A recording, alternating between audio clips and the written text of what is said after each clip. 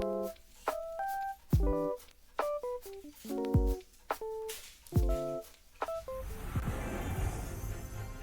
it's Toya, Combine Rock!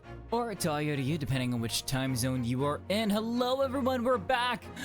Starting a little bit earlier today. Hello. Yeah, we're back with some more great Ace Attorney Chronicles. Yes. Last time we played, it got a little dicey at the end because Cosmo's like, oh, you're just proving yourself wrong, even though, like, we've basically proven that, you know, his initial premise that that apartment was owned by Von Zeeks and was used as his operations as the Reaper was discovered by Gregson, and hence why Gregson was killed. But since we've proven that that room was not just not owned by Von Zeeks, it was owned by Daily Vigil and was also used by Gregson himself, right? That should have thrown a wrench in his plans, but I guess he just spoke so confidently that it didn't really matter. But in any case, now it's an investigation stage. We're gonna see what's happening now. We're gonna see what other kinds of interesting revelations pop up. Yeah. So I'm gonna hop right in, and hopefully everyone enjoys whatever comes next. Shall we? Let's continue.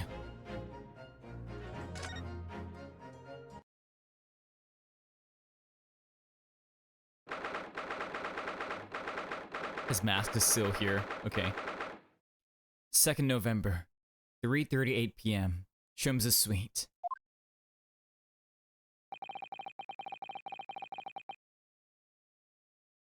I still can't quite believe what just happened. I know. I inquired with the bailiff after the court session was adjourned. And it seems Mr. Vigil was taken to the hospital to recover. So we're gonna be able to hear more tomorrow, right? Hopefully? Right. 10 years ago now, Mr. Vigil attempted to commit suicide by jumping out of the window of the prison governor's office. Wait, so that actually- wait. So, wait, whoa.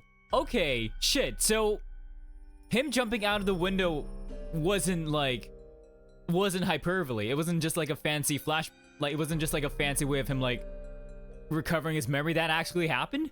He tried to... Okay. I guess that's why his memory was so foggy after the fact. Interesting. But ever since then, he's completely blocked the memory of those events from his mind. You would think that, like, you know, Barry Caden would have, like, given him, like, some sort of, like, monetary support or anything, right? Considering that's also such a scandal, right? No? Damn. Nobody knew his secret. Not his family. Not even the man himself. But I forced it out into the open. Well, Kazuma prodded us to get it out there. So, technically it's his fault, but, you know. Was it wrong of me to do that? Did I overstep the mark, I wonder? I don't think so, Rinosuke. Runo! Iris? Oh, Iris. You were miles away! Anyway, I brewed a fresh pot of soothing tea for you. Thank you, Iris. Oh, thank you. You and Susie have had an exhausting day so far, haven't you? Oh. Oh, Iris, she's really looking after us. She really takes care of us, doesn't she? Dang, I really appreciate that.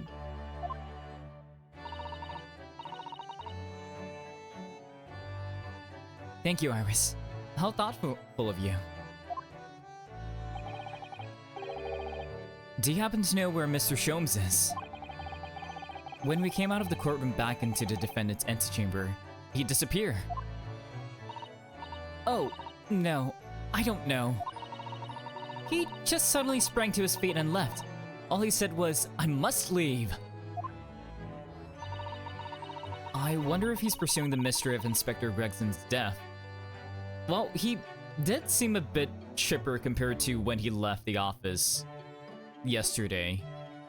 You know?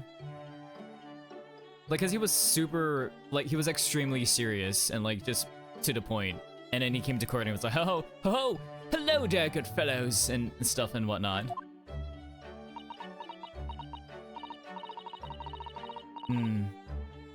Well, you know what Hurley's always saying, don't you? There are mysteries in this world that should perhaps never be solved. True. But also, why? Because is it better like ignorance is bliss in that case?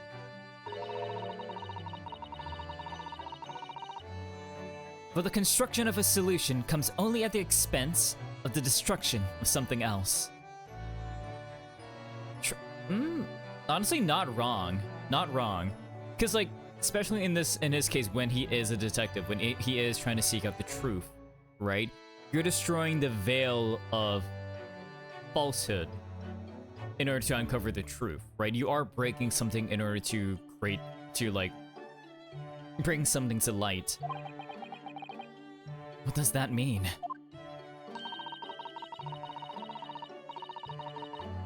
Ah, there we go. He knows very well that when you open someone else's old wounds, you often open your own too. But he just can't take his own advice and leave well alone. Solving mysteries is too important to him. That's so true. But that's what I like about Hurley after all. Oh, look at you. You love your dad even though you don't call him daddy. I suppose that's the lot of a great detective in some ways. So then, let's have tea, and then I'll give you a hand. Oh, wait, Iris is gonna come with us? Oh, do you have time, Iris? Yes. I finished this month's manuscript at last, with barely a day to spare before the deadline. Oh, I'm so looking forward to it. A brand new story to read in the adventures of Sherlock Holmes. But, Susato, you're loving it. You know, I always hide Hurley's violin in the days before I have a deadline. Is it because his violin playing is distracting, or what? You do. Poor Mr. Sholmes. I'm sure that's very wise, Iris. How sensible of you. Now then, my dear fellows, let's make a plan of action before we continue our investigation. Okay, I'm gonna present my badge to you. Here we go. Iris, have you seen this? Your armband. Your armband. The symbol of a defense lawyer in Japan. Bruno, you've shown that to me dozens of times. I like that it's just canon that he just does this every single time. He's like, look at this. You know what this is, don't you? It's my armband. My limited edition armband that doesn't belong to me. Yes. Oh, have I?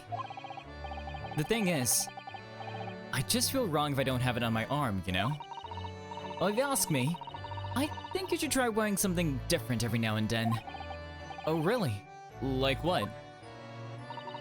Well, I could make something for you, if you like. Oh, wait, I don't think this is how we get the new outfit, right?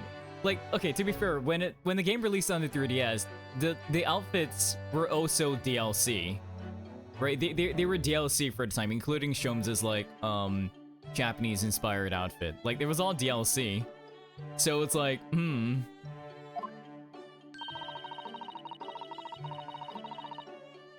How about the bandit squeezes your arm when the person you're talking to tells a lie? How would it be able to figure that out? I'll keep a space free on my left arm then. Can I show the identification to you? Iris, about this. Oh no! You know it's Gregson's. Dot. Oh no, what was I thinking? Why on earth did I show her that? Oh, Gregsy. No. Yeah, showing her this. What about this? Iris, have a look at this. That's not right. I thought you were supposed to say objection, or like when you present evidence. Oh, she's pouting. No, that's only in Corey. That's not fair. If you won't say it, then I won't look. Objection! Yay, that was great. Right, next. All right, I get the message. Someone's not in the mood for looking at things.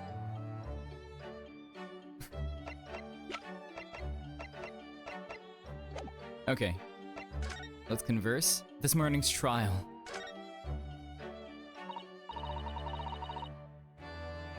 So, how did it go in court this morning? Well, we still don't know the truth about what really happened, but one thing's increasingly clear.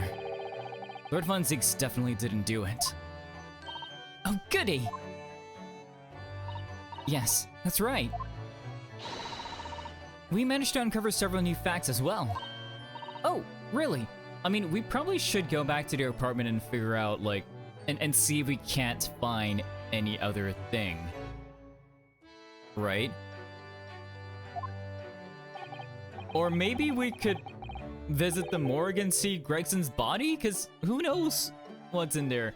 Like, I had a weird crackpot theory, like, knowing Gregson and knowing that, like, he always keeps, like, fish and chips, like, in his pocket. Like, wouldn't it be, like, super out of pocket, like, if, like, you know, we see the fish and chips in his pockets and it turns out to be a vital clue or something.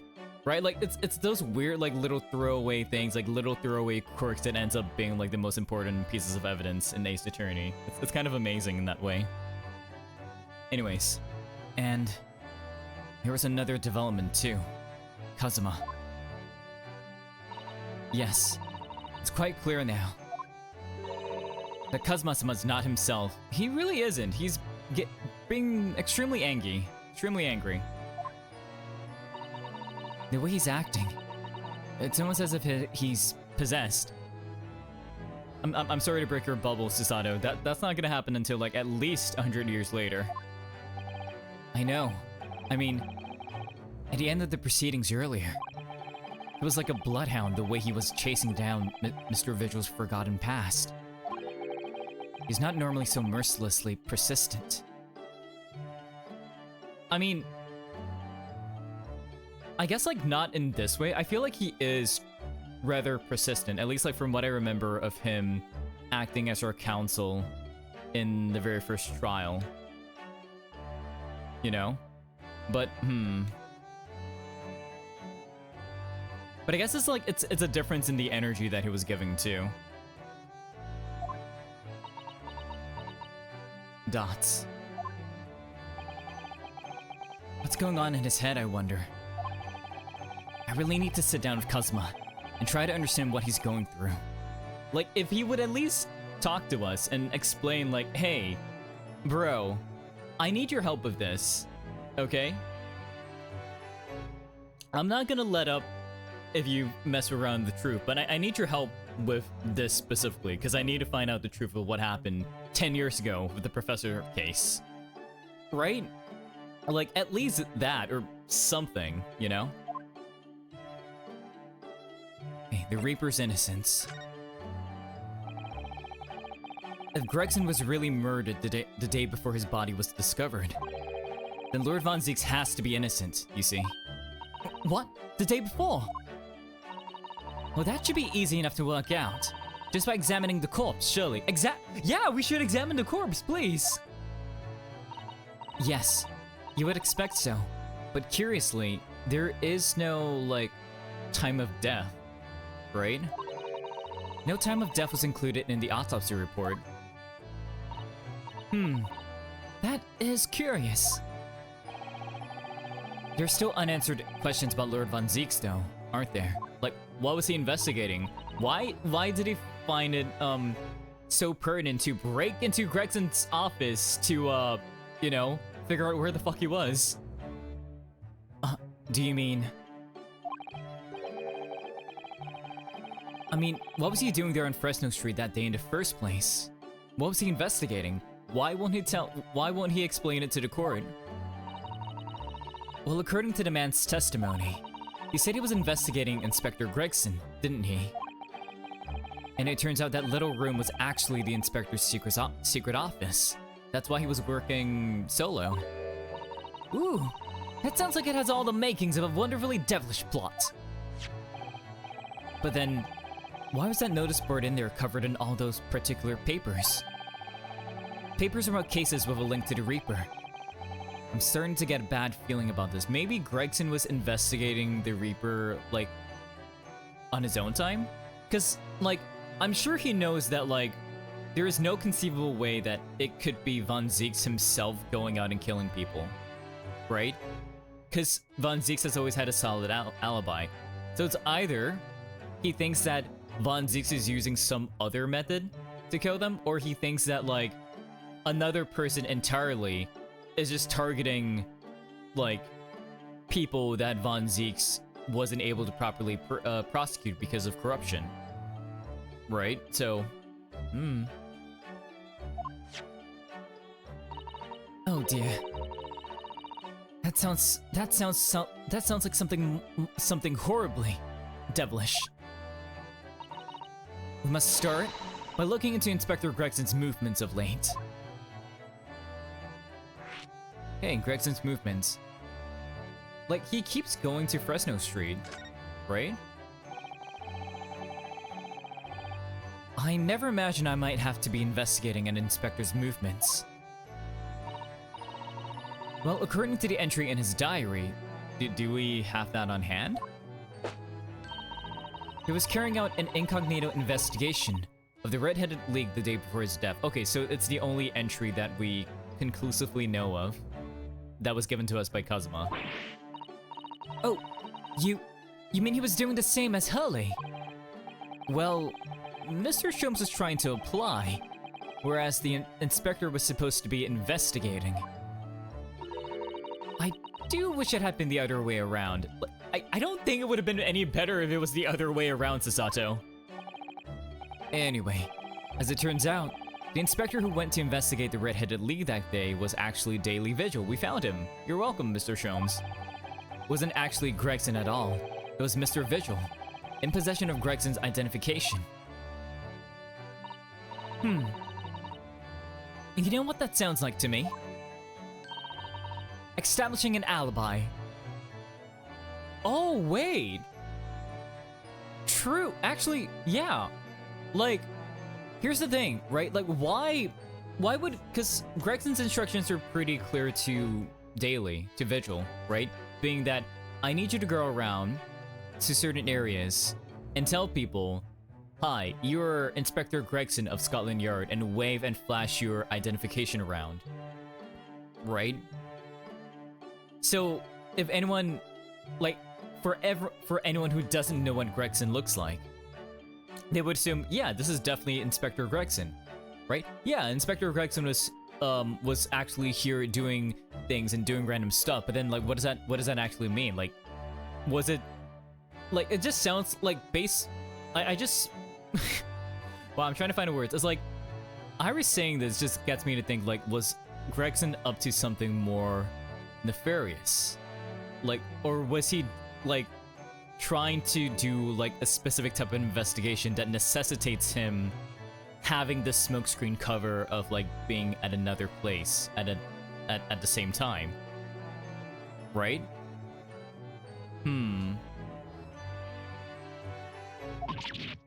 Oh my. Yes, you're absolutely right, Iris. But why would Gregson need an alibi?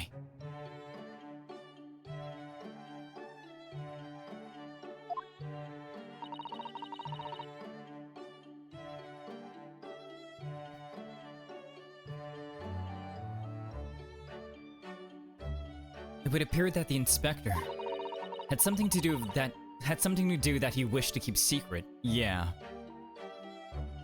And even if, okay, and, you know, even if we think that, like, you know, maybe he was investigating the Reaper case, or maybe he wasn't, right? The fact that his secret office had all these articles and notes pertaining to the victims of the Reaper means that, in one way or another, he's involved with it, right? Either with, like, the weird conspiracy of, like, the Reaper, or, like, just anything else of it. Mocha, hello! Thank you so much for the water ASMR. Everyone, let's grab our little water jugs and do a little glug glug. And thank you so much for the stretch. Wow. Nice. Hello, Mocha. How are you doing? Let me give you a little shouty shout out. Mocha main VT. There we go.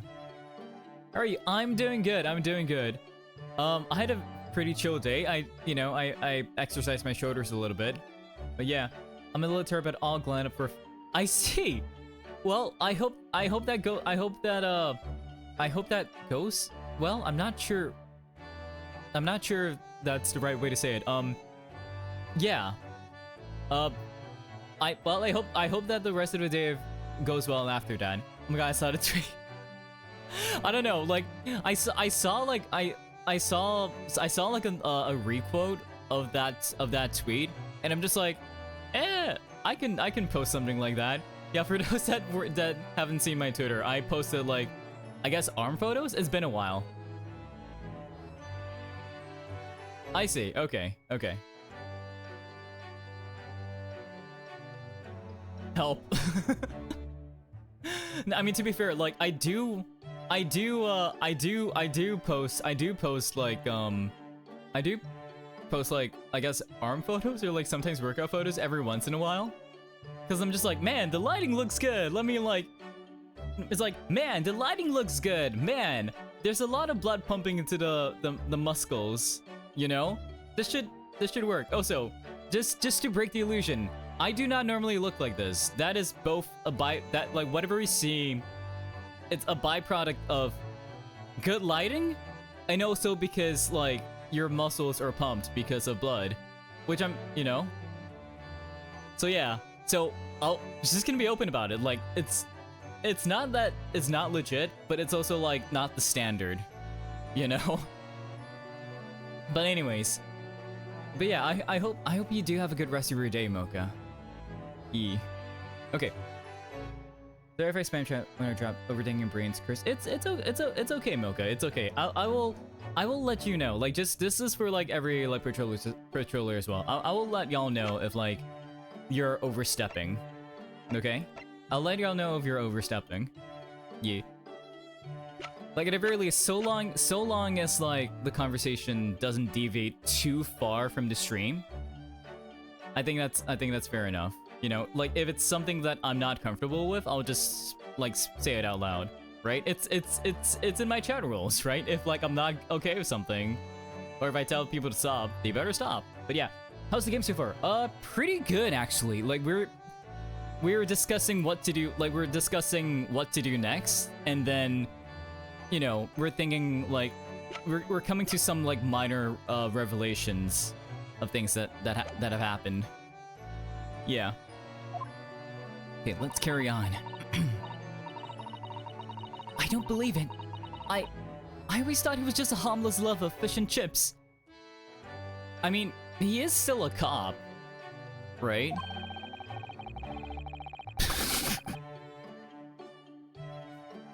But perhaps they were seasoned with something a little more potent than salt and vinegar. Damn. God damn it, Runosuke. I'm more disappointed that I didn't think of that. I did not think about the seasoning. Okay. I think perhaps we should try to move away from food and analogies. No, Susaru, we're cooking here! We're cooking here!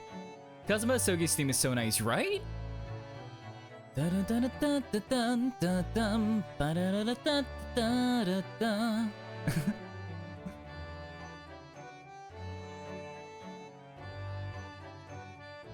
Anyways,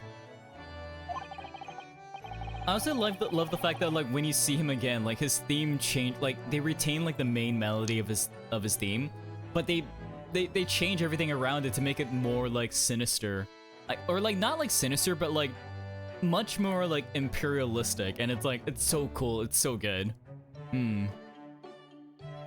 Well, anyway, if Lord Von Zeeks felt the need to investigate Gregson. Yes, I agree. We must try to find out what he knows. So we should visit Von Zeeks in the prison as well. Yeah. Bro, so good. He is. Okay, Mr. Vigil's condition. Vigil, you say? Isn't that the name of the lady who came to visit Hurley earlier? To visit Hurley yesterday. That's right. To ask Mr. Sholmes if he would help her to find her missing husband.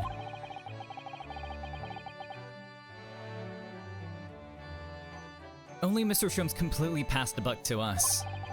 Actually, didn't you say that Mr. Vigil had been taken to hospital? Do you know which one? It's either Saint Sinners or like the other one, like Saint Bartholomew's, right? Ah, there we go, Saint Sinners. Let's go. It's right next to the graveyard, and also right next to the prison. Barclay Prison. Yeah. I'm starting to wonder if all the other hospitals in London have closed down. But that's amazing, Bruno. You found the lady's husband already. Well, I suppose I have. By accident. Somehow. Yeah. Consider forensic psychiatry as a field because of Ace Attorney. I'm gonna be in trial and have my own little badass testimony. That's honestly pretty cool. That's honestly pretty cool. Like, I was considering studying like criminology, like, cause I did do like psychology, but I'm still trying to go down a cleanse psych route. Anyways.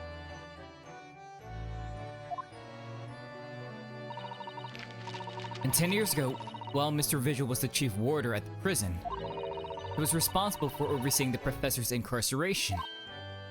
No! So when the convict escaped, he was held responsible and immediately dismissed. The culprit was not... The culprit was not in the right state of mind during the time of murder. I hereby lift the guilty verdict, diligence. I see, yeah.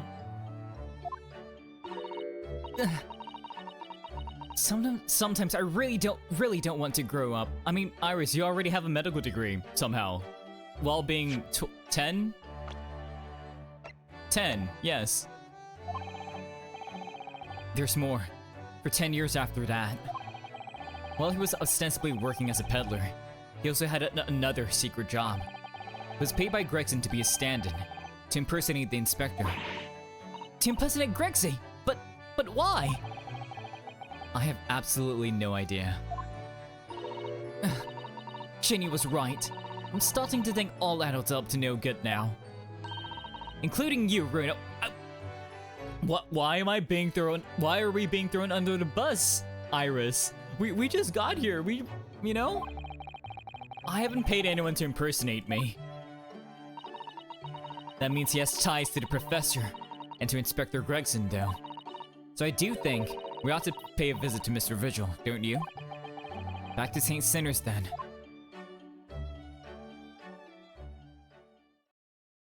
Alright, Mocha. Enjoy your lurk. Well, I think it's clear what we need to do, isn't it? Let us investigate, my dear fellows. Oh, Iris. You're even more enthusiastic than usual today. If anyone has anything to hide, my special Wilson shooting iron will set them straight. Wait, so you loaded it with actual bullets this time? What? That water pistol.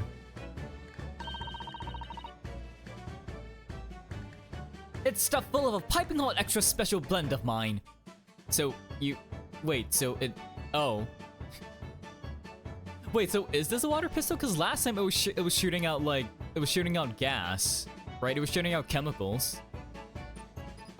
But she put in tea, and I guess it's like double walled insulated since it'll still be hot. Then I'm quite sure it'll be very effective. I'd better be careful not to hide anything. Well, it feels a little strange that Mr. Sholmes is nowhere to be seen, but still. Let's go and see what we can find out. Yes!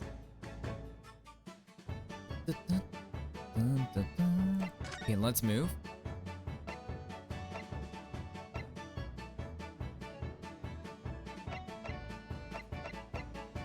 Oh, there we go.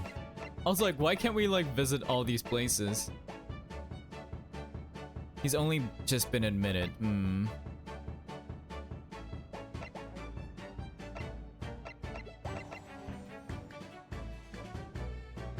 because we might be able to see Kazuma here, right? So let's go to the Lord Chief Justice's office first. There he is. 2nd November. British Supreme Court. Lord Chief Justice's office. No arguments. Prosecutor Soge. You will continue with the trial exactly as I instructed. Is that clear? Perfectly. It's Kazuma-sama! Defying Lord Strongheart by the sound of it. He never did know when to back down. Hello again. On your way now, Asogi. My lord. Kazuma. Dots. Kazuma. No, come back! At least give us an address! He left without saying a word.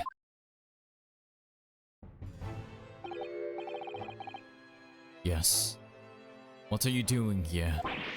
Oh, well, I was just hoping to ask you a few questions, if you wouldn't mind.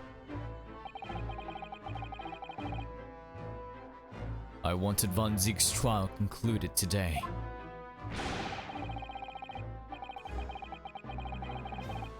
But Prosecutor Asogi's unwelcome inquiries are going to make it take it longer than you. Wow. Why am I having trouble with the sentence?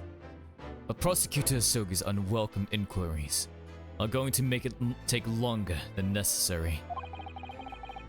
Unwelcome inquiries about the professor case, right?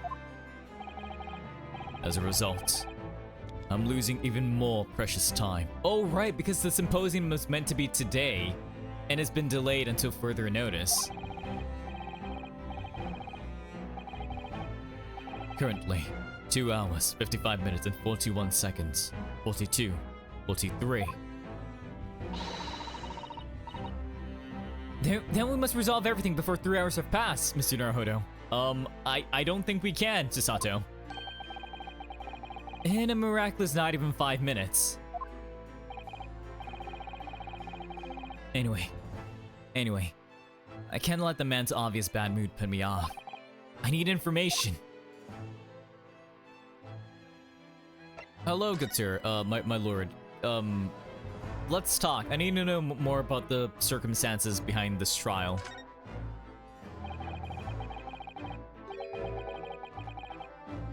Does Prosecutor Asogi believe that Lord Von Zieks is the Reaper? I wouldn't know. It was 10 years ago, in that fateful closed trial, that Lord Von Zieks made a name for himself among the judiciary. But the next trial he fought, he lost. It meant the ringleader of a criminal organization was acquitted, thanks to all the jurors being under duress. But that's awful. The man's freedom was short-lived. He lost it just 3 days. Yes, let me see. He died in a rock slide at his place of work, I believe. A rock slide? How? Correct. That was the inauguration of the Reaper, the Bailey. And people believe Lord Von Zieks was responsible. He was brought to trial himself, but it was shown to have been an accident. So he must have had a solid alibi then. Nevertheless, the mysterious deaths continued. In total, 16 persons perished in unusual circumstances, ostensibly at the hand of the Reaper. But the long run of coincidences. Yeah, fool me once, shame on you. Fool me twice, shame on me. Well, the Reaper's true identity may well be revealed by this trial. And the impact that revelation would have on the British public cannot be understated. Is that why it's a closed trial? Precisely. Why did you not tell me that it was meant to be a closed trial? This country hasn't seen a closed trial for 10 years. So the last one was the professor's, the trial of Genshin Asogi. Correct. Actually, we heard that originally you were going to prosecute that trial yourself, Lord Strongheart. Von Zieks entreated me to relinquish the prosecution to him, that he might avenge his brother's death. And here we are, 10 years later, with him on the dock, the son of the man Von Zieks had condemned, now looking to avenge his father's death the same way. They do say that what goes around comes around, but I hope not like this, right? However, it would seem that the new young prosecutor is harboring some ulterior motive as well. Kazuma is. I'd like my organization to run smoothly, in the exact manner that I prescribe. As with the giant clock in here, I won't tolerate a single cog being out of step with the others. So that's what all these gears are about in here. If the young man refuses to mesh with the other parts of my great machine, I will be forced to take steps. What do you mean? Are you gonna extradite him back to Japan? Dots. Not something which you need to concern yourself. In any case, all your questions will be answered tomorrow.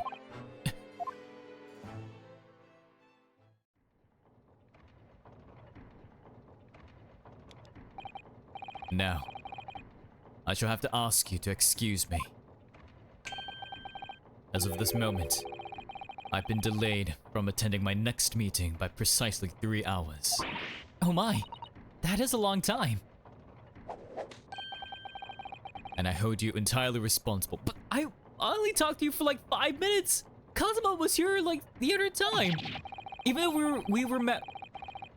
though we miraculously managed to fit everything into not even 5 minutes. Yeah, like literally. Sir. Dot. I wonder if you might agree to us, talking with Prosecutor Asogi.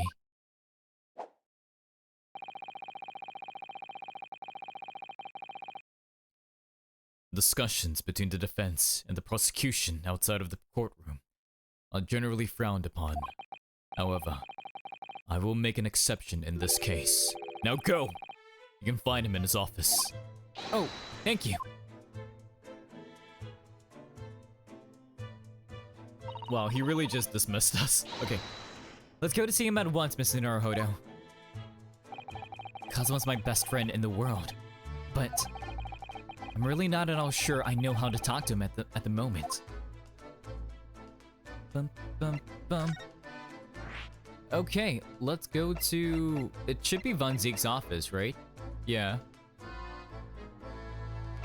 You know what? Let's go to the prison and talk to Von Zieks first.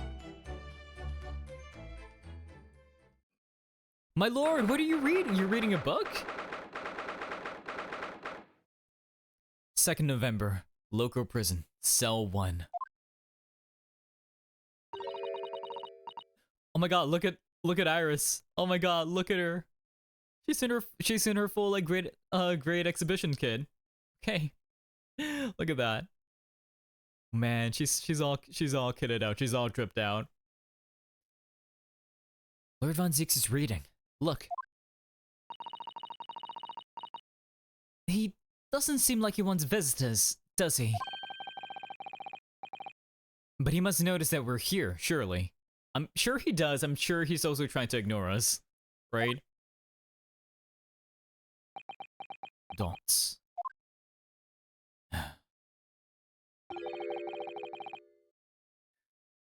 What do you Nipponese want?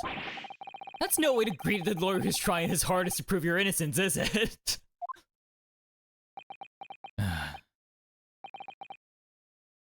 Perhaps not. Hmm?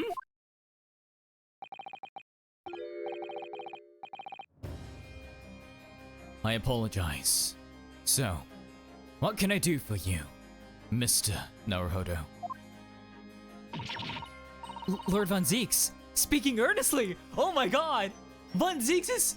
Von Zeeks is speaking earnestly! Von Zeeks is speaking earnestly! Oh my god! He's being so properly candid and stuff. I'm like... So, for those that don't know, I have a little, like, Lord Von Zeeks zoom, and I was basically just squeezing the hell out of him just now, just like... Anyways. Sorry. Sorry, Von Zeeks. God. He looks so angry even in plush form. It's amazing.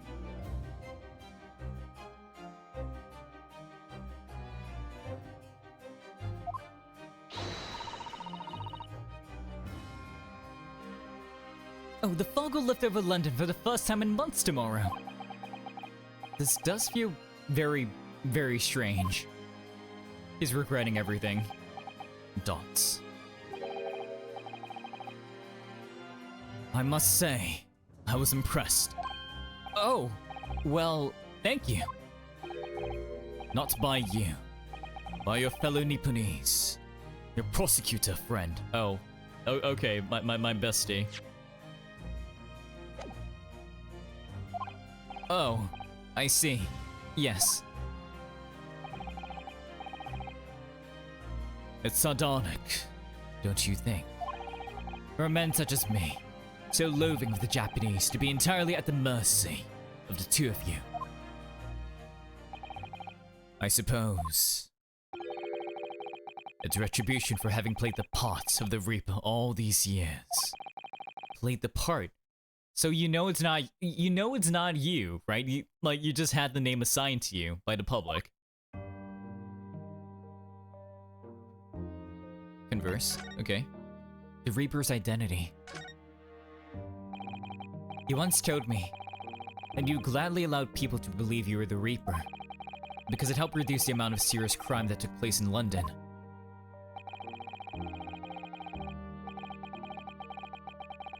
If keeping quiet and playing the part benefits the cause, a cause I myself am committed to pursuing, then why would I choose to say anything? But the henchman of a criminal killed by the Reaper attacked you only the other day. And that was just the most recent of many attempts on your life, wasn't it? Someone is clearly profiting from your silence about all this. Someone is using you! Dots. Believe me, ever since the Reaper first appeared, I've been doing my utmost to expose him. Or rather, expose your organization. Right? I knew it! It's a fucking conspiracy! I knew it! I knew it! It's a conspiracy. It has to be.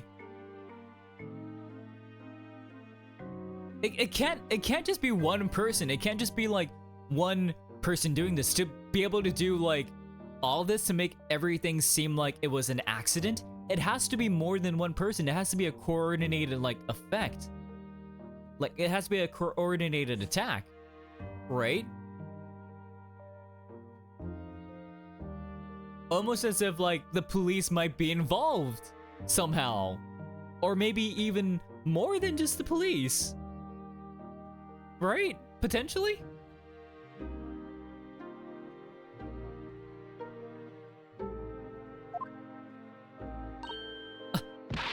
It's a whole organization.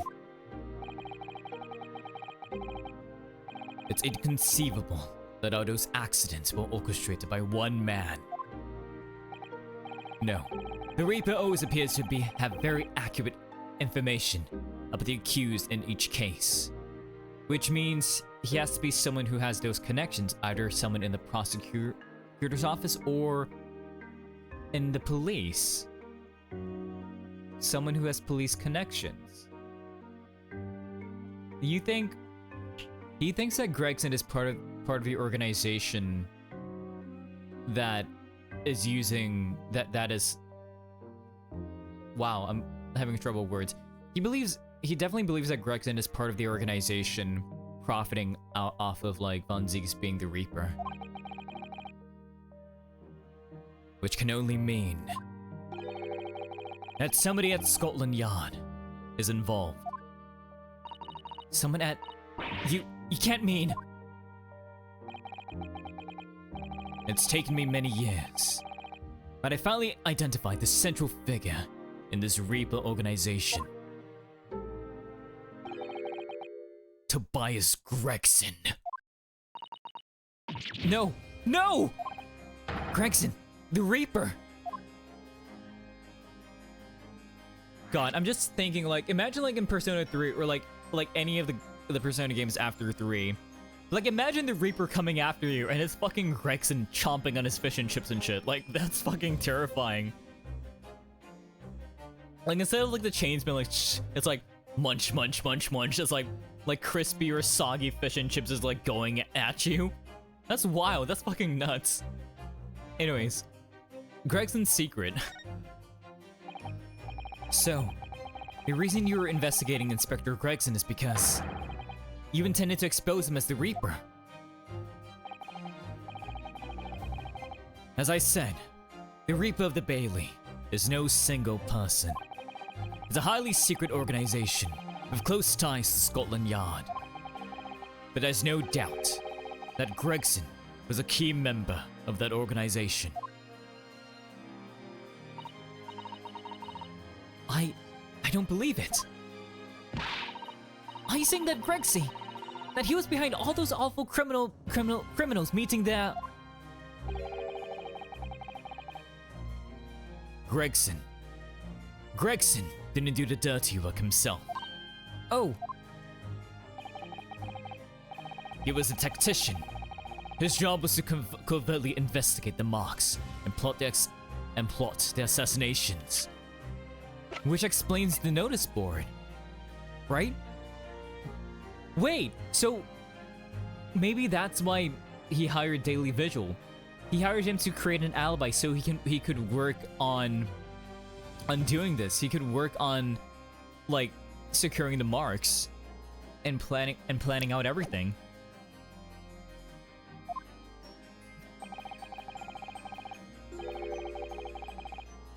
A firm out. There we go. In order to in order to do that without arousing suspicion, he regularly needed a firm alibi. Which is where Mr. Vigil came in, posing as the inspector. Vigil knows nothing of the Reaper, but the room he rents on Fresno Street was almost certainly the headquarters of the operation. Gregson would have met the assassin there for briefings. So we don't actually know who carried out the killings then. I mean... Okay, if we're thinking... Right, like... If we're thinking a lot of things, right, like... The fact, if... Like, we're thinking like the conspiracy, right? Gregson is part of an organization, of the Reaper organization. In the last game, at the end, we had that Morse code that was in Japanese. It had Gregson's name in it, right? It had John Wilson's name in it, right? And it had who we found to be like a person called Asa Shin, right? Oh my god, Asa Shin assassin. God damn it, I just realized to play on words. Fuck, I'm so stupid. Anyways, like Asa Shin assassin, who was the exchange student from Britain that went to Japan, right? Who killed John Wilson, who also was killed by, not remember me, Raito, mini memo, right? So, I assume that she, like, was possibly, like, the assassin? Wait, but that means, like, because it's a cross-continental, like Morse code, which is run by the government, so it's not just Scotland Yard. It's most likely a conspiracy high up within the government, or at least, like, people of high positions in the government. Right? which means that out of everyone that we know so far, people who are powerful enough of like named characters that we've seen before, Strongheart is highly likely to be a part of this as well. No Strongheart. I mean, again, like I played the original Ace Attorney before. I played the original English release on the DS with the extra case with the guy, I forgot the guy's name, but like he was thunder theme, lightning theme, as opposed to like Maelstrom's unicorn theme. But like they had the same face. And that guy was like the chief prosecutor, I believe, right? It was the chief prosecutor, and like he was like the big bad of that case. So, you know, if we're working with like a like visual facial analogies here, he might be a big bad as well, right? But the thing is that like since the Morse code was in Japanese, and that means that like, you know, possibly it's not just only a British conspiracy. It might be a Japanese government conspiracy as well. And since we know that Jigoku is not just, he's the Minister of Foreign Affairs, so he has to be the one that's like also communicating with other countries too. So he might be part of it. And like they did mention that, you know, like the person who the witnesses thought was Gregson, the person who was wearing a red wig, who entered the Fresno Street apartment with a giant trunk. We know that Seishiro, like out of everyone that we know so far, right? We only know one person who has an obscenely large trunk.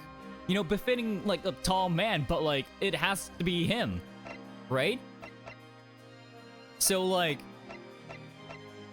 I don't know what the conspiracy is, but like the fact that like, you know, he most likely is part of it because like, oh, like he's all about justice, right? Like criminals actually facing their punishment, being that like all these criminals that paid the jury or like threatened the jury, like put them under duress to get a not guilty verdict, killing them to like, you know, to cleanse the streets, and then having the symposium, like having this whole thing to revolutionize the justice system, revolutionize investigations to ensure that crime rate is like as close to zero as possible, right? Basically doing anything and everything to like make sure that criminals meet their ends. Crime is completely stopped, right?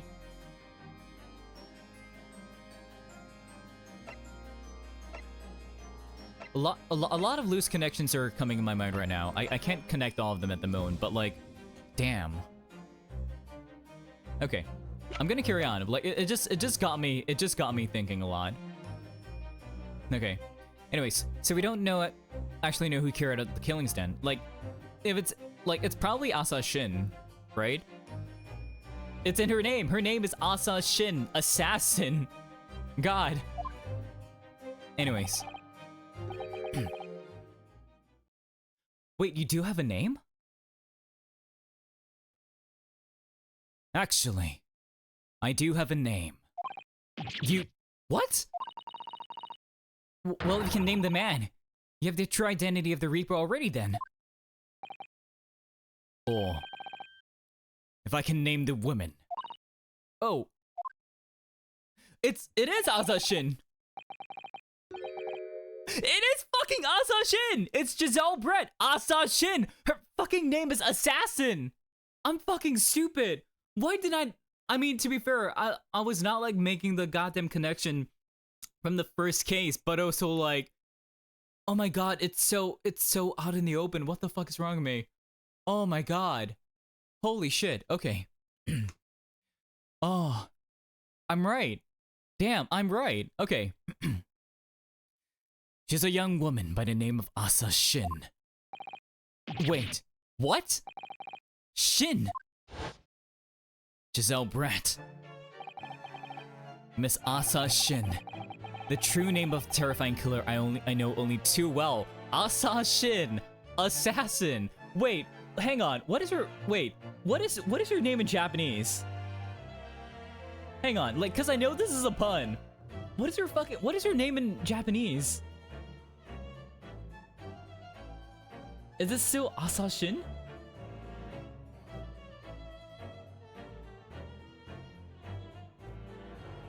Wait, okay. Okay, it's different in Japanese. It's Ansasha. Oh, Ansasha. Okay, so it's still a pun on like killing or like assassination. Okay. Alright. Yeah, it's like Ansasha.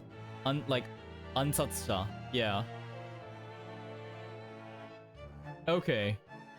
So god damn, it's all in her name. It's all in her name. Oh. Oh my god.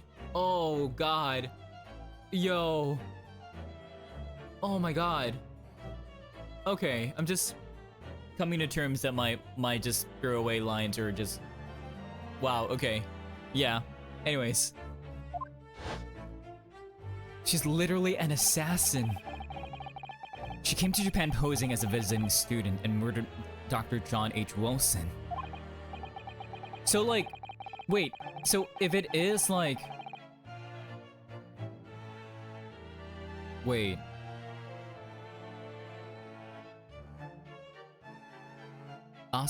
Wait, hang on. I'm trying to remember.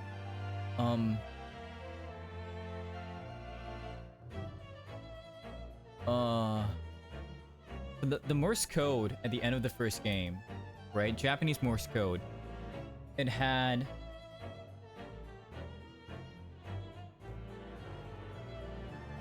It had the names John H. Wilson. Right?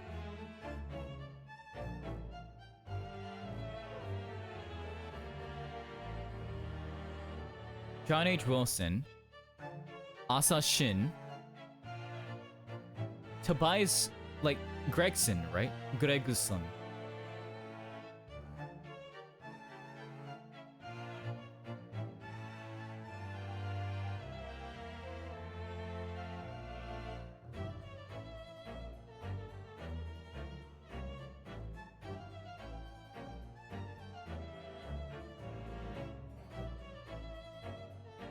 Right?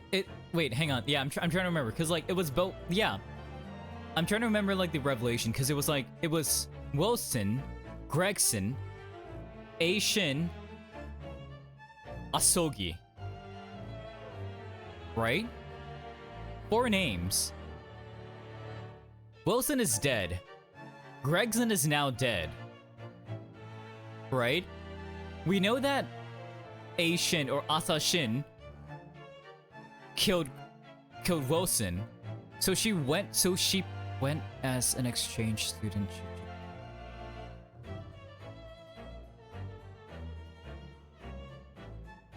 Wait. Hold the fucking phone. Okay, wait, so Asashin posed as an exchange student from Britain to Japan, right? Just as when John Wilson was in Japan and she killed him. But also we've come to learn that she's a killer, she's an assassin. And our best friend, Kazuma Asogi, was meant to be an exchange student from Japan to Britain to study law. And we've come to learn that he had he had another mission, he had another like purpose to go there other than to just study law. And given the fact that Gregson's name was in the Morse code, and Gregson is dead now, was Cosmo's mission to go to England to kill Gregson? Right, we learned all the things from the Morse code, and if that's the case, then like Gregson freaking out over the Morse code, not like of not wanting the Morse code to be played, it's even more telling because it's like kind of wild because like that was his name, right? That was basically like a code to like to kill him, to kill Wilson. So Kazuma was sent as an assassin, like what? Like it was like what, an international assassin exchange or something?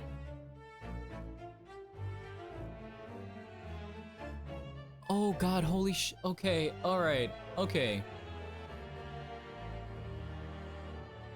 Okay, I think, okay. Okay. Okay. I think, yeah, I think that's what's happening. What the fuck, Ace Attorney? I thought like, damn, I thought like channeling spirits and then like channeling the spirits of like long dead exes and stuff was like, wow, does this get, but damn. Holy shit, okay, so it's an international assassins exchange, right? Where Asa Shin was sent to pose as an exchange student in Japan to kill John Wilson, and Kazuma was sent to Britain to kill Gregson.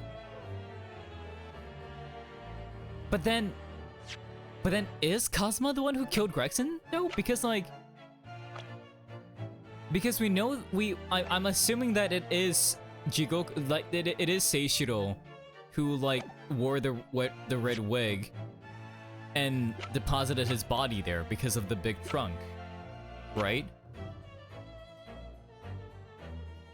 I'm gonna keep this in mind. I'm gonna carry on because I feel like I'm gonna lose my mind if I keep thinking about like all the little like things that are happening. Damn. Okay. All right.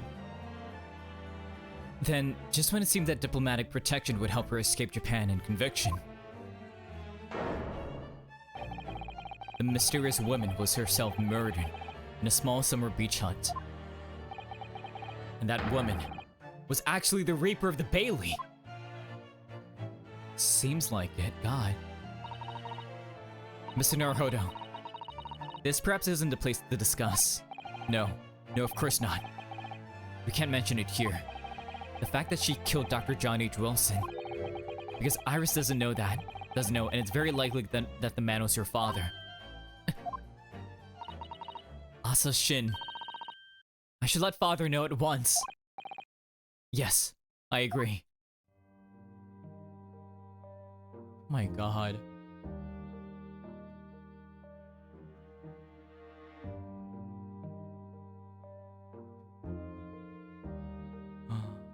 Oh, I'm just, oh.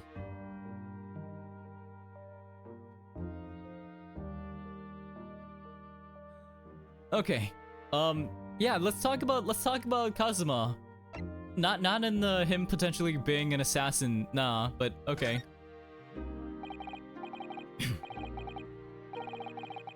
Kazuma, isn't it? Kazuma Asogi. You say he's a friend of yours. My best friend. He's the whole reason I got to come to Britain. It was all on his merits. I have nothing but respect for him. Yes. I understand that only the very best students are selected for such opportunities.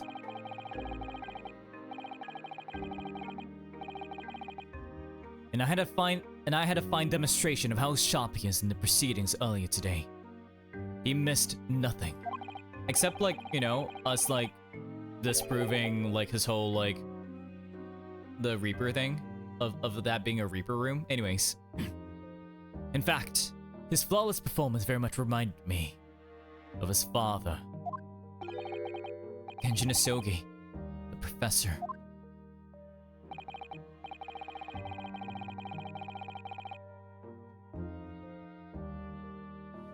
It's true that the aristocracy at the time was the root of numerous grave societal problems.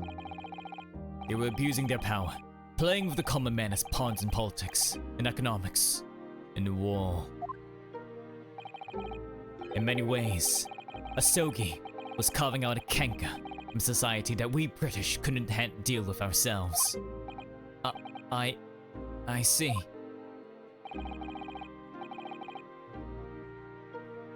But that's precisely why it makes no sense. Clint von Zieks was a noble and upstanding man. He was not corrupt. Why did that damn Nipponese have to go and take my brother's life? Alright, that's the most emotion I'm gonna get out of using that voice. Damn. I hope y'all enjoyed that. I worked hard for that. I like that the music stopped too for that.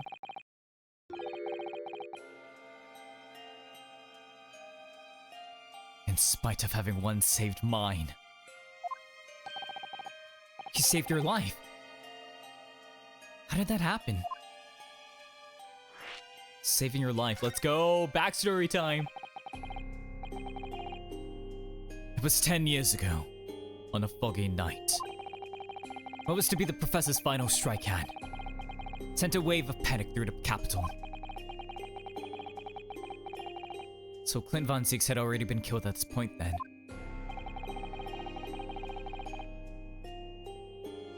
Genshin and I were walking down some back streets at a late hour. Of course, at that point, I had no idea of the true nature of the man at my side. All of a sudden... Don't make a bait! You're coming with us! Oh.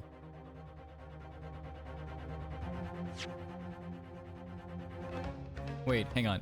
Can I... Is there a way to hide, like,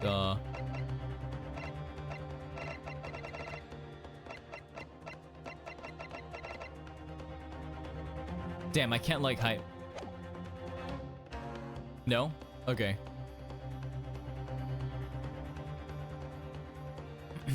Okay. We were surrounded.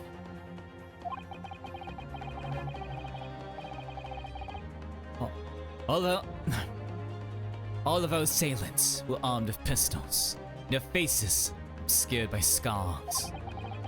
Clint was not only from noble heritage, he was a brilliant prosecutor as well. The scum of London hated the sight of him, and they had no sympathy for his younger brother either. Damn, look at that, it's baby Zeeks. I'd been targeted several times before already. Yeah, it's Von Zieks alright, they're gone.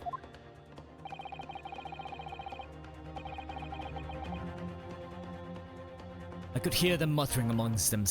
I could hear them murmuring amongst themselves. I knew they were after me. But just when I thought my time had come, if I let them kill you, Clint would never forgive me. It was Asogi's voice, just a whisper in my ear. Oh, damn.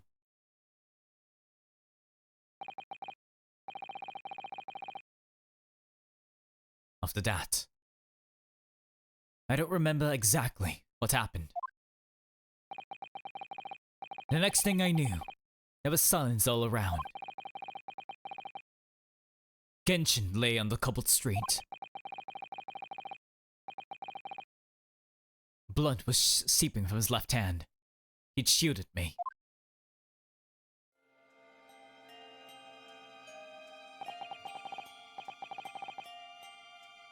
Two days later, they arrested him on suspicion of being London's most notorious mass murderer ever, the Professor. How awful for you. Wait, is that when you got that scar? Or is it from like one of the many like times you got attacked?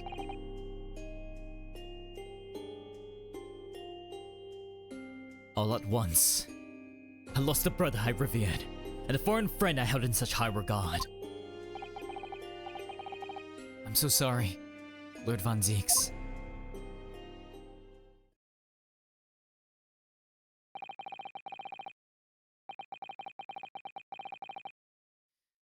That's the end of my miserable tale. I never thought I would recount it to anyone. Well, thank you for confiding in me. Professor, the Reaper, and Inspector Gregson. I wonder just how intimately related they all are.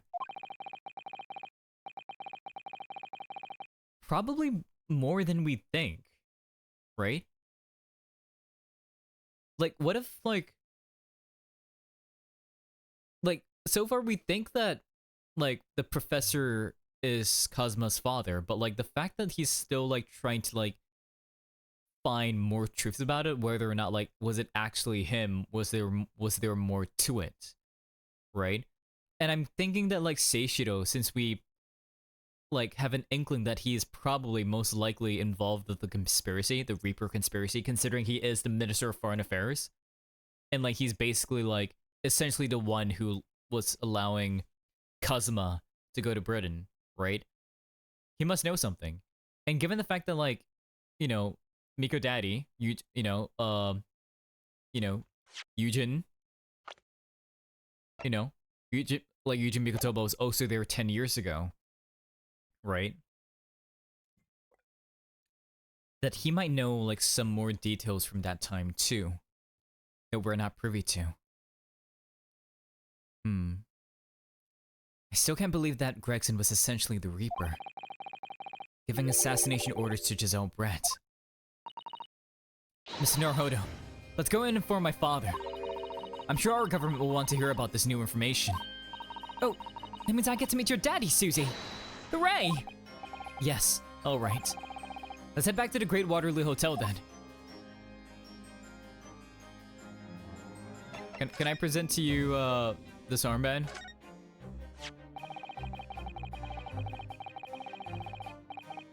I think you know that this is worn by people in my country to show that they're defense lawyers, don't you?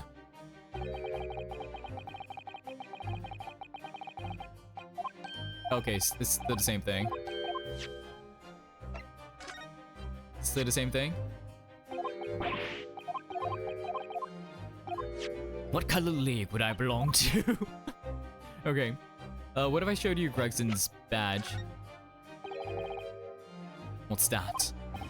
It's just something I was hoping to ask your opinion about, that's all.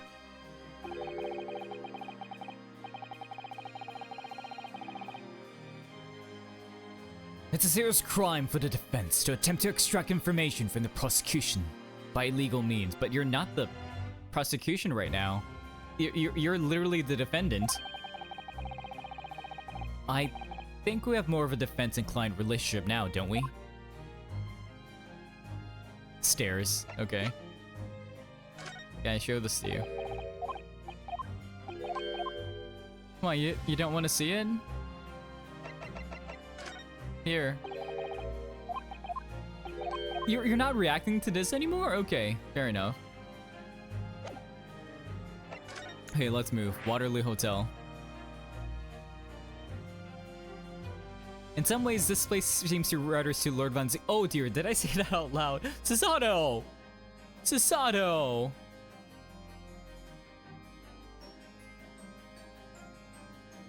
Susato, no! Okay.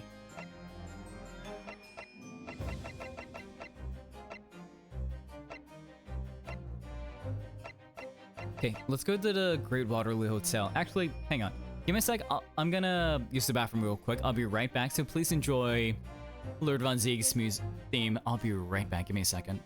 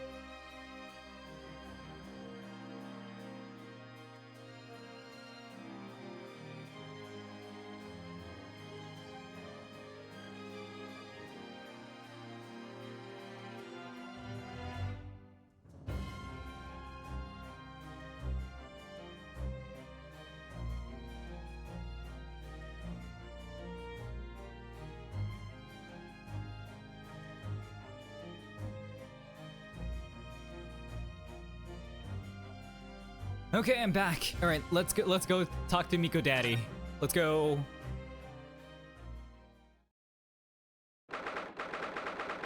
Second November, Great Waterloo Hotel. Fire, foyer. Oh my god, my throat. I thought it yesterday and I think it again today. This place is so princely. It's a wild guess, but I have a feeling you'd think the same tomorrow too. My tea has a fine enough fragrance of whatever they're serving in the tea room here though, wouldn't you say? Ah, look who we have here. This is an unexpected pleasure. Hello! Father! Ooh! Is this your daddy, Susie? How lovely! Oh. Is he surprised just because he didn't expect the child? What a charming young lady. And you are.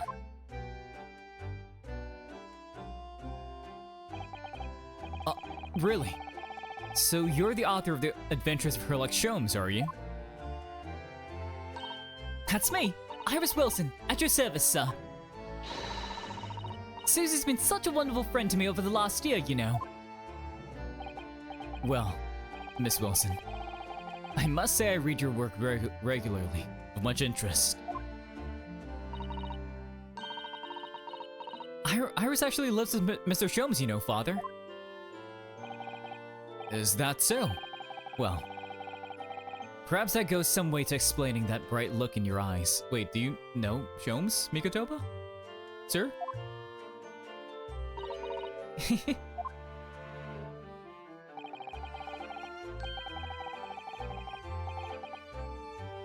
You wouldn't be smiling so airily if you knew just how bright she is, believe me.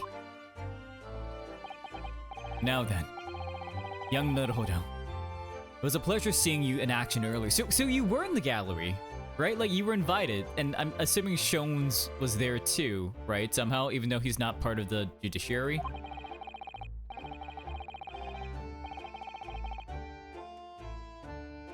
As an invitee of the symposium, I was allowed to observe from the gallery, after I twisted some arms.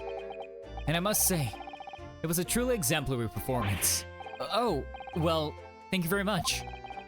Although I'm fairly sure you omitted by Cosma on the end there. No, please don't misunderstand. It was you who impressed me. Really? Did you say that out loud, Ryunosuke?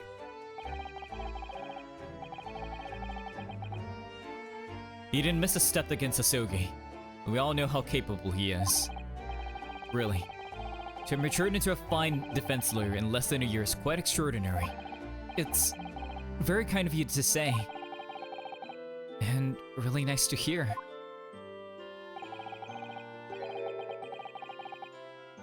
What I saw in court today confirmed what I've been hoping for. The favor I mentioned yesterday, Naruhodo. I trust you haven't forgotten. Oh, no, you did mention something, didn't you?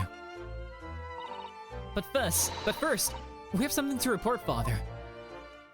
Of course. Shall we take tea while we discuss matters further? I wonder where Judge Jigoku has got to. Yeah, we haven't seen him at all. You know, it's kind of suspicious. Almost as if he's, like, you know, doing some other, like, some nefarious things.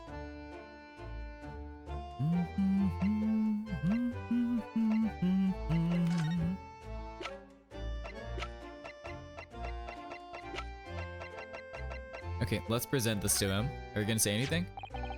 Look at this, Professor Mikotoba. Ah, Kazuma's armband. He was wearing that when he left for Great Britain. How curious. It doesn't strike me at all. It doesn't strike me at all as odd to see you wearing it. It rather suits you. Oh. Are you intending to return it to him? Eventually. Well, yes. I mean, it has his name on it. Now that we found out he's alive, it doesn't make sense for me to keep it. Well, if you ask me. I think Kazuma would be delighted to see you wearing it. Dots. Well, I'd feel honored if that were true. Okay, let's converse about the other things, about the Reaper.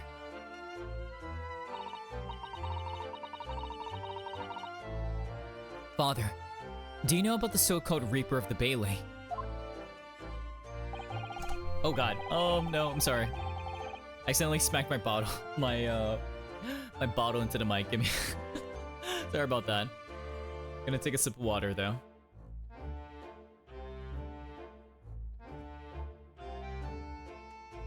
I've heard rumors. Some members of the judiciary explained it all to me yesterday. Of course, when I was a visiting student here in London, the Reaper was yet to emerge. Right. It didn't appear until after the case when the visiting students had already returned home. Lord Von Zeeks was in the dock today. That was Baroque, the young brother of Clint Von Zeeks, I believe. You know him! You met before. That's right. And he's known throughout London as the Reaper, as you've heard. But the truth is, it wasn't him behind all those mysterious deaths. It was somebody else. I see. So what you're saying is, there's been a professional killer at work here. Exactly. Someone by the name of Asa Shin, in fact. I beg your pardon. Did you say Asa Shin? You mean that Giselle Brett woman who was responsible for killing my great friend? Oh no! A friend of yours was killed! Professor Mikotoba, I think perhaps we shouldn't discuss this right now. I see you're quick on the uptake. Thank you for that. Because the friend the professor is talking about is Dr. John H. Wilson. And that's not something we want Iris to find out about. Not like this, anyway.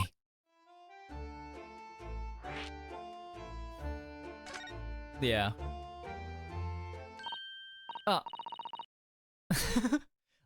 I've just remembered something. Biscuits! This hotel has the most delicious looking biscuits. That was rather out of the blue. She's doing this deliberately. I think I'll go and see if I can purchase some. I wonder, would you like to come too, Iris? Oh yes. You just tried to leave me behind. Off they go, okay. So that young girl is called Iris Wilson, is she? Yes, that's right. And she's the author of all those adventure stories starring the great Detective Sholmes. But the name of the credited author isn't Iris, is it? It's Dr. John H. Wilson. Yes, I know. That's the name of her father, you see. Her father? Dr. John H. Wilson. You seem surprised. Is Wilson not her father?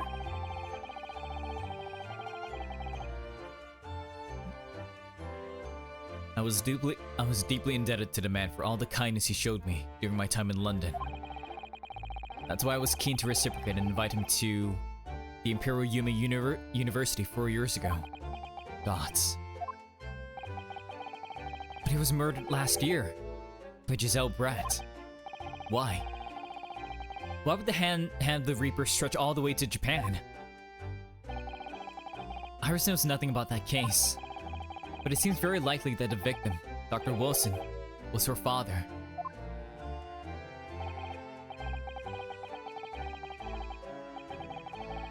Well, I can't say that we ever spoke about his family, so I don't know if he had a daughter or not.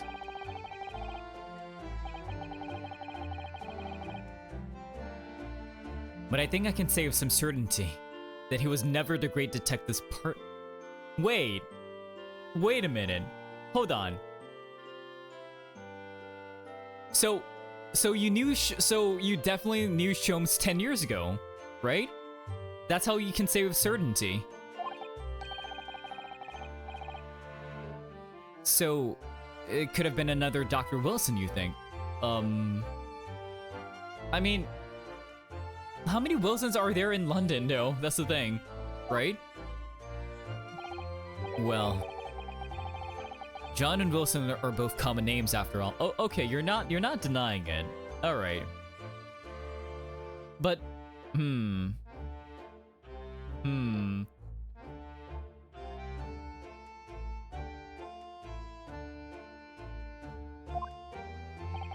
Still, it's probably best not to mention this to the young lady until we can be sure. That's what we thought, yes. We're back! With cinnamon biscuits! Oh, are they actually good? Oh, they smell delicious, Iris. I think cinnamon will go very well with the tea they serve you. Don't you, Susie? Yes, I'm sure you're right, Iris. Okay, where is Jigoku? I haven't seen Judge Jigoku for a while. Have you? Guilty. But that guilty's still ringing in my ears. No.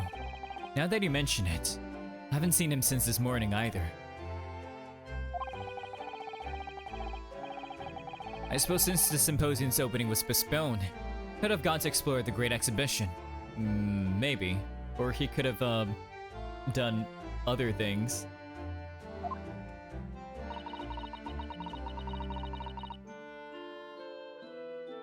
That reminds me of something you mentioned yesterday.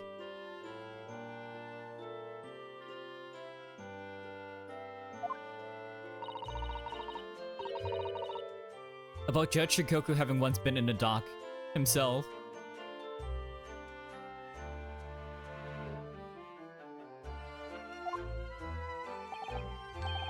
Yes. It was all tied up in that accursed trial. The closed trial of Kazuma's father.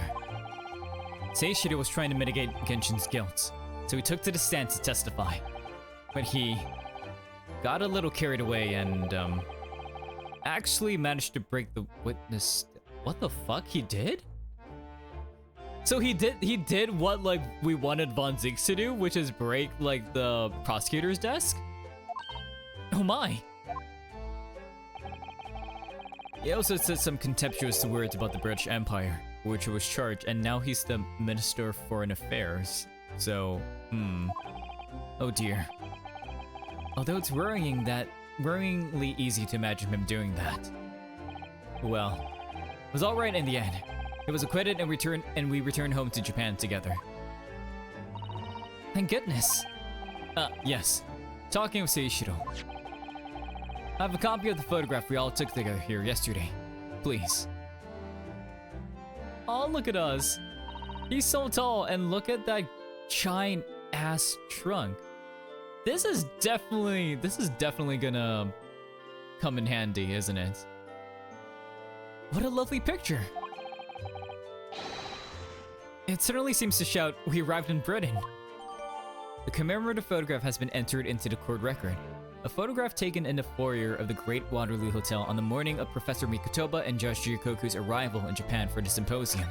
Lovely.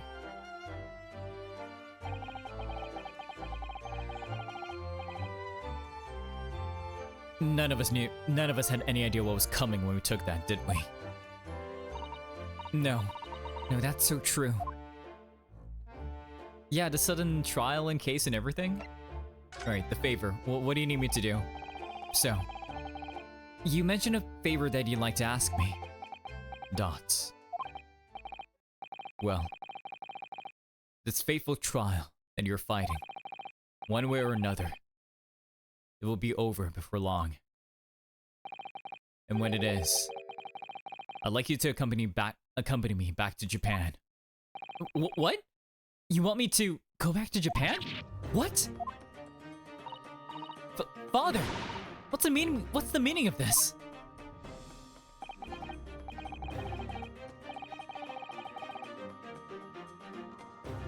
Now, Susato, you should understand. You've seen how our courts work firsthand. Japan's judicial system is in its infancy, especially when it comes to the defense. Oh, you mean Supreme Court of Judicature is in desperate need of a good defense lawyer. As soon as possible. Really quite urgently, in fact. But I'm not even been in London a year yet.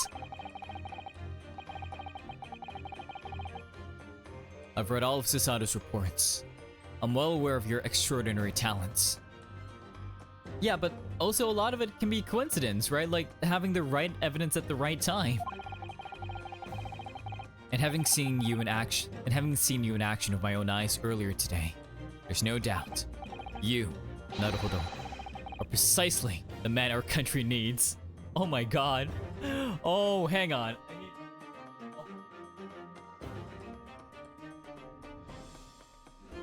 Oh my gosh. Just him. Rinosuke Naruhodo, with one brain cell being shared between him and Sasato.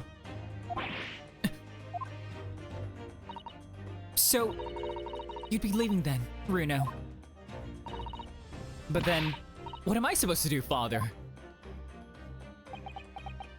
Dots. You came here to serve as Asogi's judicial assistant. Oh yes. She's supposed to be Kazma's assistant.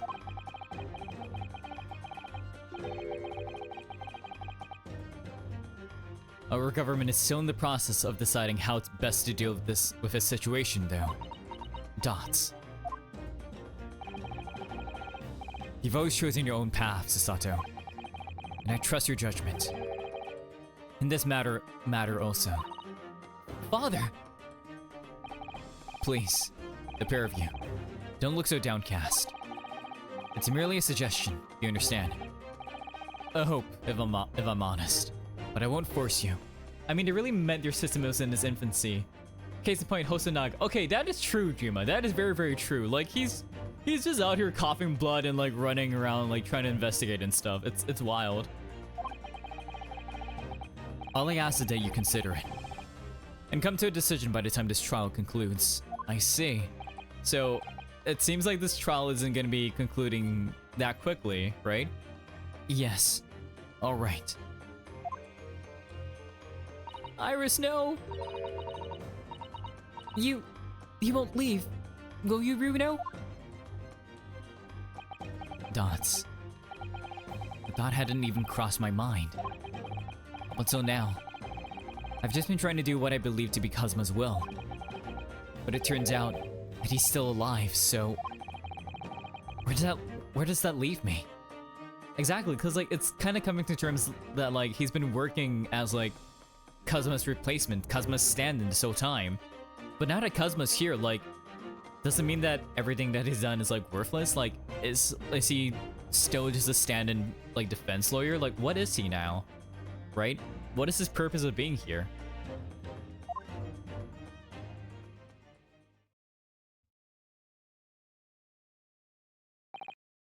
Well, if you'll excuse me now. I need to telegram government ministers and the Japanese police with this information about Asa Shin.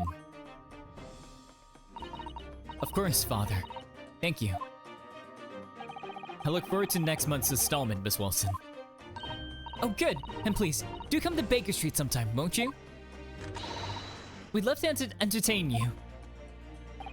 I would be delighted. So, would he actually go to Baker Street? The best of luck for tomorrow, Naruhodo. And... give my suggestion your full consideration, won't you? Yes, I will. Going back home.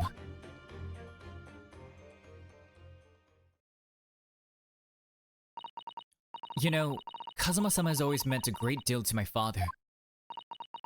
I'm sure he'd love the chance to meet with him and talk to him about all of this. Yes, no doubt. Dots. Asa Shin. Of course! It's so obvious. Oh, Sholmes? What? How could I've oh my god. Oh, hang on, let me try that again. Oh. How could I've neglected to consider the possibility before now? Mr. Sholmes! Holly, where have you been? Why, I joined the awful tea, of course. What an extraordinary question. I didn't notice you at all. You were here the whole time? No matter, no matter. Anyway, to more pressing concerns. Mr. Naruto. Oh, yes? I must dispatch a telegram to your country at once. It is a matter of much urgency. To Japan, you mean? Tell me, to whom can I entrust the task? Quickly now, who? Well... My father has just now left to send a telegram to the Imperial Police Bureau of Japan himself. Dots. I see. Well, you look reliable enough for a bearded fellow. So you don't know him? Have you not met 10 years ago? I don't think what father sports could be considered a beard, Mr. Sholmes. There's not a moment to lose. Kindly ask your trusty unshaven father to see this ascent. I will, but what is it? No questions at this time, if you please, Mrs. Sato.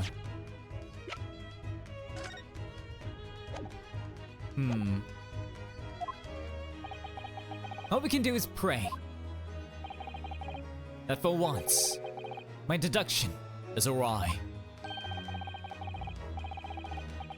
Doesn't that imply that your deductions are normally... Doesn't that imply your deductions are normally correct, Mr. Sholmes? Which isn't exactly... Now then! You may be surprised to learn that I am a very busy man. I certainly have no time to hide behind settees and eavesdrops on other people's conversations. So that's what joining us for tea meant. I leave the sending of this in your hands then, my dear fellows. Wow, he just bolted. Okay. Wait a minute, Mr. Sholmes! Okay, what does it say? I can see the sign named Herlock Sholmes, but what exactly is written down there?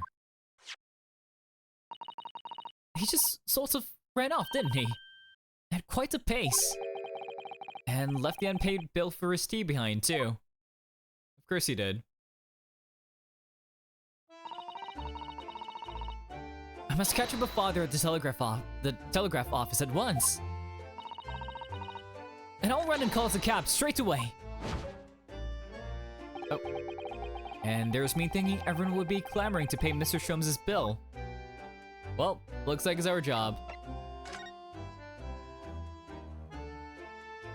What a grand place. Father certainly seems to be enjoying relaxing in a luxuriant atmosphere. Well, we gotta...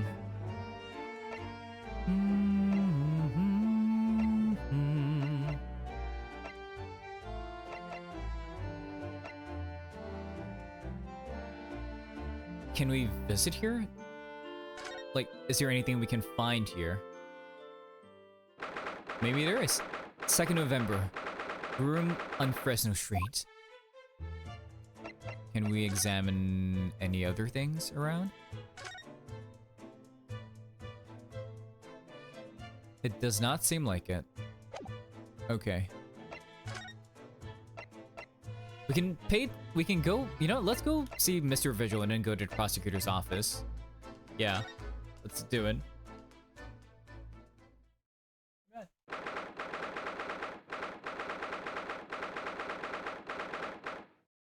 2nd November, St. Sinner's Hospital, Ward 3.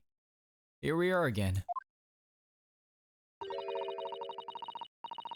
This is the ward where Mr. Vigil was brought, apparently. To be frank, I'm a little worried about seeing him again. Oh, there he is. Hello. Ah, the lawyer. Hello again. Are you feeling better now, Mr. Vigil? Yes, thank you. Somewhat better. I'm so sorry to have caused you to... I mean, it was because of me. If I hadn't exposed your secret and forced you to remember things you obviously tried to forget. Dots. prosecutor was here until a few moments ago, too. You just missed him. Oh, Kazuma beat us to it. He said much the same as you. He was very apologetic. But the truth is, I brought all this upon myself. Please, don't think like that. Keeping him from Evie, my wife, all these years, I've carried such a sense of guilt. But that's not the worst of it. Over time, I obviously came to deceive myself as well. You mean, about your dismissal? Looking back now, I'm beginning to think that perhaps Inspector Gregson didn't stumble across me by accident at all. You know what? I love the fact that like he's basically doing like model poses. It's like avant-garde model poses. And it's so crazy because like he is like his shape and everything, he's very handsome. You know, like so him doing like all the posing, it just works so well. My god. Like you could like instead of being a peddler, you could model as a still life or something, right? I mean, he compensated me so generously for acting as a stand-in because of his work as the Reaper, right? He was clearly concerned for my well-being and doing what he could to help. So perhaps Gregson knew exactly what had become of Mr. Visual all along then. I'm sure this is just desserts for 10 years of lies and deception. But just deserts? It wasn't me that helped the Professor escape 10 years ago. It wasn't me. I swear it. I swear it's true. Oh, Mr. Vigil. I'm sure you'd rather not dredge up even more from your past at this time, but if possible, could you tell us exactly what really happened? Dots. I want to. I need to get all of this off my chest. I just want someone to tell me what I should have done.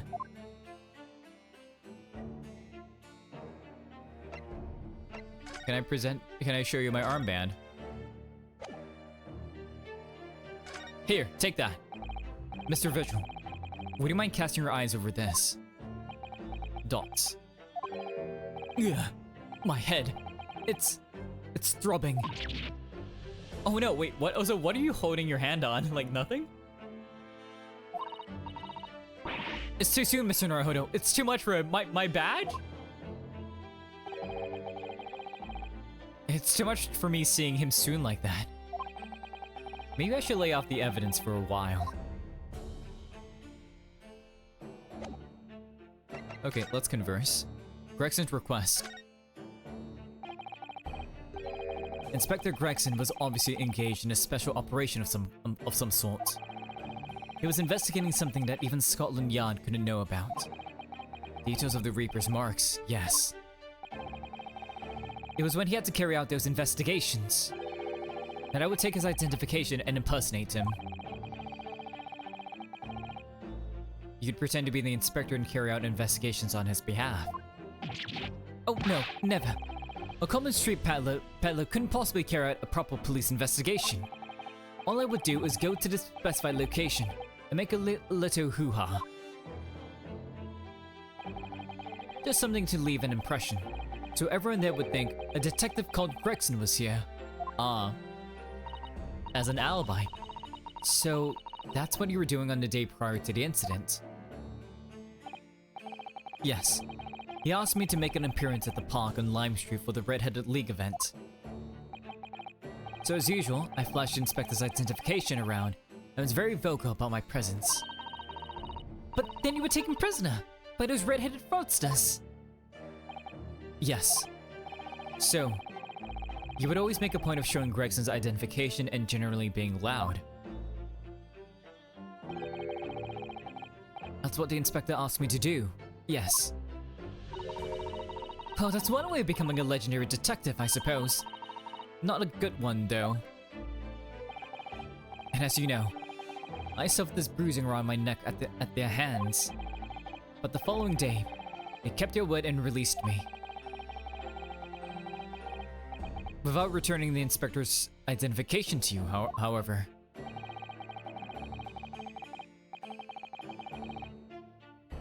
We had arranged to meet in the Fresno Street room at 5 that day, so I could report back to the inspector.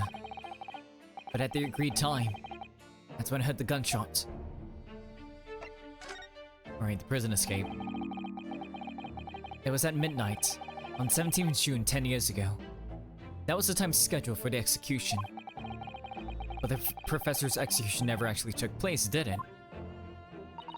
Or rather, the execution itself might have been used to affect the plan of escape. Yeah, like maybe, like it could have been a, like it could have been a like a fake. I mean, it definitely was a fake execution, right? So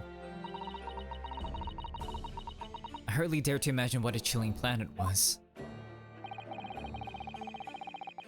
Barclay was renowned for being the highest security prison in the country. Everything that went in or out of the place was searched multiple times.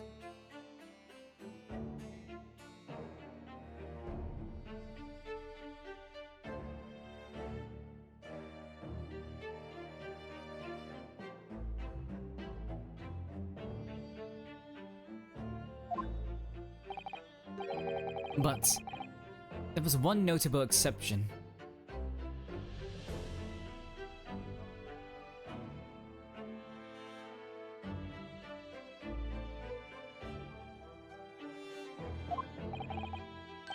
Or rather, one notable loophole. Something that was never questioned. Like, what?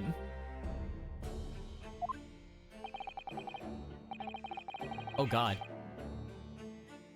I have a feeling I know what that loophole was now. Like the graveyard? The coffins into which the bodies of the executed convicts were placed, correct? Yes.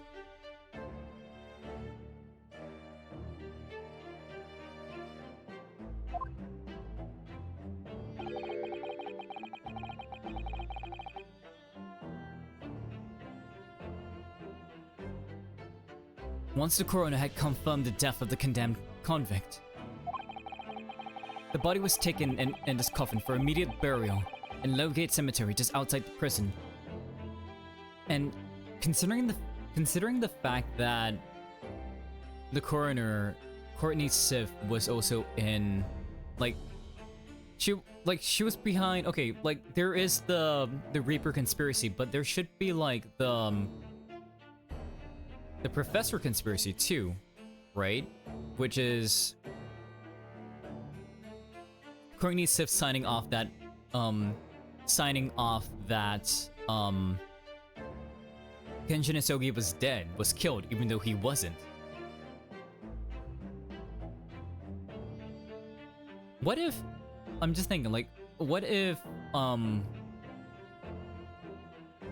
Courtney was also involved in the Reaper in the Reaper conspiracy, right? Because she'll be the one examining the bodies, and then she could like alter it to make it so that everything appears to be like a proper accident, right? In case like any like evidence is left behind that could implicate someone or anybody, right?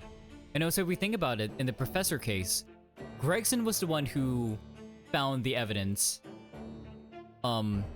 that led to Genshin's, like, you know, guilty verdict, right? But then he called for an unprecedented autopsy report, autopsy on Clint, and he pushed for it heavily. And we know that he's involved with the Reaper conspiracy, so like I feel like there's something more at play. Like, did he play a part in that whole thing?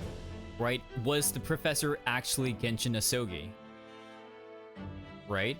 That's what I want to know. That's what I want to figure out.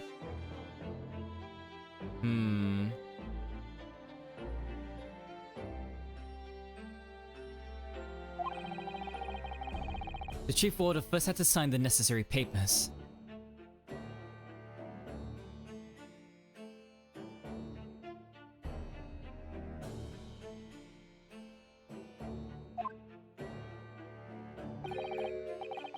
and after that, no member of staff was permitted to touch the coffin containing the body again.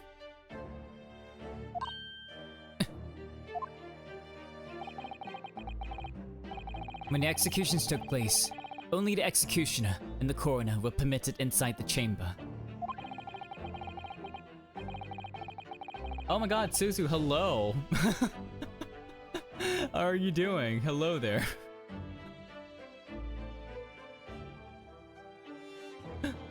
I hope you're having a good day so far. Man, what's that? I like the new layout, right? Look at all this. Look at all this. It's all so clean. It looks so professional. You know, I can have my little games in here.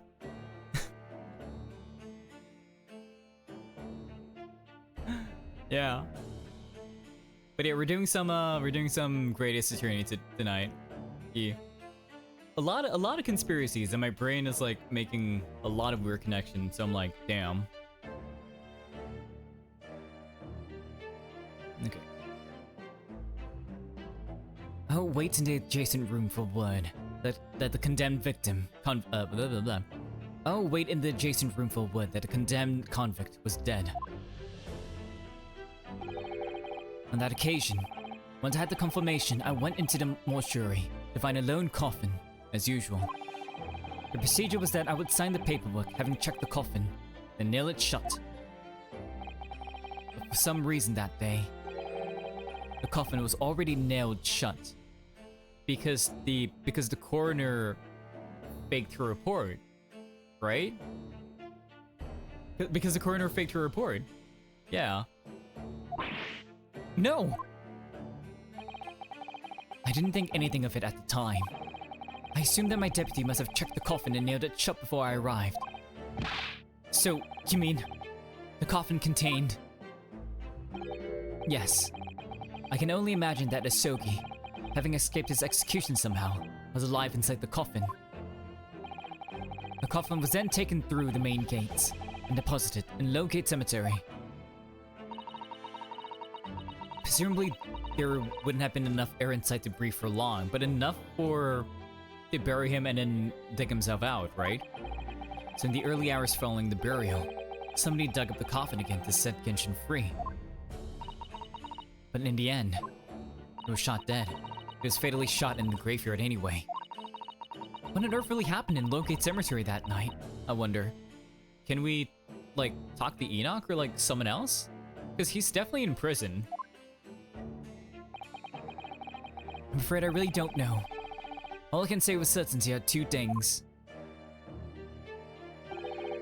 Asogi couldn't possibly have escaped that way without help from somebody blah, blah, blah, blah. Asogi couldn't possibly have escaped that way without help from somebody working in the prison. And that somebody was not me. There we go. Knew it. The convict, Asogi. Obviously, you knew the man then. The professor, I mean. Genshin Asogi. Yes. I remember him well, in fact. Would you mind telling us what you know? Do you know that Kazuma's his son? Do you know that the person, the prosecutor on deck is his son? Did he mention? Well, having been condemned to death as he was, any contact I had with the man was short, obviously. After that trial, which is carried out behind closed doors, attended only by elite members of the judiciary. They called for his execution be carried out at the earliest possible opportunity. The outcome of the trial was set from the beginning, wasn't it? It was a time of delicate diplomacy, when Britain and Japan were in the process of signing an important treaty. That meant that this potentially destabilizing case had to be dealt with swiftly and discreetly. The man had less than a week in total. As I was chief warder, I oversaw his short stay in the cells until his final hour. I remember being struck deeply by his noble character and incredible resilience. What do you mean exactly? Like, you got rizzed by him? Like what? He was a killer of many men, but he was always quiet and polite. He was a gentleman and a man of intellect. In fact, I couldn't bring myself to believe what he'd done, so I asked him one day. Oh!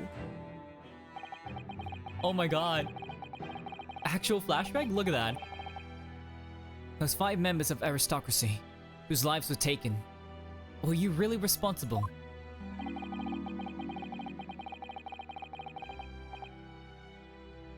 I'm guilty of the unforgivable crime of ending another human's life.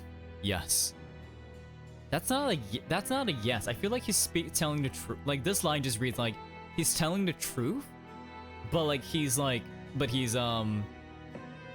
answering like the actual question. Like he's telling the truth, right? He's being truthful, but not like answering the question. Like, he did in fact take someone's life, but possibly not the 5 people that were killed.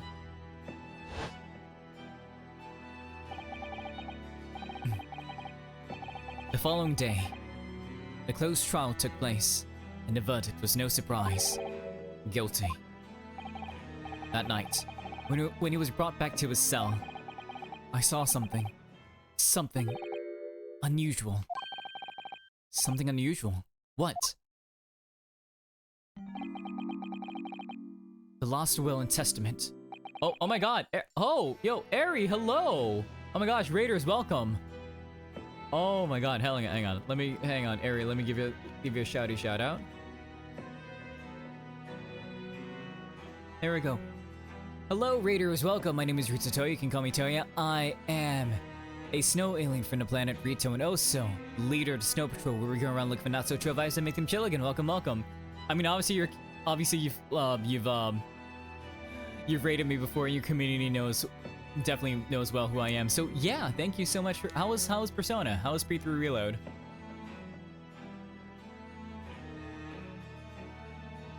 Hehe.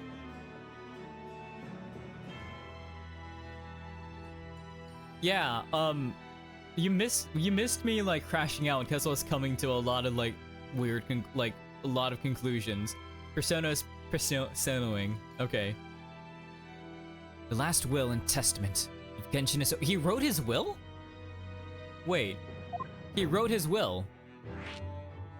Anyways, okay. How far back how has the investigation been going? It has been going. So what we've come to realize is that the investigation that our dear Lord and Savior Baroque von Ziegs has been investigating Gregson about is regarding the Reaper. You know, he's discovered that the Reaper isn't a singular person, isn't just a curse. The Reaper is an organization. And it just so happens that our good old friend Tobias Gregson is a member of this organization as a tactician, because he has connections to he's the legendary detective of Scotland Yard.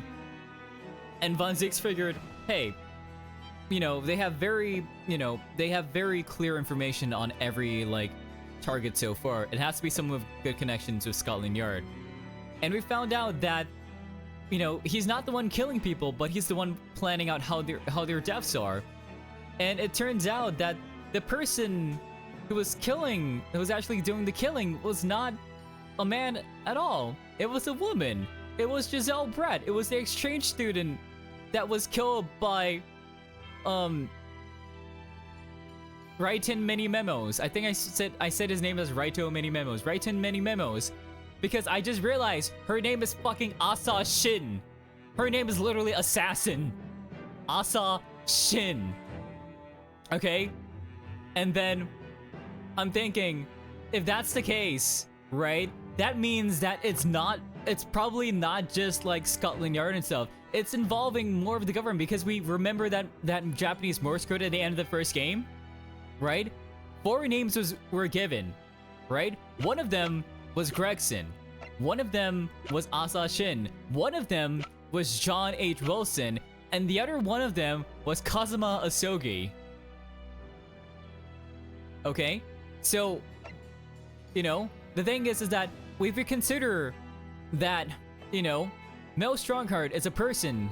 He's the Lord Chief Justice, and he wants to be able to get forensic science into the police department to be able to like basically end crime, you know. And he's such a person that he doesn't like such about the law and such about like crime and punishment and stuff that he probably doesn't want criminals to just run free from the law, even if they manage to like stress out and bribe the jurors or put them under duress, right?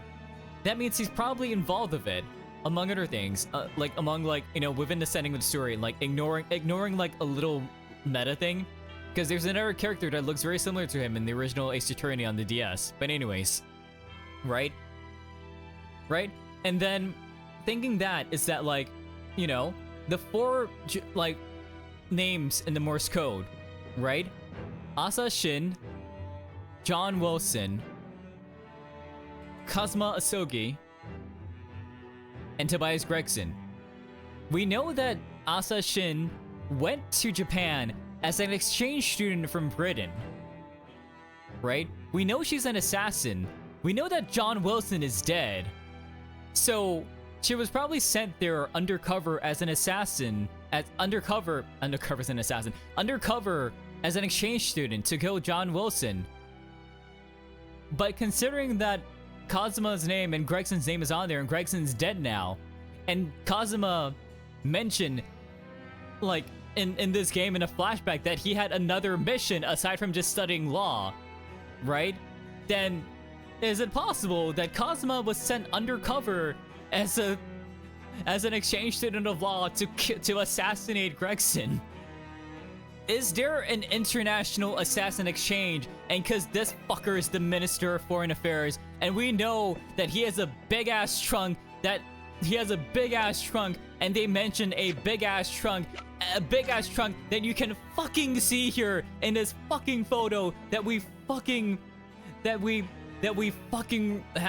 given to us. That is definitely gonna be a piece of fucking evidence that we're gonna fucking use in the fucking trial next time, motherfucker. God fucking damn it, I'm so tilted. Like, I'm just like, wait. It started with, wait, her name is fucking Asa Shin. How did I not notice this? It's a fucking play on. Genshin had quite the impact in this game, didn't he? He definitely did. My god, I'm cooking. I can't stop cooking. Man, and then Miko Daddy was like, oh, so that, because we saw him, and then Iris joined us in our investigation, and then he's like, oh, so that's the person who wrote all the adventures of Sherlock Holmes. Huh? Hey, am I looking at this photo? Yeah, it's the five of us. Five, you say? And then he's like, I'm fairly certain, and he was like, I'm fairly certain that Dr. John H. Wilson was not in fact the partner of the great detective Sholmes. And I'm like, what the fuck do you mean by that? Have you actually met Sholmes there 10 years ago? And then he left, and then Sholmes was just there like sipping tea and eavesdropping, and it was like, oh, that bearded fellow, and when he doesn't have a beard, and it makes it seem like, oh, so maybe you didn't meet him 10 years ago, but how are you so sure? What is happening? Bruh?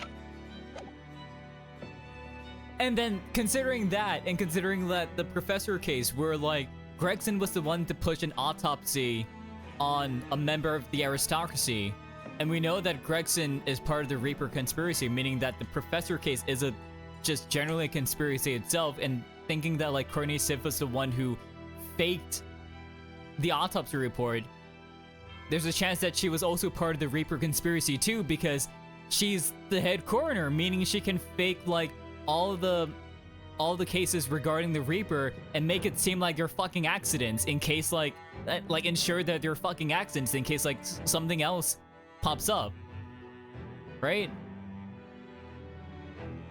Maybe.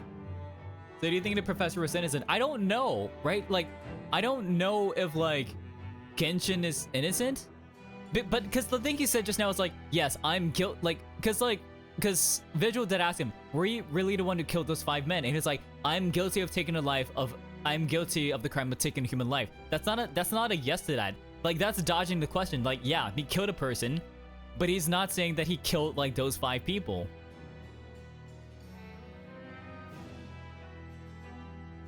So I don't know, like, you know, I don't know if, like, bro didn't specify the number exactly. He didn't specify 5. He said, what did he say?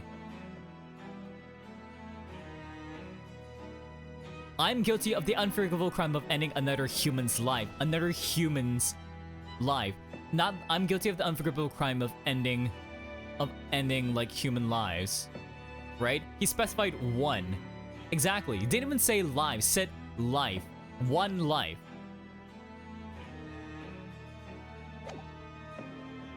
And then we found out that, you know, right after Clint was killed, right after Clint died, he protected, he saved Baroque's life when he was attacked by thugs. When they pulled out pistols, he used his hand to block a bullet for him.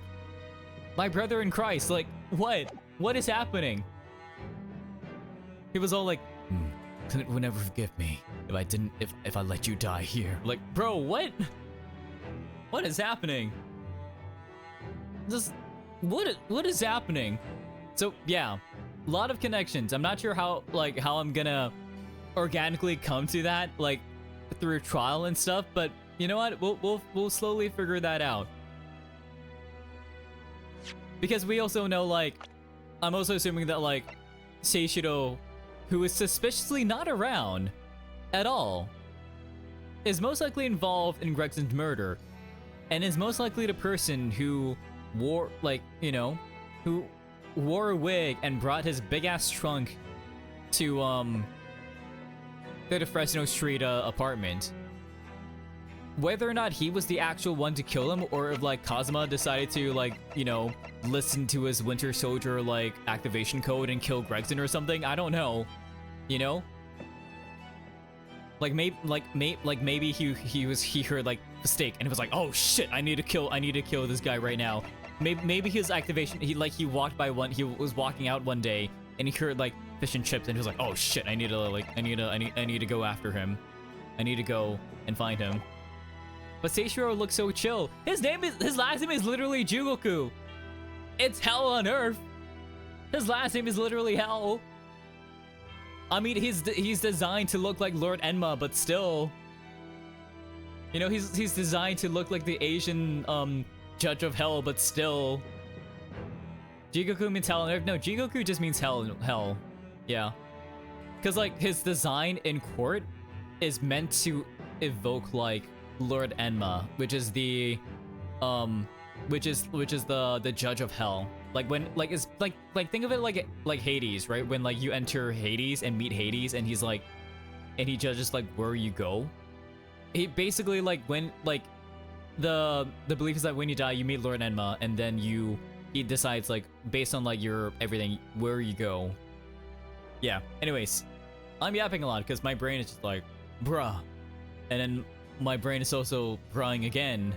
It's like vibrating. My single brain cell is, like, vibrating a lot. It's like, you know, it's accessing the speed force. It's vibrating at a frequency of air. It's phasing through everything. And I still need to talk about, like, the last will that he was apparently writing. You know? Anyways, Asogi's will. As I said, it was on the night following his trial, after he'd been found guilty. I was doing the rounds of the cells when I looked into Asogi's. I noticed that he seemed to have a sheet of paper in his hand.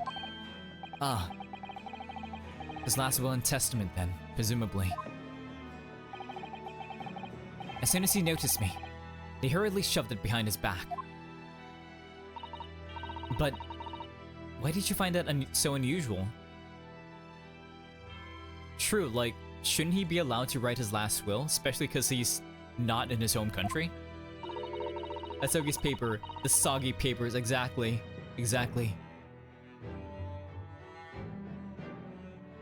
You know what? I mean, hey, Penko, he had to find a way to sharpen his katana somehow, right? You know, soggy papers were often wet.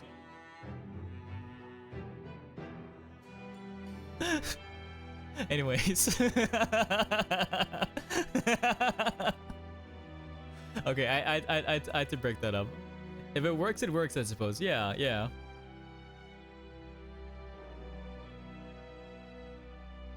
Isn't it normal for a man to pen a will when he knows his death is nigh? Yes, that's true. But there were special conditions to Asogi's incarceration, you see. What sort of conditions? Well, even though he was held in a cell designed for condemned inmates, he was allowed to keep his personal effects with him, with one exception. His katana? Really? He was allowed his things. That is unusual, certainly. Of course, he'd been convicted of killing 5 members of the aristocracy. But at the same time, he was a guest in our country from the Empire of Japan. The powers that be were determined that his final days shouldn't be needlessly uncomfortable. And what was the exception you mentioned to the personal effects he was allowed? That's the point. He wasn't permitted to have writing materials, but he was allowed to keep his katana? Cause like we saw from that flashback with young Zeke's is that he had Kadama. He had the katana with him. They let him keep his katana in jail. So why? You can keep your katana, yes, but no soggy papers. Let it rust.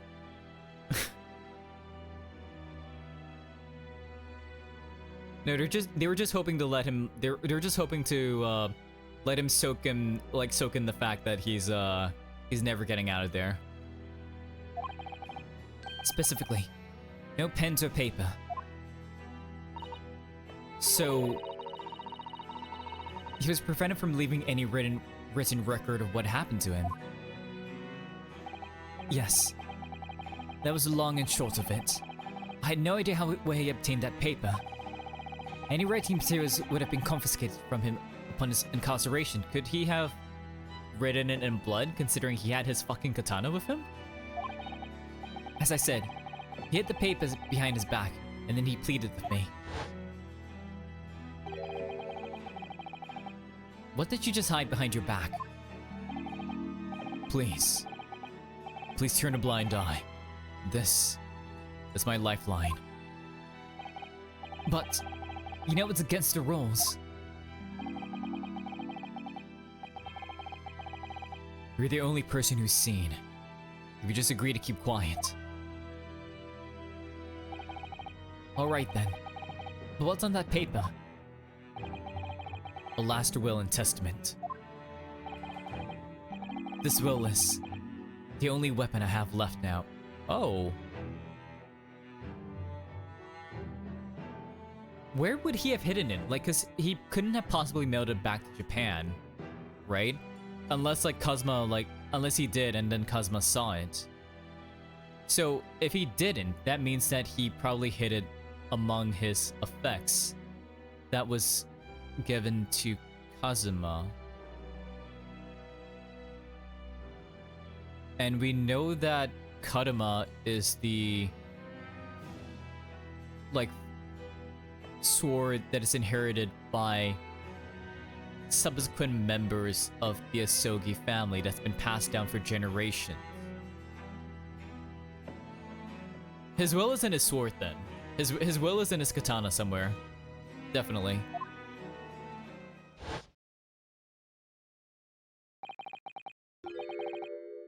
How can a will be a weapon? I mean,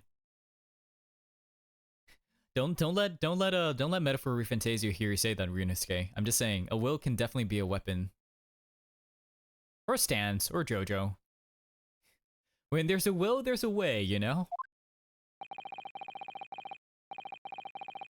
So I decided to pretend I'd seen nothing, and I let him keep his will. But then later, it just seemed to vanish without trace. What? What do you mean it vanished? it would seem that isn't the end of the story of this mysterious will. The will's disappearance. Let's talk about it. I was the only person who saw Asogi's will, but somehow it disappeared. You know what? You know what I find kind of interesting? So before, when we were playing and we had Kadama, right? It never showed up in our inventory. We have the armband in our inventory just because it's our badge, but we never like had the katana there, even though it's always by our hips, right? I wonder if we would be able to have the katana in our inventory soon or eventually, mayhaps. It was after Asogi's execution. Oh, I almost forgot Iris is here. My gosh. Which was actually an elaborate jailbreak. The wall just gathered up Asogi's possessions that were in his cell. They were all to be sent back to his family home in Japan, you see. To poor Kazuma-sama. And you're saying that it wasn't anywhere to be found among his personal effects. The will, I mean. That's right. Though I didn't search through them myself. But Governor Caden was livid. He was screaming, "It can have disappeared completely." That doesn't quite make sense though, does it? In what way? Well, we'd understand that only Mr. Vigil was aware of the will's existence. So how did Caden know? In which case, how did the prison governor know to look for it? Oh yes, you're right. I really don't know how he knew, but it certainly seemed as though he knew of the will's existence from the outset. Only he didn't refer to it as a will. What he said was... the Asogi papers. Oh my god, the soggy papers. The Asogi papers. I really can't tell you anything of the subsequent events. Because, well, of what happened. Of you jumping out, your dismissal. And the way you blocked it all from your memory. I've forgotten all of this until today. I don't suppose it's relevant to the case, though. Well, anyway, thank you very much for sharing it with us, Mr. Vigil. We're very grateful.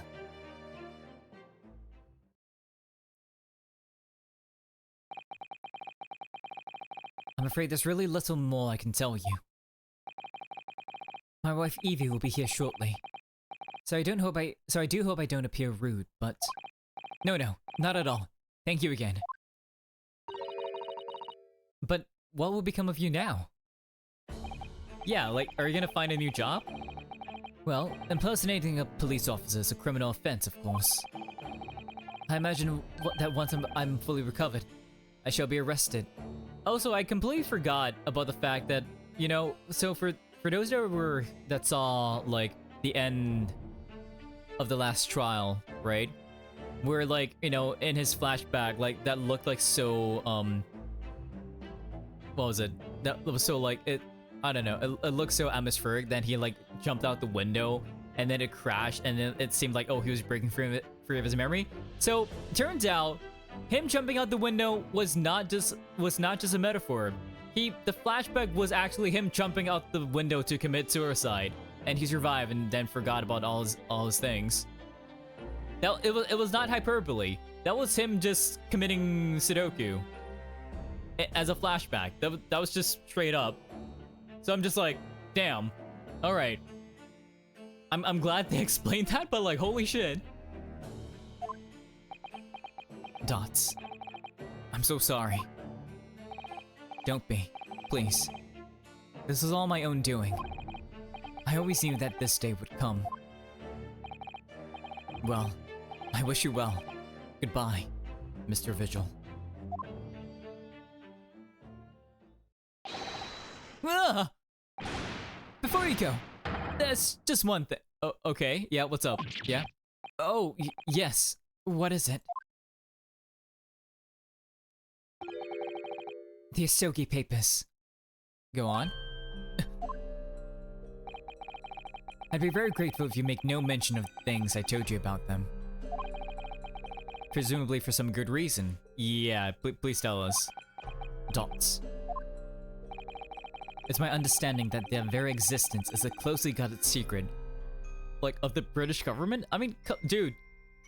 I mean, if you were so in on gossip, you would know that I exposed government secrets in court, like, 6 months ago. Like, telling me no is gonna make me, like, just expose it more. I'm just saying.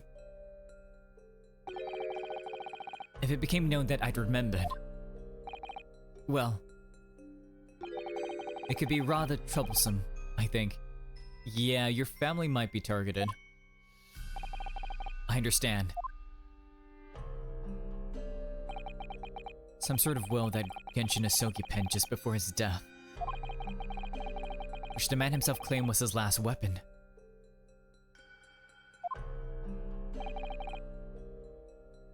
I wonder, perhaps it had something to do with his plan to escape. Or maybe about, like, whatever was happening 10 years ago, just in general.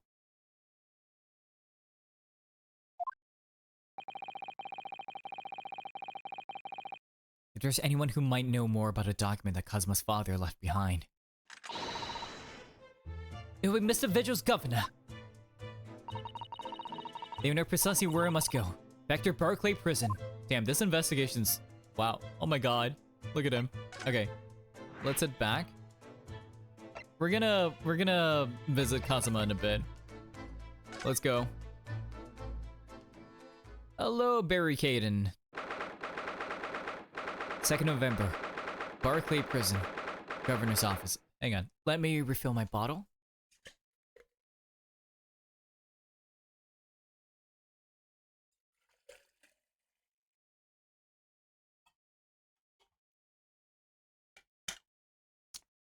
Okay. Hello, good sir. Ugh. Back again, are you?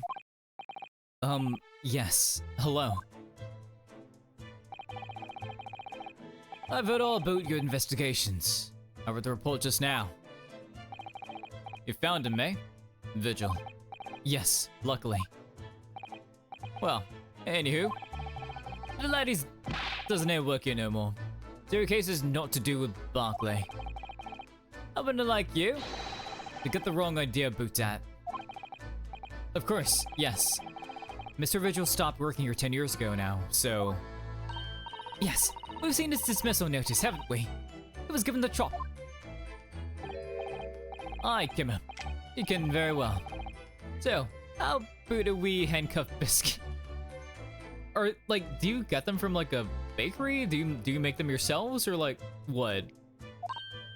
Oh, they really are, like, little handcuffs. And as hot as irons, too. Oh, so they're like little thumbtacks then. Okay. They're like hardtacks. So, what's brought you doing here today?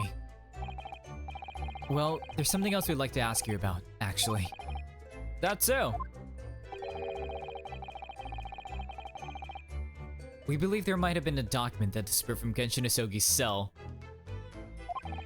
I think it's been called the Asogi Papers or something. His expression hasn't changed at all, it's just more furrowed dots.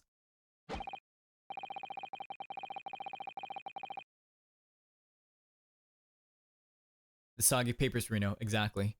Did I now say? Gregson's death is not to do with things that might have happened at Barclay. Leave the past in the past, laddie. Let's not fit to boot with irrelevant details. His expressions changed completely. Yeah, he's way more serious. His jawline is still like hella chiseled. Like, goddamn, look at him. We're clearly onto something here. Yeah, we just need to break his red psycho locks. I mean, red psyche locks. Let's do it. We've got no Magatama and no plan, but we're gonna get it out somehow. 10-year-old legacy. That murderous botched execution, and the whole miserable escape. They were Barclay's darkest hour, aye. A shocking embarrassment. Because the convict had a collaborator on their prison staff, you mean? Aye. Shame. The coroner confirmed the death of the man after his execution. Courtney Sif, let's go. No Magatama in a dream. And my chief ward at the time, Vigil, was in charge of the whole operation. All affair. But Mr. Vigil says he didn't know anything about it.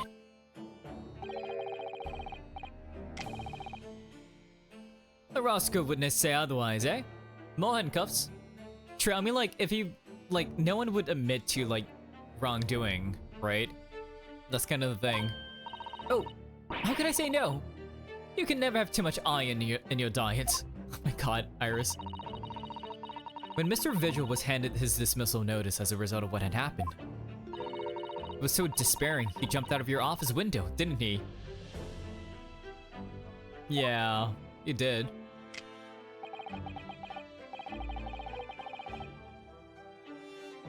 I didn't like to say, but let's just Vigil trying to get out of it. You don't think he wouldn't have jumped from the shock of his crimes being exposed, eh? I do.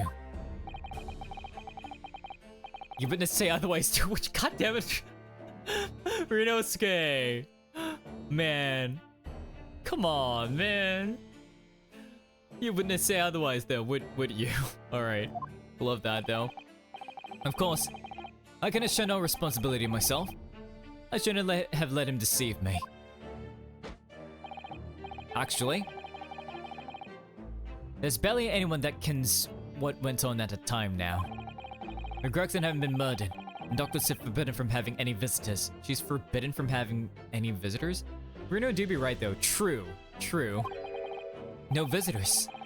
Someone obviously doesn't want her giving anything away. What about her assistant? The one who had the witch doctor mask, which I'm pretty sure was the one who did like the autopsy report for Gregson. Cause we do want to see his body, right? To figure things out.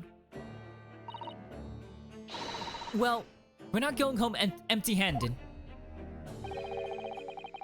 And I would not dream of sending you back with not come on. Yeah, take a handcuff or two. Oh, well, it will be rude to say no. One wants to become an anemic. Iris, how hard are those biscuits? My gosh. I suppose it is anyone who might still ken about what happened back then.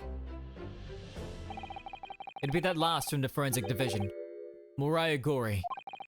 Mariah Gorey. Mariah Gorey. Ah, true. She does work with blood, doesn't she? Aye. Sif's daughter. Shouldn't have no more. Just the one. The way Bonds followed in her mom's footsteps, he didn't ever see her without his scalpel in the hand. Ah. There he goes. It's her. It's her. It's goth chick number 2. Oh my god, I just noticed her badge. Wait, look at that. It's a little emote. It's a little emote. Look at it. It's a little like dot dash with a little like stitch marks in the mouth. God, she has a whole her whole ass look. I love it. My god. Look at her. Mama, what is this? Where did she spring from? And did she just call the doctor Mama? Dr. Sif's daughter, Maria Gorey. We could do with talking to her. Let's talk about Gorey. So she's Dr. Sif's daughter, but her surname is Gorey. Valid point. Shout out to Ace Goss. Aye. That's some family history, I'm sure. But I didn't ken the ins and outs of it. She grew up watching her mom working with the bodies of folk who died in strange circumstances, and decided to do the same with her own life. I can understand it myself. Perhaps she was driven by a deep respect for her mother. Perhaps. Perhaps. Anywho, she was in charge of Gregson's autopsy, I believe. I knew it. Right. And the coroner responsible for this incomplete report. Someone once told me The wee lassie always loved her mam's stories about cutting bodies. Yeah, the best bedtime stories end of a corpse or two, right? Oh my god. Wow. Oh my god. There's even a rumor that she used to listen to the funeral march as a lullaby. As a lullaby. But I was... Anyways. Well then perhaps her mother might have told her about the autopsy from the case 10 years ago. The goth girl that all goth girlies aspire to. I'd say there's a fighting chance at least.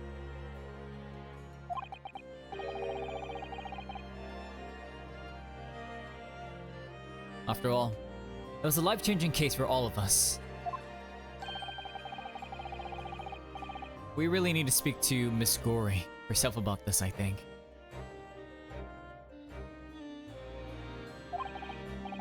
Well, thank you very much.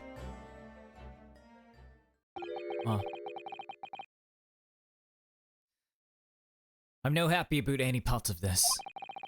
It took years for Londoners to finally forget the whole professor business. Can you give up on this, laddie? Stop asking pointless questions. I can't. I'm sorry. I don't like dredging up these painful memories for everyone.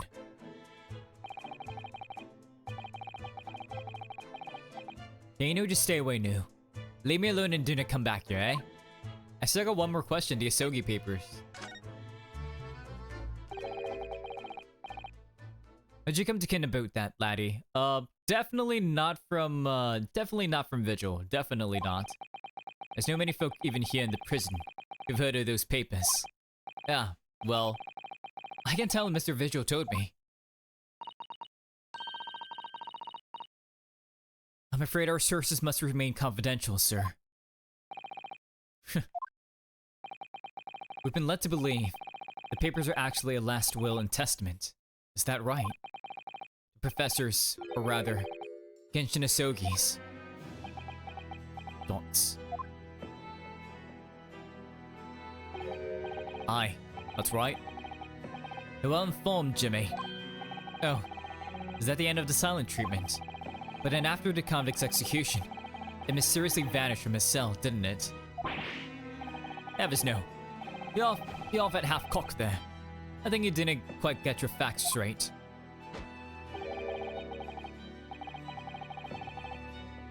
It was there in the cell, exactly where it should have been. It was?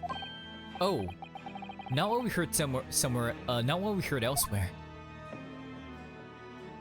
Oh, you have it? Let me just have a wee hook around in here. I'm sure I can find it. Also, the fact that you just like open carry your axe there just scares the hell out of me. Like, you could just go at us with it. Aye. There you are. See? Oh, wow, wow, it actually just ran, look at that. Traditional. The last will and testament of Genshin Asogi. Written with a calligraphy brush. How? Of course, I cannot read a word of those Japanese squiggies. But I might it says he leaves all his worldly possessions to his son back in his homeland. Yes, that's correct. That's the gist of it. So these are the Asogi papers.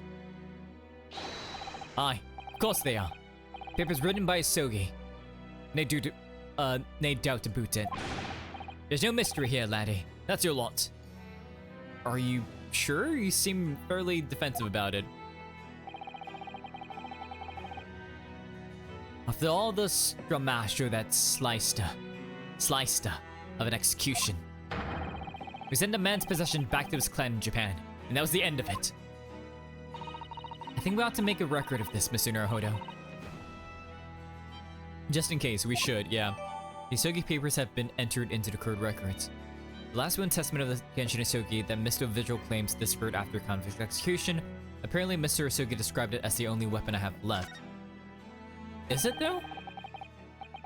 One thing will follow you go on your way, Mr. Naruhodo. Hang on, let me take a look at this. I, Genshin Asogi, hereby request that upon my death, any and all material possessions and wealth belonging to me in London be delivered to my son, Kazuma Asogi, in the Empire of Japan. It is with deep sadness that I accept my fate in this foreign land, and acknowledge that I will never see my homeland or family again. But I regret nothing about my chosen path. Oh, yes? Those papers. On note to do with Gregson's death. I'd prefer it if you didn't make no mention of them outside this office, or rather.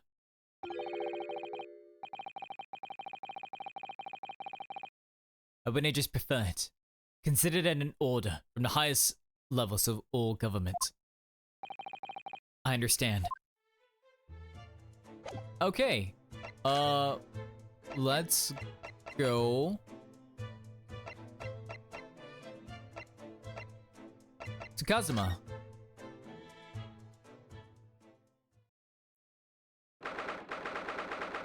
Second November.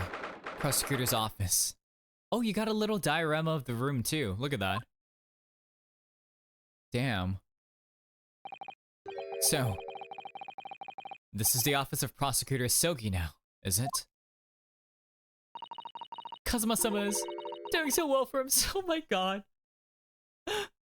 Susato. No. I mean, he is, but like, come on.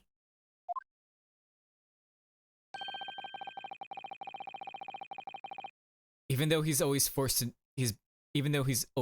kneel on the floor Japanese style in that dark corner. It just happens to sit Seiza style whenever he's working. Yeah, I know, right? That's what gave him away. He really just sat down in Seiza. And he's standing right there. Look at him. Kazuma.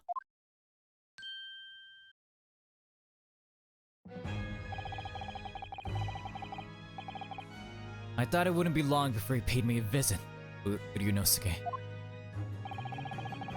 I was right about what I said, wasn't I? Sorry. That you have all the makings of a great defense lawyer. Dots. Well, I always believed that you fulfill your dream of advocating in the British courts. I just never imagined for 1 second that it would be as a prosecutor.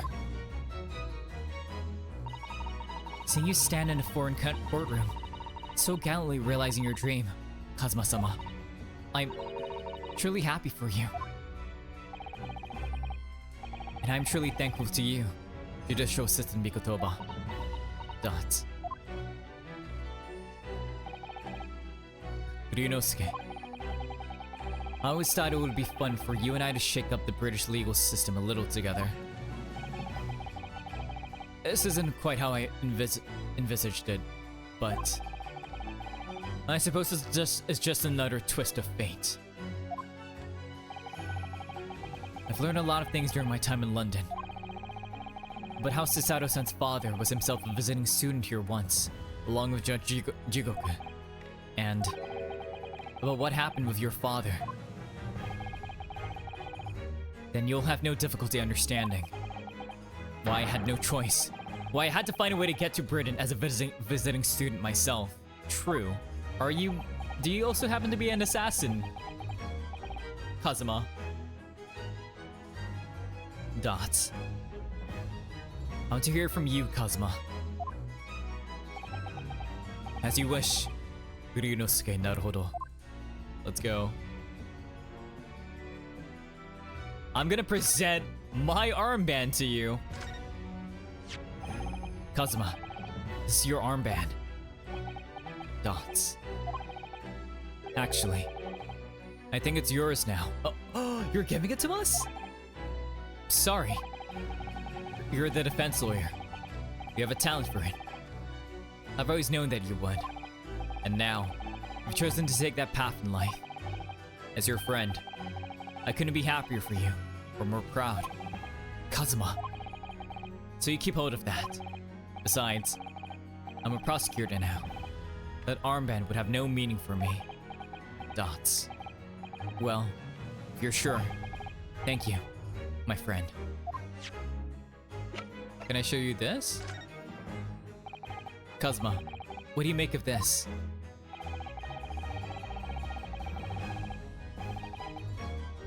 There's only one place where defense lawyers and prosecutors should discuss evidence. The courtroom. So it seems They're still confused by the situation. That's what I make of it. I get the feeling my friend's always going to have the edge over me, isn't he? What about this, the Asogi papers? Hey, same thing.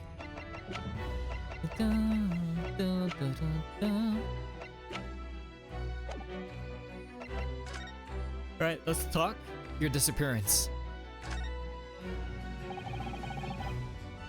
It's getting on for a year now. Since what happened on the SS Burya. We were heading across the oceans from Japan to Great Britain. When a bizarre series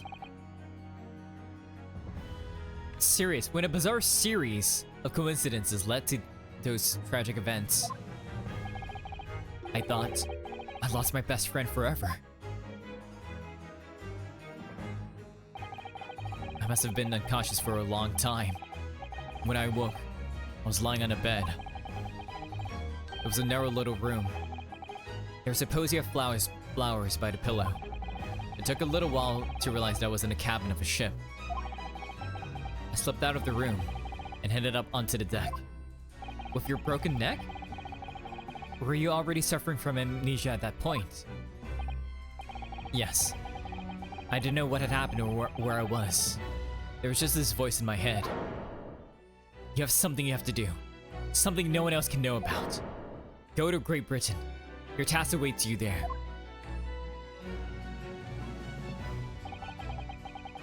It was a calling I couldn't ignore. It compelled me relentlessly.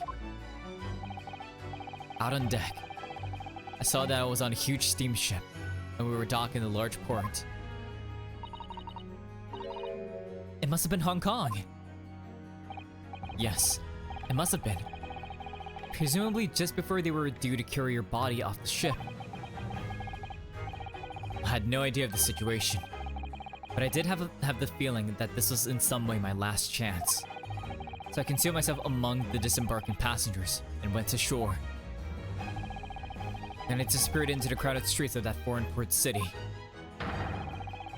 So I could plan my onward journey to Great Britain. How did you were you just like smuggling yourself onto ships or what?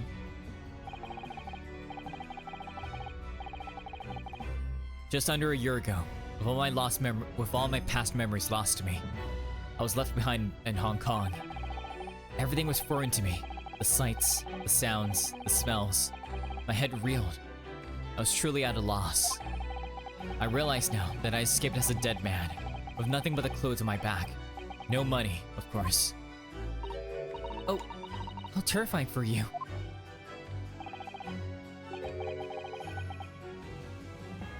Luckily, though, I had two feathers in my cap. One being your knowledge of English, I suppose. That's right.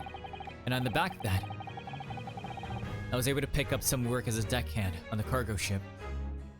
That's okay, that's fair. You might have just been paid nothing, but you could get on a ship. Eventually. After calling at countless ports, I finally arrived at Dover. That must have been some 3 months ago now.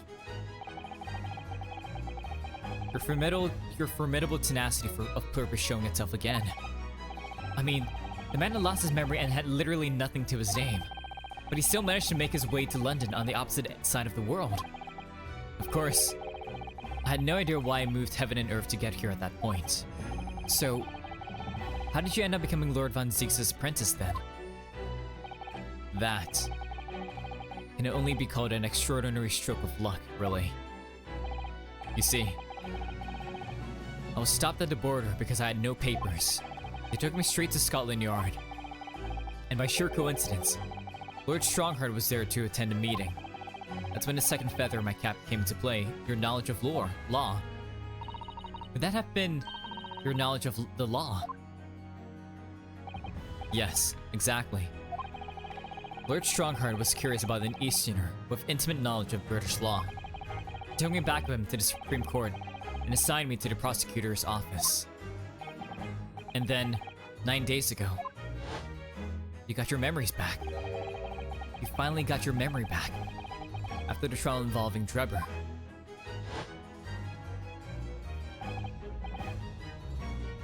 Yes, I did. Your father, Genshin. Ever since I first met you at Yume, you talked about your dream. Mark my words, Rinosuke. I'll be chosen as a visiting student and make my way to Great Britain somehow. Did you know the entire time? But what happened to your father here? Dots. 16 years ago. Oh my god! It smells soggy! When my father left on that exciting trip to Great Britain, I was just a boy. We took a photograph together the day before his departure. It's my last memory of him. But what I remember most about my father is his unswerving sense of justice. 6 years after he left, a gentleman called at our family home. He told me that Genshin, my father, had been taken ill in England and passed away.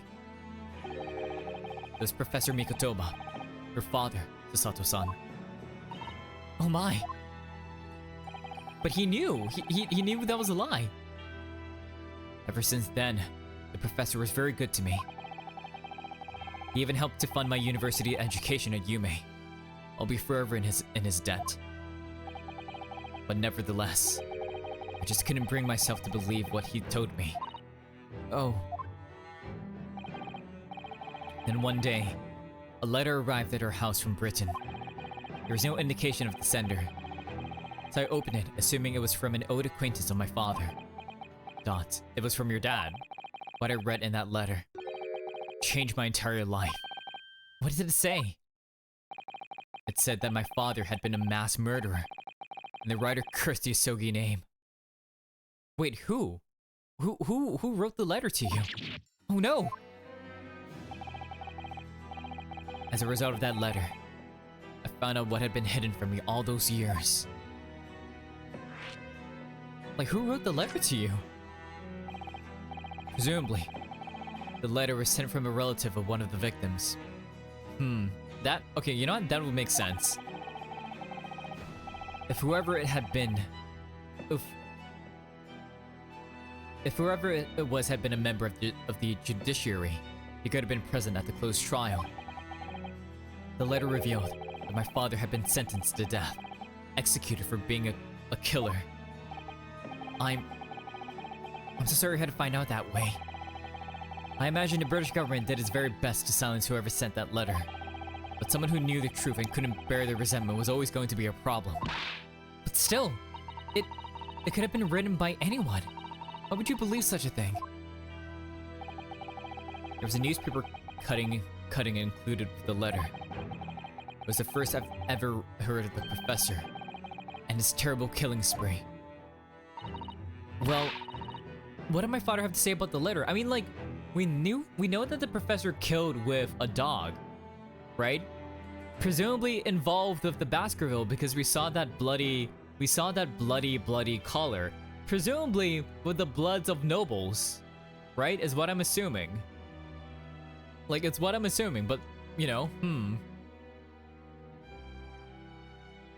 And at the time, like, Scotland Yard wasn't known to have trained dogs, so it couldn't have been like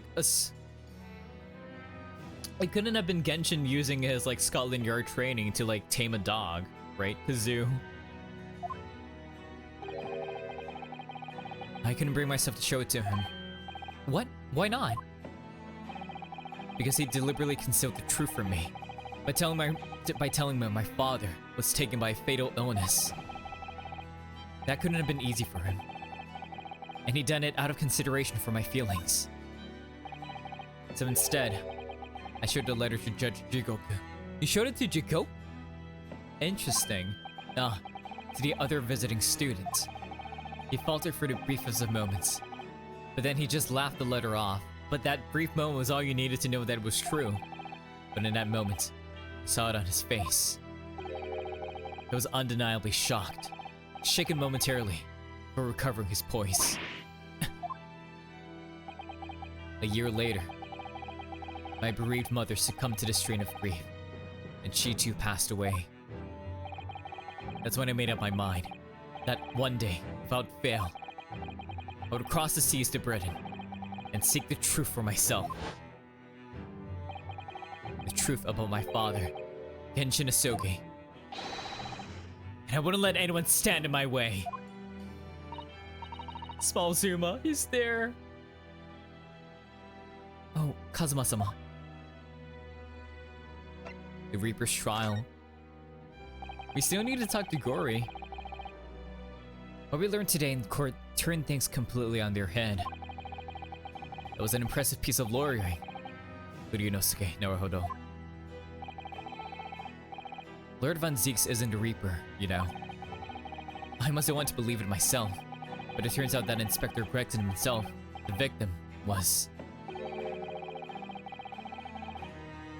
It's clear that the Inspector was behind the Reaper's activity all along, based on the notice board. What? You mean, you knew? The real question is, who's been giving orders to the Inspector? Dots. Yes, Baruch Von Zieks is the real Reaper. I don't think it's him though, bro. I think it's like... It has to be Strongheart or someone, right? Like, it couldn't have been Baruch. And I know that 10 years ago, it was him who decided my father must be a mass murderer and sent him to his grave. No, he was merely saying that justice was done as the law dictates. He's not to blame. Ultimately, it's people who condemn people. The law is just a tool that he used to do it. Kazuma. And when a man condemns another, he must take responsibility for his actions. Of course he must. But I know for certain that my father would never have taken another man's life. But Vigil said that he is guilty. Said that he is guilty of the crime of taking another human's life, one life. Kazuma. On the contrary, my father's life was taken by the Reaper.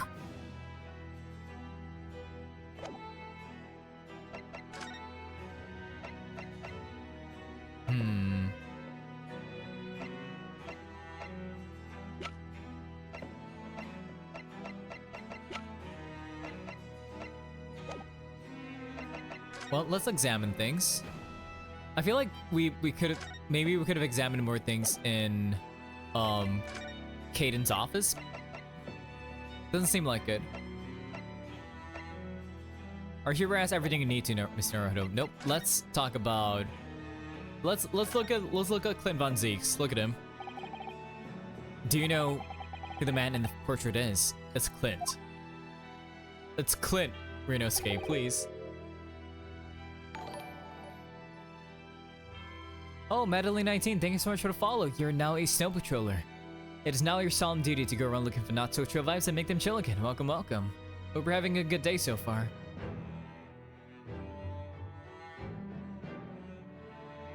Why would I? What? But you're Lord Von Zieks' apprentice. Yes, apprentice, not friend.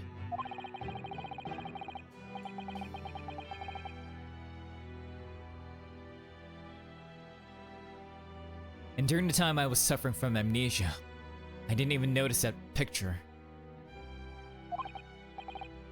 Oh, really? I mean, it's not the smallest picture.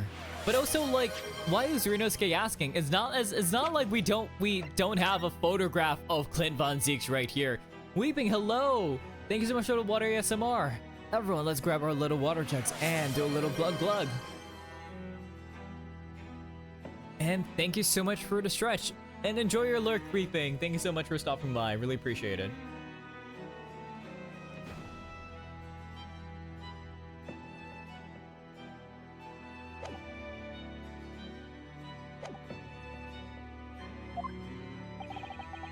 I wouldn't have the first idea what the man decorates his office with. So are you using his desk now? There's Lord Von Zieks' incredibly stylish desk. It's not my style, though. Skin have you designed by yourself? Yes, I did, Madeline. If you're gonna, and also, yeah, yeah, in a way, I did design it myself along with my model, my model mom.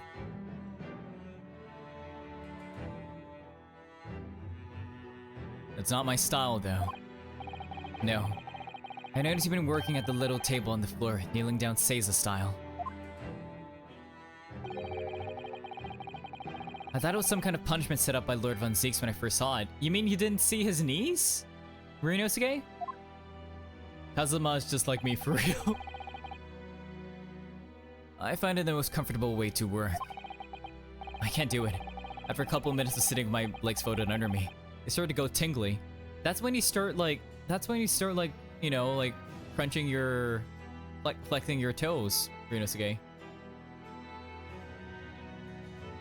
And those panels in there, yep, also collaborated with my model mom and artist, and honestly, I'm very, very, very happy with them. You know?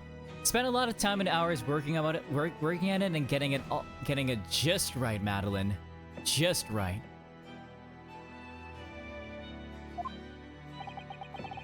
Don't exaggerate, Ryunosuke. We both know you can't even manage a mint. Oh my god. Kazuma! Wait, so how has Ryunosuke been sitting? Just like cross-legged or like what? But I do love that like he's, you know, he's not being completely standoffish, Ryunosuke, and you call yourself Japanese. So, Kazuma, have you been sneaking on this? Lord Von Zieks' fine collection of hallowed chalices and bottles, all neatly lined up. Yes. He's extremely particular about all that. He has a strict regimen for everything, from the storage of the casks to the bottling of their contents. Gosh. You must have been having a really tough time of it being his apprentice. Actually, no. Really? Oh, you just did everything and he praised you? He's so particular about it all, he refuses to let anybody else touch any of it. So it's been quite easy for me, in fact. Talk about weird. That's good to hear, Madeline. That is good to hear.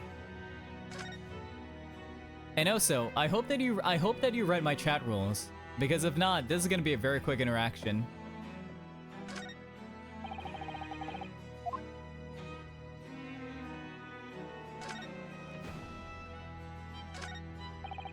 Nothing a particular note here.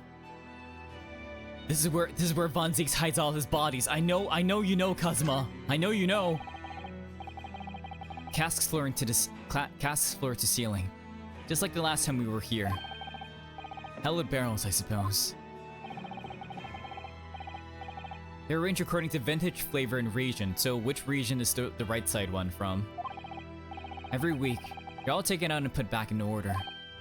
Every week? How much is he? Does he just do that just because, or like what? Lord Von Zieks can't seem to settle on the perfect way of arranging them. You see, I feel like he's just bored, right? Vintage, flavor, and region don't neatly coincide. That's the trouble. Gosh, being his apprentice must be a real challenge. Nope, he's the one doing all of that. Actually, no. Oh. He considers the task too important to trust to anybody else, so he does it entirely on his own, and that's how he stays so buff. That is how he stays so buff. So I see Kazuma has been given the crash course in wine, probably, yeah. That's why he's so jacked. That is yeah, that might be why he's so jacked, just because like he's been lifting.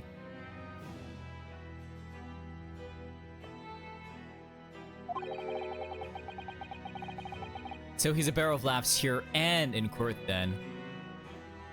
You could say that he's just a basket case.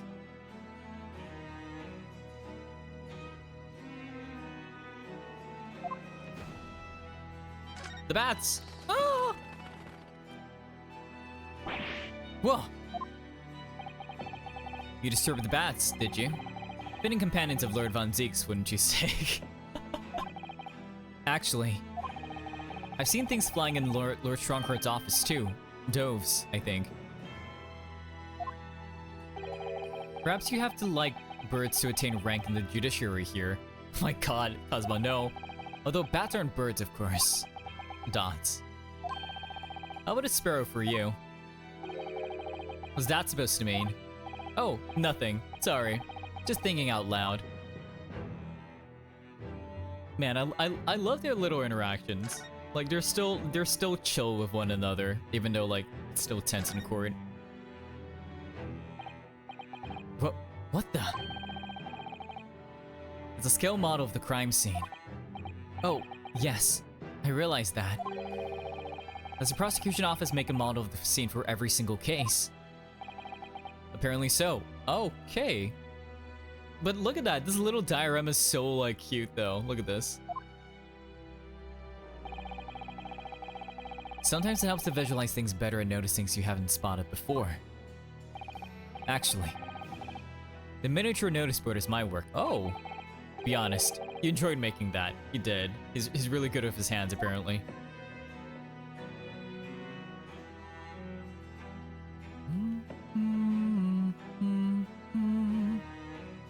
It takes me back. I used to make little dioramas for school projects in elementary school. I don't think I've ever actually done that before.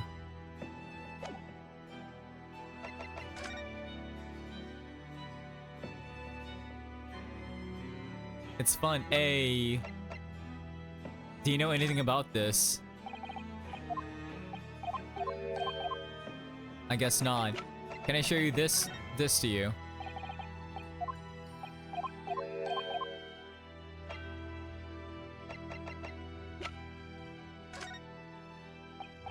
What can I show to you, Kazuma? I can't show you the Asogi papers. So many typos, but yeah, it's fun. I recommend it. Hey. I showed you the armband, you told me to keep it. Oh, there we go. I was shocked when I found out they were related to the case. The Red-Headed League, I mean. Personally, it wasn't their plan to swindle everyone. That surprised me. It was the fact that so many red-headed people gathered from all over London that day. A certain great detective being among them. Yeah, you know what, the lure of money certainly like just gets people to do like all sorts of things, whether or not like, whether or not it appears to be a scam or not, So you gotta be mindful of that, patrollers, Shouldn't just like fall into a scam just because of money. Anyways. Expect those two are in their cells as we speak, wishing they never dreamt up their little plan. Or maybe they're busy plotting their next one. What about Vigil? Wait, Kazuma, if you're a prosecutor, does that mean you get a gun too? Do you have a gun? The Reaper. At last, I get to take my revenge. Kazuma. Lord Von Zieks isn't responsible for your father's death, and he's not the Reaper. He's the defendant and deserving of a fair trial. You mean, like the one my father had? It's a closed trial now too. The conditions are exactly as they were 10 years ago. And even if it ruffles some feathers, I have a plan to show that man for what he really is. So you say. But what is your plan? Let me in on it, please. Kazuma.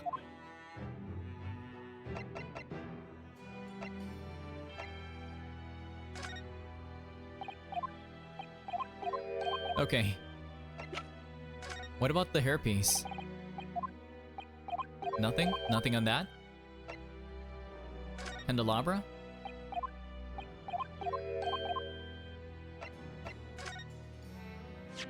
Okay, there we go.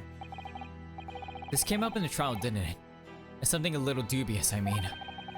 The fact that no time of death was recorded on Inspector Gregson's autopsy report.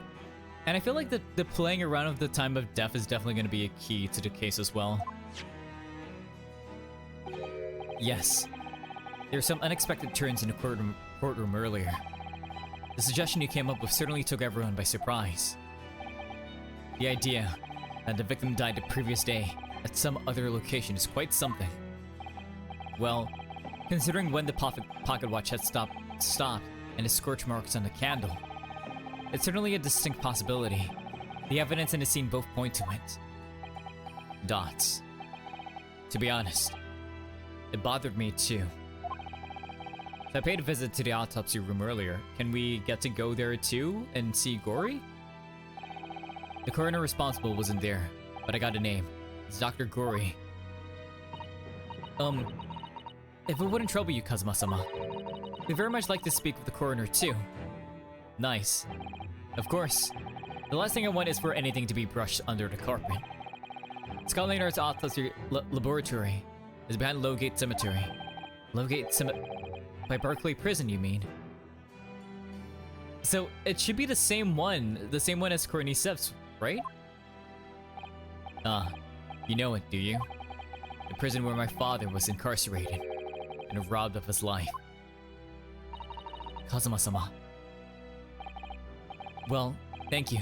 We'll pay a visit to the laboratory later today. There we go, it's everything. Ryunosuke, I want to thank you.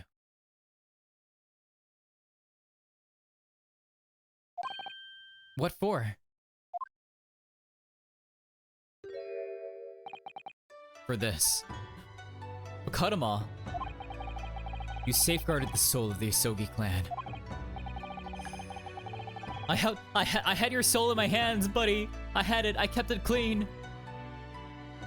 I kept it clean.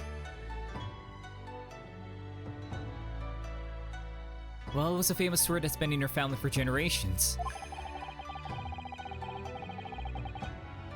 Exactly. I had to handle your sword with the utmost respect. You know, I treated it gently. I was never too rough. I always grasped it with my left hand. Whenever I got excited in trial, I always had it. When I got smug, it was within my grasp. It was there. It was always there. Hey, yo, no. What, hey, yo? That's exactly what happened. You seen the animations? He was like holding on to him, like, oh. Like literally when he's like, when Ryunosuke is acting smug because he got things right, you know, acting like he's got big, thick energy or something. I'm just saying, Eri.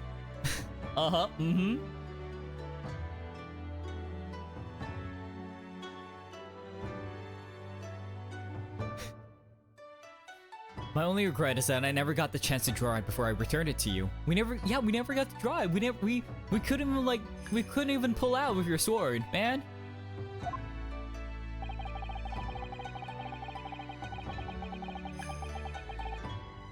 Kanama is said to have been forged by a master swordsmith during the Sengoku Warring State Spirit. Damn, it's holy. Okay, damn, it's an old katana. All right.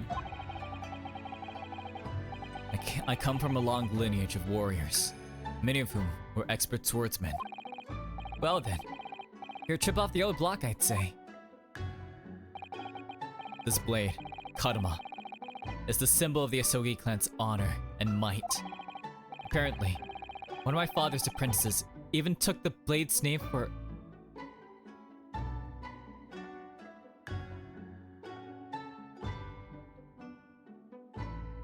What?!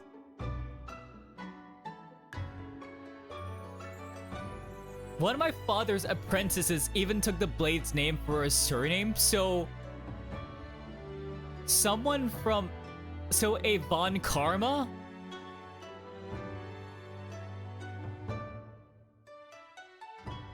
Alright then. So... The first Von Karma was an apprentice to...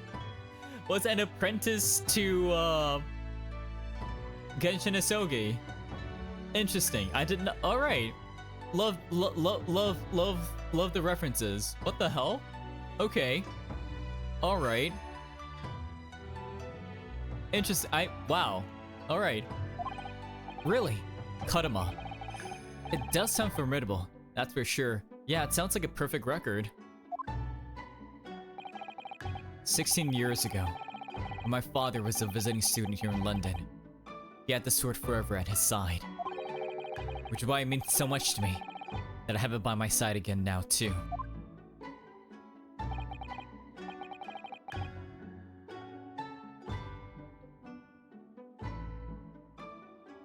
And that is all thanks to you.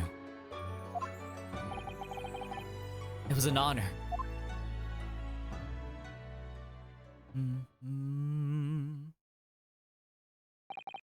Now, I have preparations to make for tomorrow. Perhaps I said a little too much. Kazuma, you've changed. No. Ryunosuke. I haven't changed at all. It's you who's changed.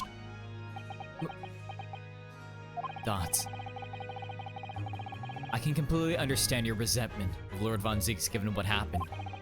But the fact is, those events in this case are, well, unrelated. Is that what you want to say? How can you be so sure? What do you mean? I mean, to be fair, like, we know that the Reaper conspiracy happened immediately after the Professor case. We know key people involved with it. We know at least like, Gregson is involved with the Reaper, right? So who's to say that he's not involved with the Professor case as well? He was the one who solved it. Never mind. That man is the Reaper. And it's for that reason that the Inspector was killed. I'm going to prove as much in court tomorrow, by whatever means necessary. I can't let you do that, Kazuma. Dots. I know you'll do what you have to as a lawyer, but I'm sure I don't need to tell you that I won't be taking any prisoners in the courtroom. I would expect nothing less. Until tomorrow then, in the Old Bailey. Alright. There we go! We can finally leave. Kazuma-sama, the prosecutor. I never imagined it possible. Alright, let's go. Forensic Laboratory. It's the same one as the Goth Laboratory. Holy shit! Oh my god, she changed it up. Look at that. It's so goth punk? It's so fuchsia. What the yo? It's so cute goth, I think. It's not kitty goth, right? Like I forgot the term. Time to meet the gore fan. Yay.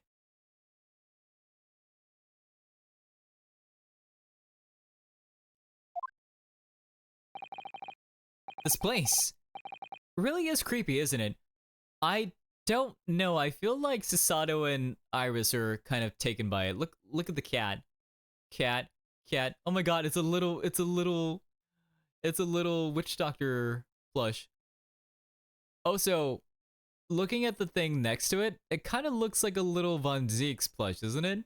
Is that a Tsum Zieks right there? Is that a Baroque Tsum right next to the witch doctor? Potentially? Maybe she's really taken by his purple hair. I'm looking at mine right now. It kind of looks like him. Just like a little bit. Well, being a dead room, it's probably full of the spirits of the dissectant. But actually, there's a rather pleasing scent of roses in the air. Yeah. Well, being a dead room, the coroner probably needs a boat scent like that to mask the odor of death. I mean, Iris is the most Iris is the most educated one amongst us right here. Iris, you need to stop. Like, look at Susato. She needs Iris, look what you've done. She needs to now go home and possibly pass by a big confectionaries. Possibly. For Susato. Do you think we could change the subject?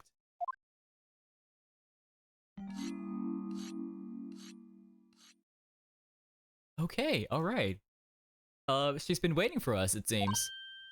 What was that? Oh, it's actually getting louder. Oh, there you are. Ah, Dr. Guri.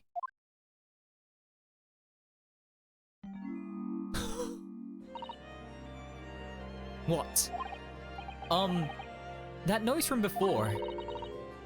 I was sharpening my tools. I'd be dead meat if I didn't keep a perfectly keen edge on them. Right. When following the collagen fibers in the dermis, an expertly sharpened scalpel cuts like cheese. Would you like a demonstration? The tendons to dermis so past the skin. Okay. Oh, yes, please. I'd love to see. You know, we keep forgetting that Iris has a medical degree. Wait, hang on. Do we know anything about...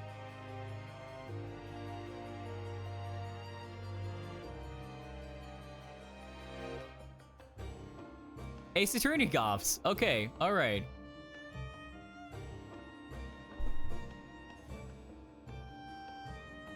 But hey, she's 19. Okay. Alright. So at least like it's a little more like, oh, you became a doctor at 19? Sure. Shout out to Ace Attorney Goths once again. Yeah. Then I think you'll do nicely. Huh? No! No, I wouldn't do nicely at all. I mean, maybe some other time. Was that a tut? Well, we came here to ask questions, so... I think it would be funny if like they kept the sound effects. It just keeps going. Just time of death. Yeah. We have actually met before. I'm a lawyer, if you remember. You're not dead yet. What? So Mama said I wasn't to cut you open. She's so strict about things like that. I hope you haven't cut into live people yet. Or ever. Well, good. Dr. Sif has some scruples at least. Oh dear. It looks like she's not interested in talking to us.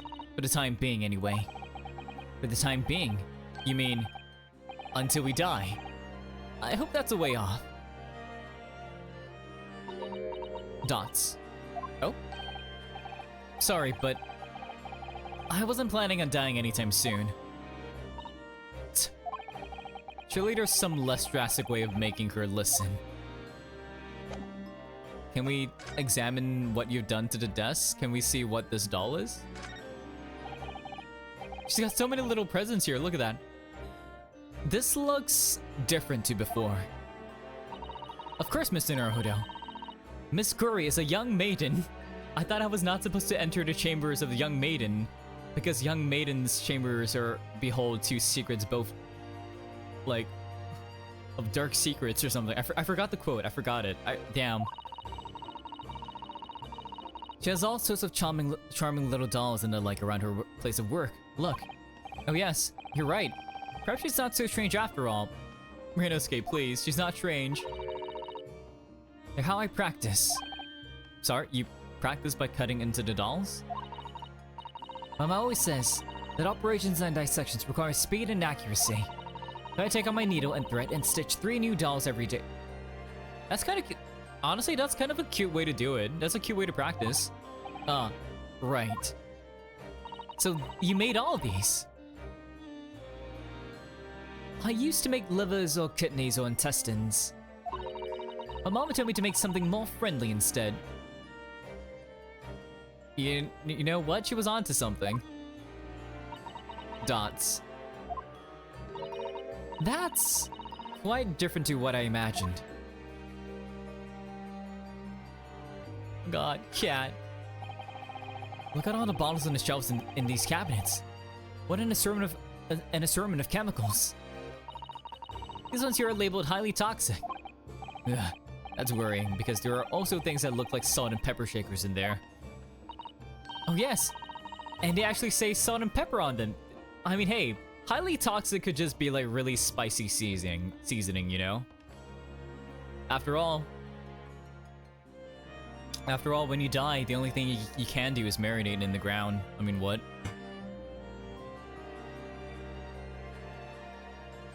What? The doctor probably spends a lot of time in his room, I suppose. Perhaps he has meals here sometimes. Life goes on, even when we're surrounded by death. You know, c'est la vie, yeah? It do be that way.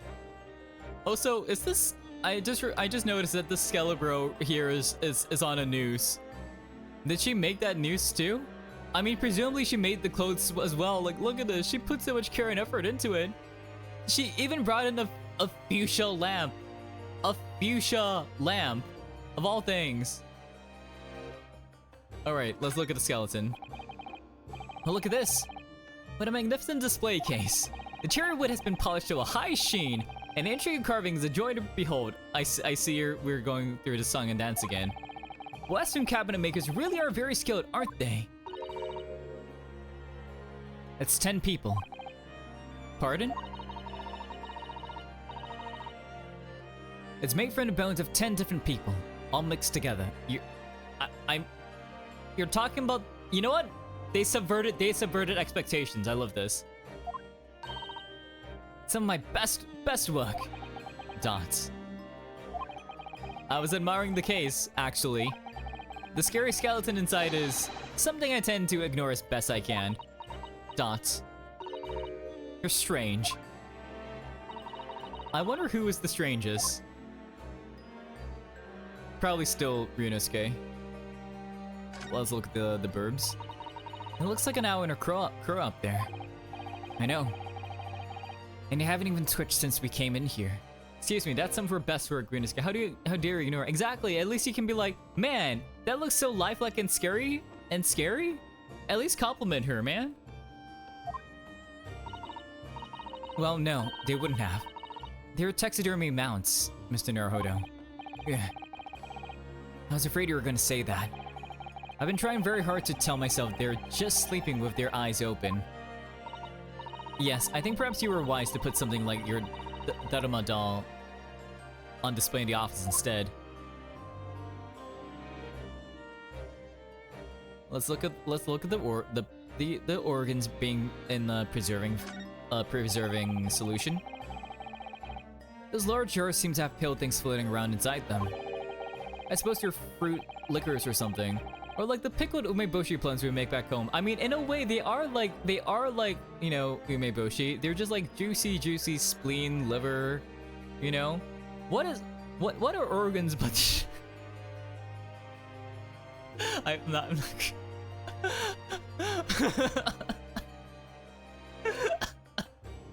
Anyways.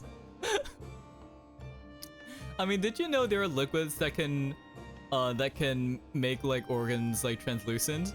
Yummy formaldehyde. Yeah, you know there are like liquids that can make like not only preserve organs but make them, I'm pretty sure make them like translucent or something, just so you can kind of study the insides. There's a thing like that. I forgot. It's either like, it's like either changing the it's doing something to like the pigments on it that makes them translucent. I'm not sure what.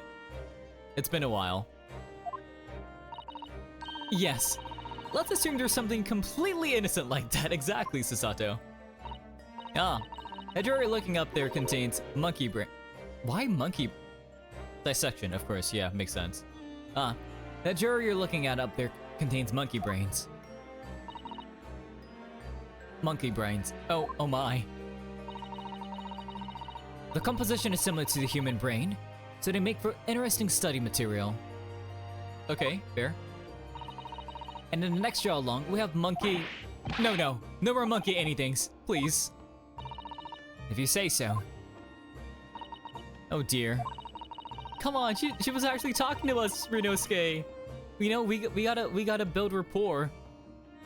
The time when I still thought it was just some pickled umeboshi plums seems so long ago already. Look at the tools. The table and a set of sharp tools. When you consider each in isolation, it all looks quite innocent.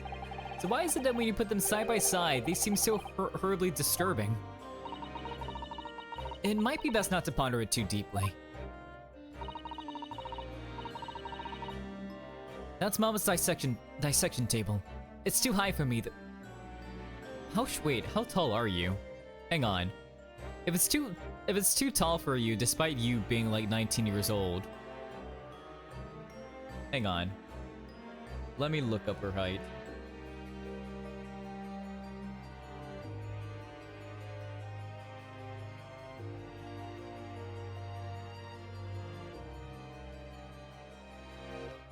Does she have a listed height?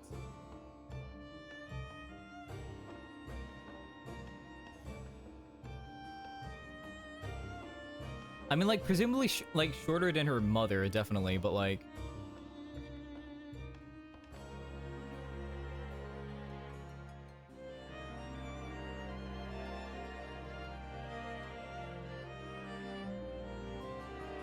Well, height is unknown.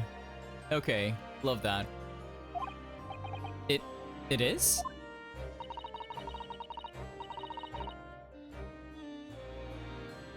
If I fell from that height in my sleep, it would really hurt.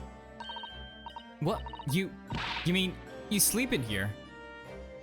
Oh, as in it's too high for you to sleep? Okay.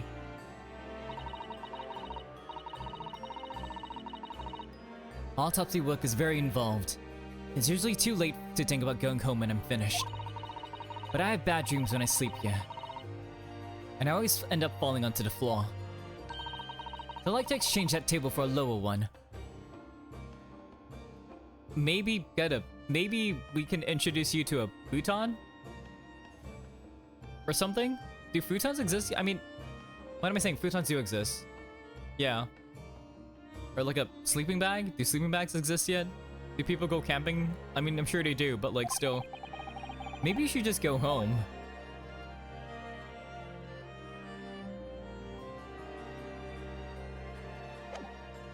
I like that she's quirky. Can I present to you the autopsy report? You wrote this, didn't you? Dr. Guri.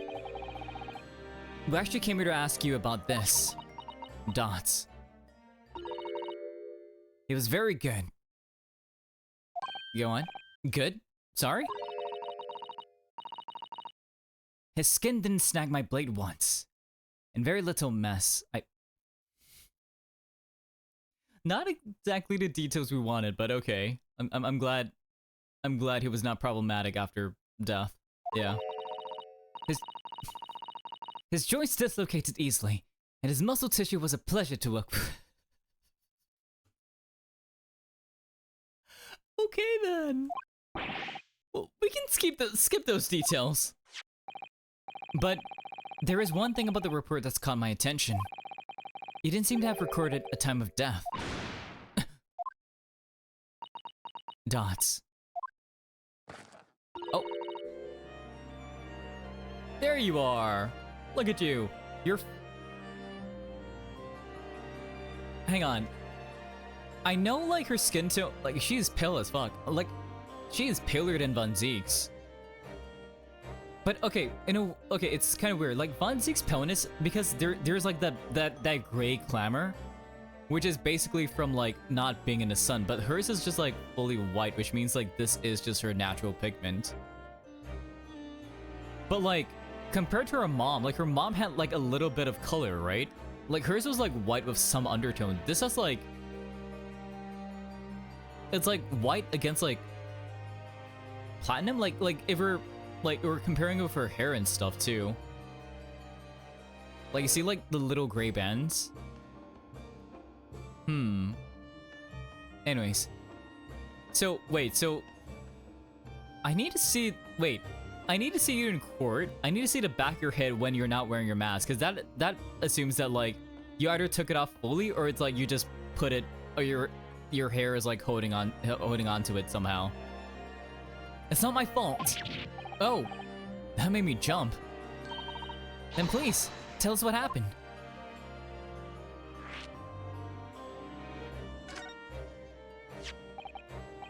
So, why doesn't this autopsy report include the victim's time of death then? it's really the most crucial detail. So not to write in. Oh? Yeah, so wait, so she is like just holding it, hanging it off the back of her head. What? By whom? Mel Strongheart, the Lord Chief Justice. He came here. He's plotting something, isn't he? Which Strongheart came? He sure did. He said that from the witnesses' statements about the gunshot and the other evidence. It was obvious. The man clearly died at 5 PM on 1st November, when the gunshot was heard. But you disagree, right? But that's not the time of death you wrote on the report. You didn't write anything. Was there some reason you didn't include it? Dots. Dr. Grory, if you're hiding something under Lord Strongheart's instructions, then sooner or later, you're going to go the same way as your mother. God damn, Rinosuke. God damn. Bro, she can stab you. You sure? Give it here then. Oh, or I guess, alright, I guess that worked. Alright. Huh? Why's she scribbling so furiously? There. You've written... What? What's she's written? Tell us. Indeterminate.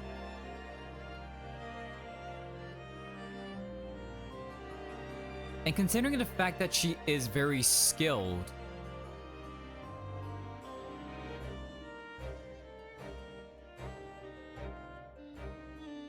okay, we need to consider things, right? If we do believe that Gregson's body, like Gregson was killed the day before he was discovered, and on the day that he was discovered,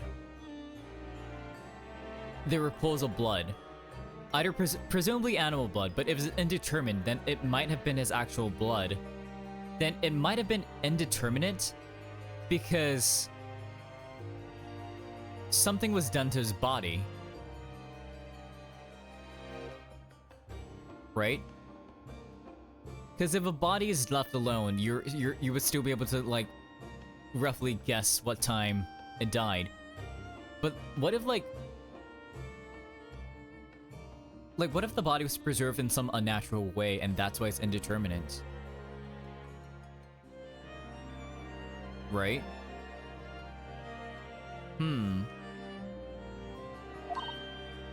But the details of the autopsy report have been updated in the court record. I need Gory to explain why it's indeterminate. Yeah. What do you mean by that? Why was the time of death indeterminate? When the specimen was brought in, it was still fresh. But the time of death could easily have coincided with when the gunshot was heard. But there was one small discrepancy. What discrepancy?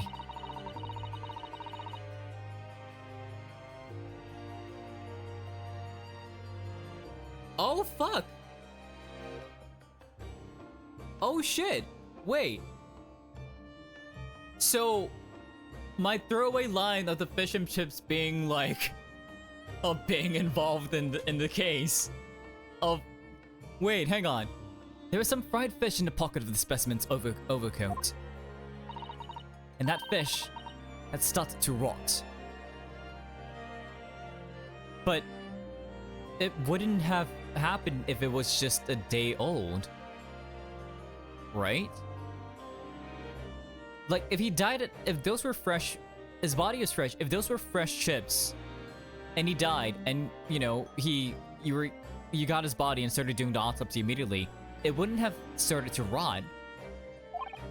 What? So, so the death of his body and the rotting of his fish and chips are different.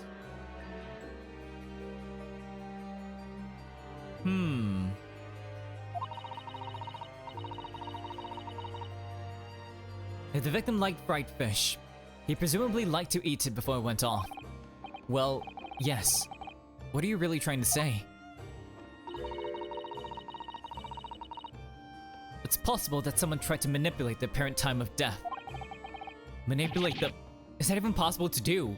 Like, I don't think fridges, like, did fridges exist back then, or like icebox? Because I know, like, was it the 20s or 30s, like, where icebox were like becoming more popular, right? Like, you like have someone deliver like a giant cube of ice into your wooden box, and it would just chill the whole thing, like daily. But would that be a thing back then? Like, now? Theoretically, if you were to chill the body in ice, you could delay the onset of petrifaction. So it doesn't, okay, so it doesn't need to be an icebox. It could just be like, covering the body in ice. And if the overcoat wasn't on the body at the time, then only the fish would have started to rot. Man, yo, the fish, oh my god, the fish and chips. The fish and chips. Yo, the fish and chips. It came in clutch. I knew it. His habits, the tiniest of details.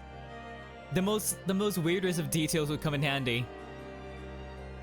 With today's science, it's not yet possible to determine if the body was chilled or not. But today's science is advanced enough to let you freeze a corpse, it seems. But surely, chill a corpse like that would require an enormous electrical refrigerator. So electrical refrigerators existed, but I don't imagine many households in London are equipped with such a device. I mean,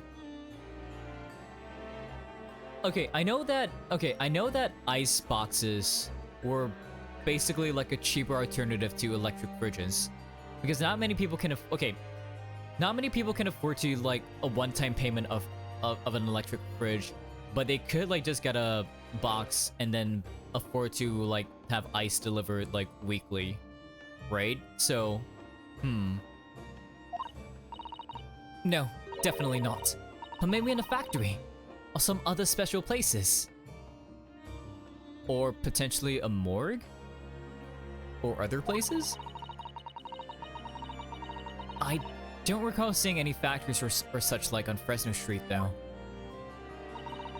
I wonder if the inspector's body had been chilled somewhat. There were iceboxes commercially available, but not fridges as we know it. True, yeah. Cause I know, like, cause ice cream cause commercial ice cream has definitely like been sold back then.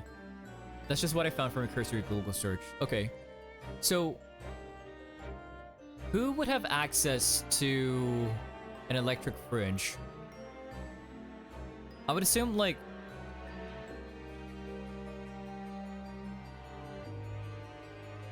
either a morgue or someone, right? Like, cause if we're assuming that like Gregson was assassinated, right? Then regardless, the government would have the assets to like get a fridge somehow.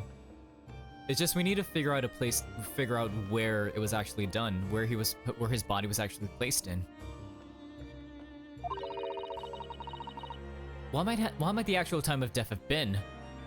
Can we retroactively look, like, you said the fish and chips started to rot, right? Can we like figure out like when, like how long, like what's the half-life of fish and chips? Like, can we figure that out, please?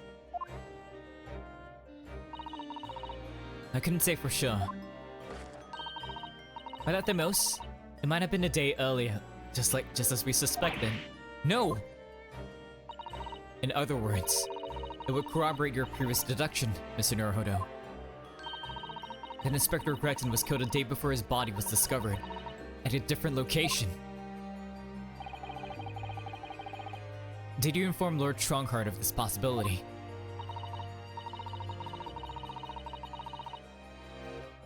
He simply said that there were no electrical refrigerators of that size in the vicinity.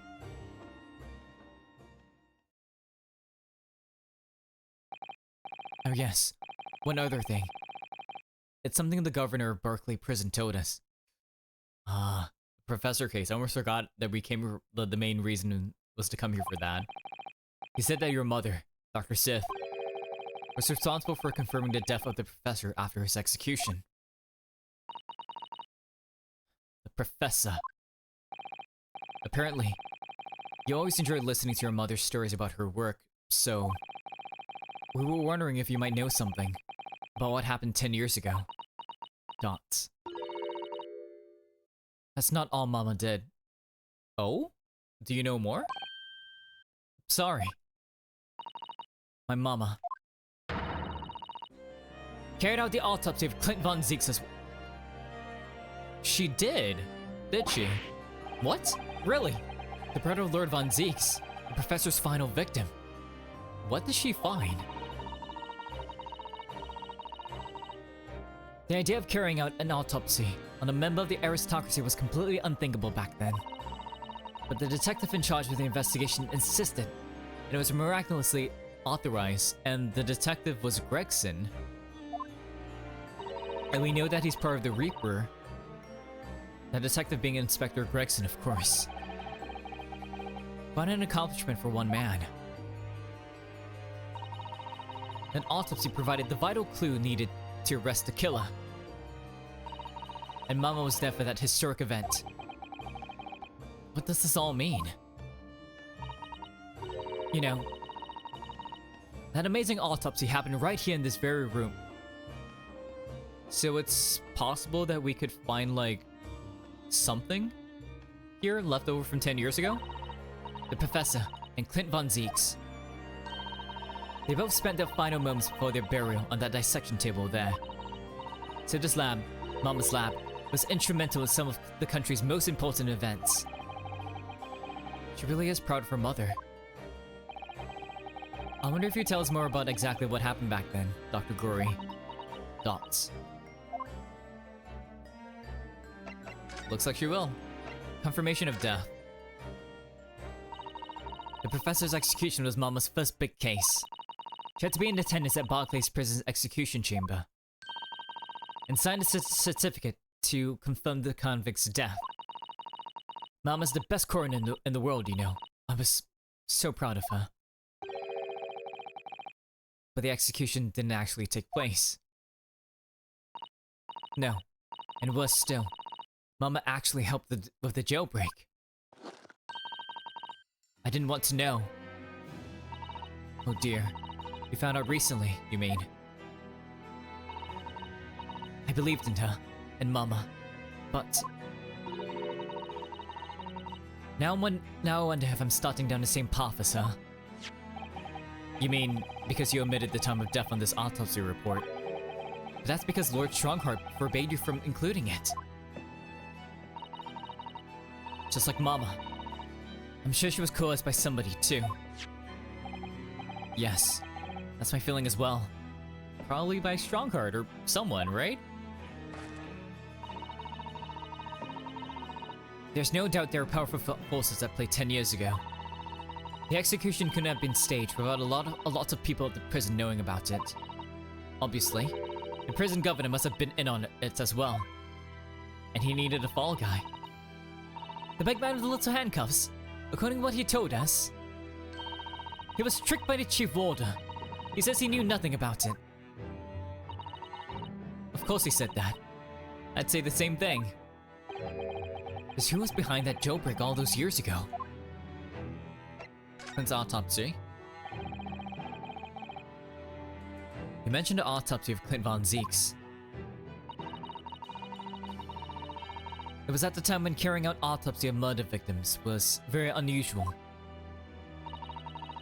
It's still not a practice that's observed in our country, even now. It turned out that he was the professor's final victim, and when the autopsy was performed, Mama was present, although only as a secondary assistant. The person leading the procedure was called Dr. John H. Wilson. I mean, we know that, like, John H. Wilson was also mentoring Mikotoba, like, in forensic science. Which means Mikotoba probably knew Dr. Sif as well. Interesting. It all ties back together. That's right, my daddy! And there was one other person present. The primary assistant. Oh? It was a visiting student from the Far East. It's Miko Daddy! It's Miko Daddy. Wait, a visiting student. It must have been my father, Eugene Mikotoba. I had no idea Professor Mikotoba had been involved in something so important. The outcome of that historic autopsy was the discovery of a vital piece of evidence that led to the capture of the professor. What was it? So that's how they came to identify Kenshin Asogi as the infamous mass murderer. Do you happen to know anything about that piece of evidence? Can you tell us any more? Dots. Would you like to see the records for yourself? Well, would that be alright? What's the point of keeping records if people can't look at them? They're filed under V, at the back of those cupboards, with the other records from the last decade. Thank you. I'm gonna look for a little bit, but I hope this will continue a while longer. Alright, Ari, thanks. Enjoy your lyric. Let's see. Von Zeeks. That's strange. What, Mr. Naruhodo? They aren't here. There's nothing under Von Zeeks. It must be. Perhaps somebody took them away. When Strongheart came to inform you, he must have taken them away, right? No. No one's allowed to take documents related to the Professor case out of this room. Oh, you're right. They're gone. Well, when was the last time somebody looked at them? Do you remember? It was... Oh yes, I remember now. It was 2 years ago. Oh? 2 years ago? A consulting detective came one day saying that he'd like to see the record. Sholmes? He has them? No. You don't mean... Helloc Sholmes is his name. Deep down, I knew that was coming. Do you think he stole the records? Oh no, surely not. Iris, that can't be right, can it? It honestly sounds like Sholmes. Dots. Wait.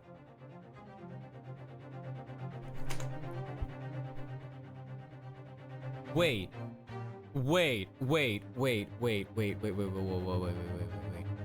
Iris's reaction to this. When Iris found out that Sholmes was not her dad, after looking into finding like a piece of like a document with a signature on it, right? Signed John H. Wilson. If John H. Wilson was the lead coroner, that means that Iris probably saw the autopsy report of Clint Von Zeeks, right? Iris.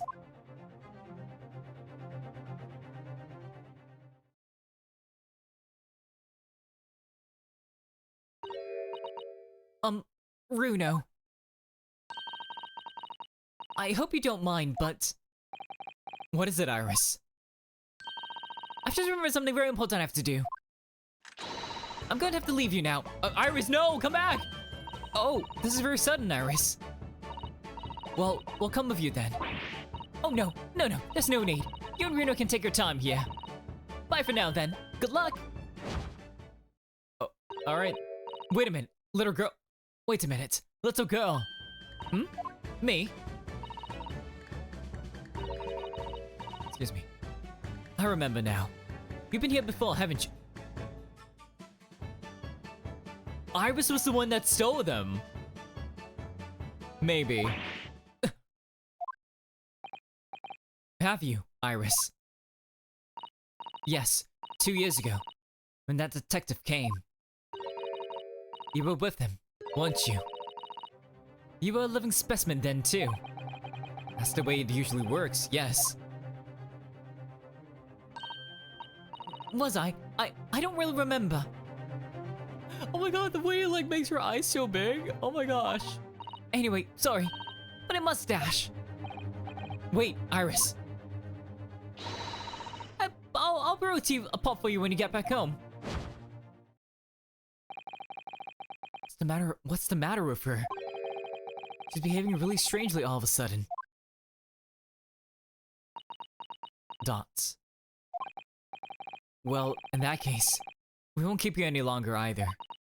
Dots. It's been quite a while since I had any visitors. This is really fun. But next time you come, I prefer it if you're ready for a dissection. We could dissect with you, but I would not like to be dissected. I can't make any promises. Sorry. It's a bit strange that the records of Clint Von Zeke's autopsy have disappeared. But I think that's all we came to ask now.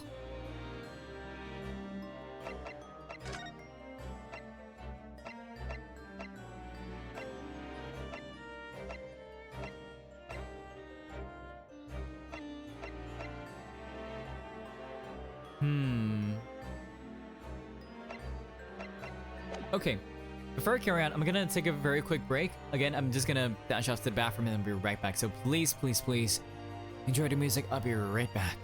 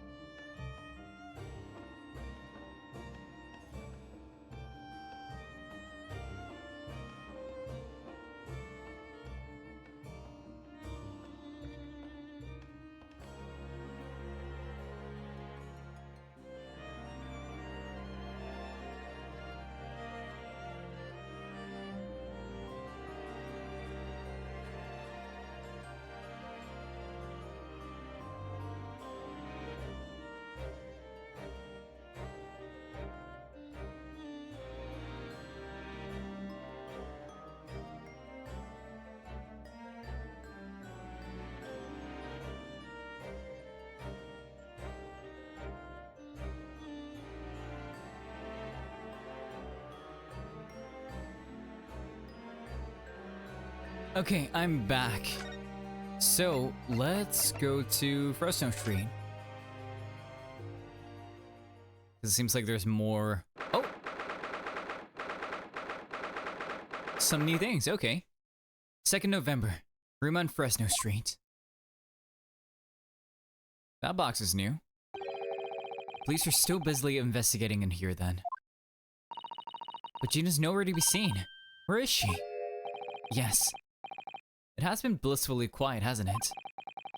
Perhaps she's out investigating on her own. Practicing what her boss taught her. Well, I expect she'll be back before long. Shall we wait? Actually, this box is kind of suspect.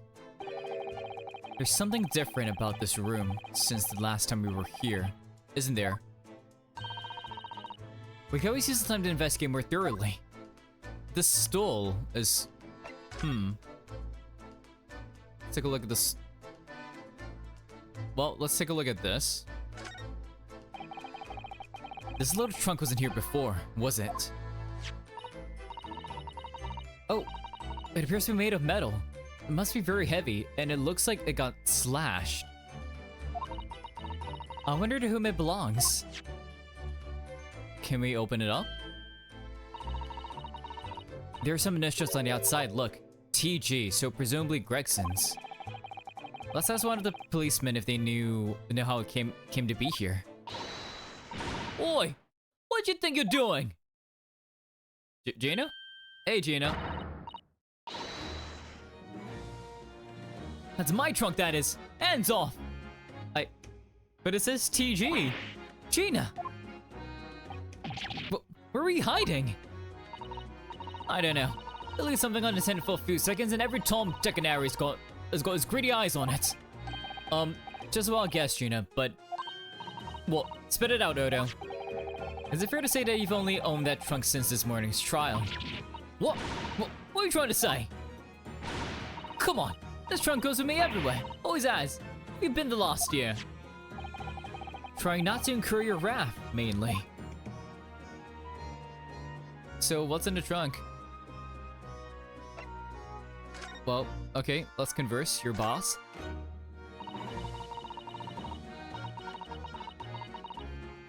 You should have him talking at the yard now. They should be ashamed of themselves. Just saying, that was the boss who killed all them bludgers. You mean the whole Reaper thing? Yeah. Apparently, the boss was investigating stuff that no one else at the yard knew nothing about. Stuff to do with all them criminals what got off scot-free.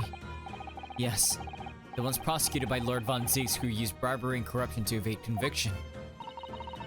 Well then, obviously, it was that blooming Reaper giving the orders, wasn't it? But why would people be suspecting Inspector Gregson of being involved in the killings?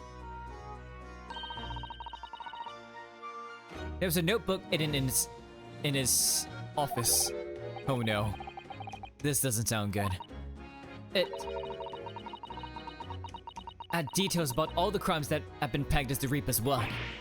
What? No. Did you see it, Gina?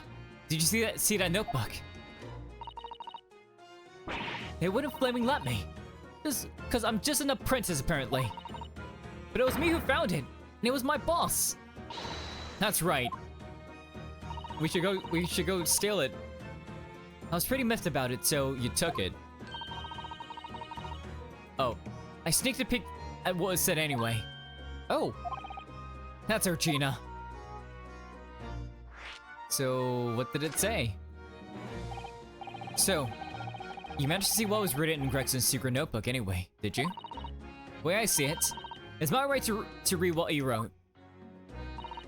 And what had he written, Gina? Dates, times, places, names, an long list of them. All details is what the pledge is supposed to have been done in by the Reaper. But there could be an explanation for that. Perhaps it was a record of the Inspector's investigations into the Reaper's activities, but we also know that Von Zieks believes that Gregson is a tactician. Exactly. That's what I said. That's the first thing you'd think, right? As it happens, his fellow names I recognize anyway. While the Reaper's targets were almost exclusively known leaders of London's criminal underworld. Well, yeah, but there was one name right at the end that was a bit odd. At the end of the list, you mean? I'm pretty sure the date against it was 31st October. 31st. Oh! The day before the inspector was found dead. Wait. Who's... Oh? So, what was the odd name? It wasn't like a name I'd ever seen before. It was something like, Nah, it's no good. I can't remember it. I don't think it was an English name, put it that way. Was it Kazuma Asogi?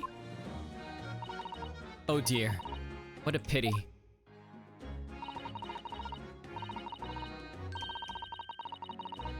There was something else too. I don't know if it matters, but the same name kept coming up over and over. Shin. It was. I don't suppose it means anything, but... Asa-shin. Assassin. Dots. Dots. Did you say Shin? Dots. Well, it does mean something. Lord Von Zieks knew the name too. He mentioned her as well. The woman who actually did the deeds. And now, we found out her name appeared in Gregson's secret notebook. So Von Zieks is right. So your investigations. Let's talk about it. We haven't seen you for a little while, have we, Gina? Of course not. I've been busy, ain't I? Investigating in that. The lads at the yacht are trying to trace the boss's movements the day before it happened. The day before. That would be the undercover investigation into the Red-Headed League then. Only the boss didn't go, did he? You found some cove what was pretending to be him, didn't you, Odo? Yes. It was Mr. Vigil who actually went to the park on Lime Tree that day, posing as Gregson.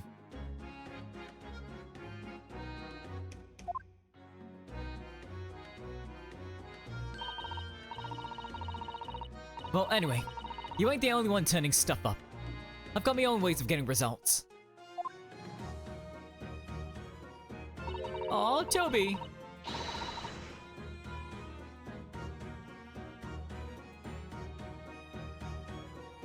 When me and Panya get together, there's nothing we can't track down. Oh, little Toby! He's such a faithful friend.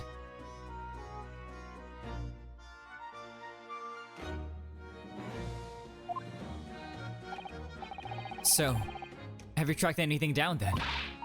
What'd you think, eh? Of course we have! Couldn't tell you though. Police business, in it. Ugh.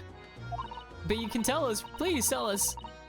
Anyway, the point is, if Lord ever need my help, you know who to turn to, right?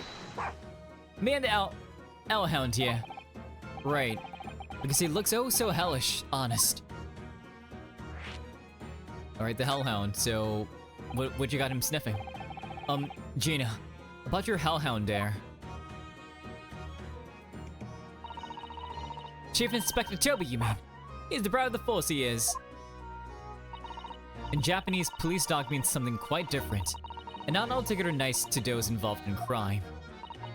But here in Britain, it's a wonderful compliment, it seems. For a canine, at least. It should be, after all. In a great exhibition case the other day, it was Toby who managed to locate Drebber's workshop. Maybe it's time for another demonstration of what the super dog can do, eh? Do we have something the Chief Inspector could catch the scent of, I wonder?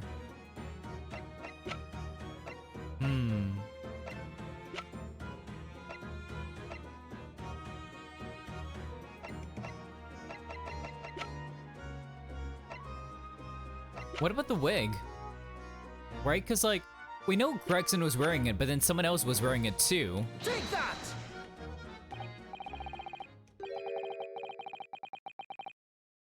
Right? Because, like, what if you can, like, find, like, other distinct smells?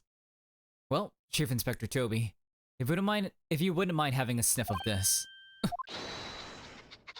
Oh. He might be a little too keen, don't you think? Oh. Gina!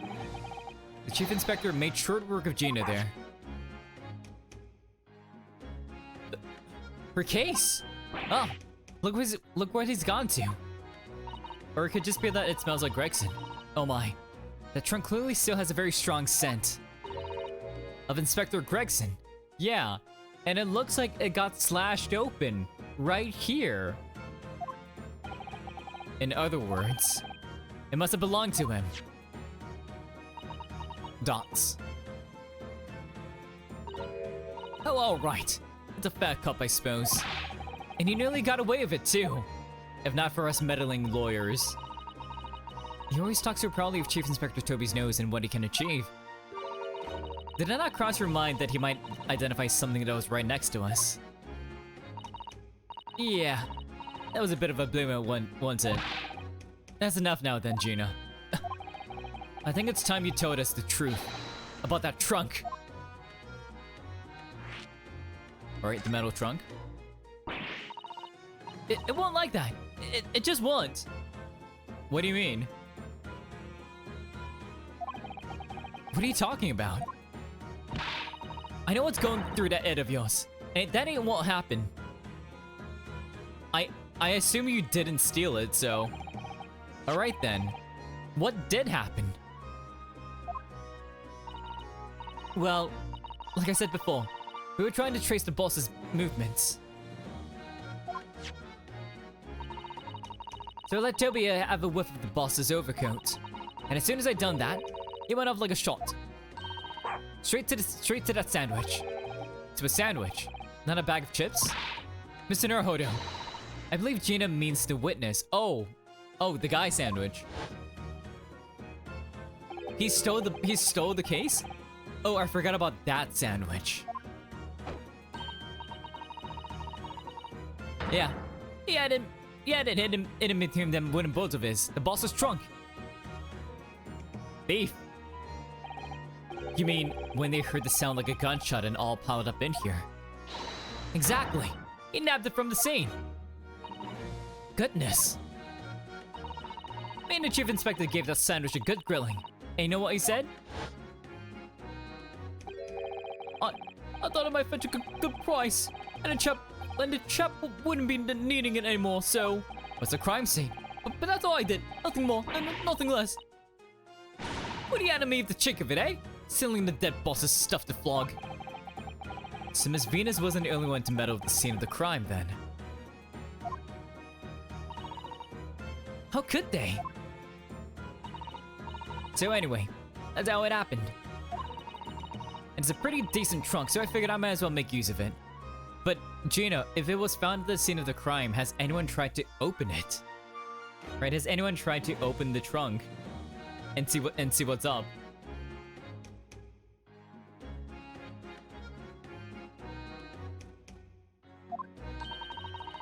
Is there something wrong with that, eh? Well, maybe you and Mr. Sanders should try to find the answer to that question together. I need you to open that chest, Gina. Please. Pop it open.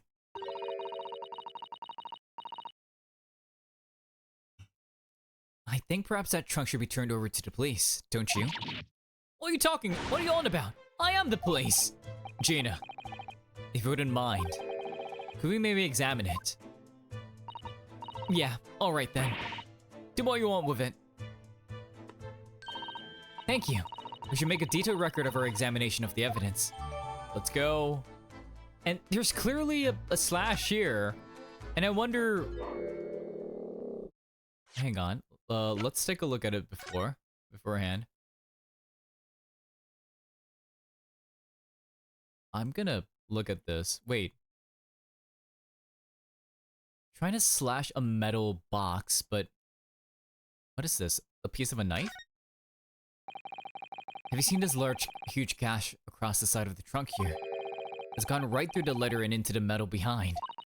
Gosh, for a metal chest like this to have been so badly damaged, whatever made the gash must have struck the side of the trunk with considerable force. I wonder how it happened. that we are not able to, like, look at it? That looked like it chipped off. Can we... There's blood! Look at this dark stain here.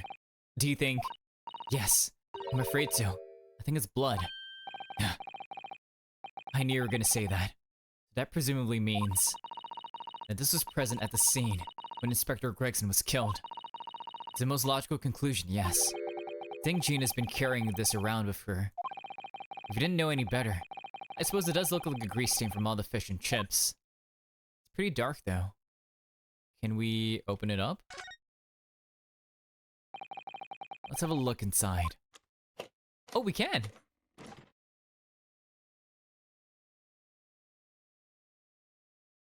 What's in here?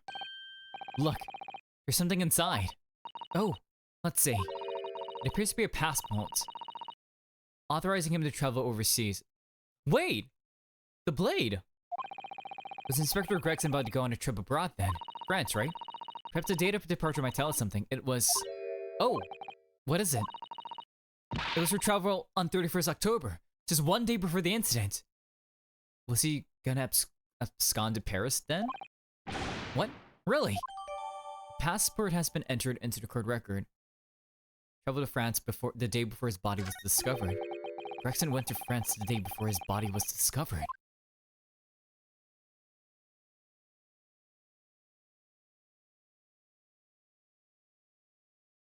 This... What is this?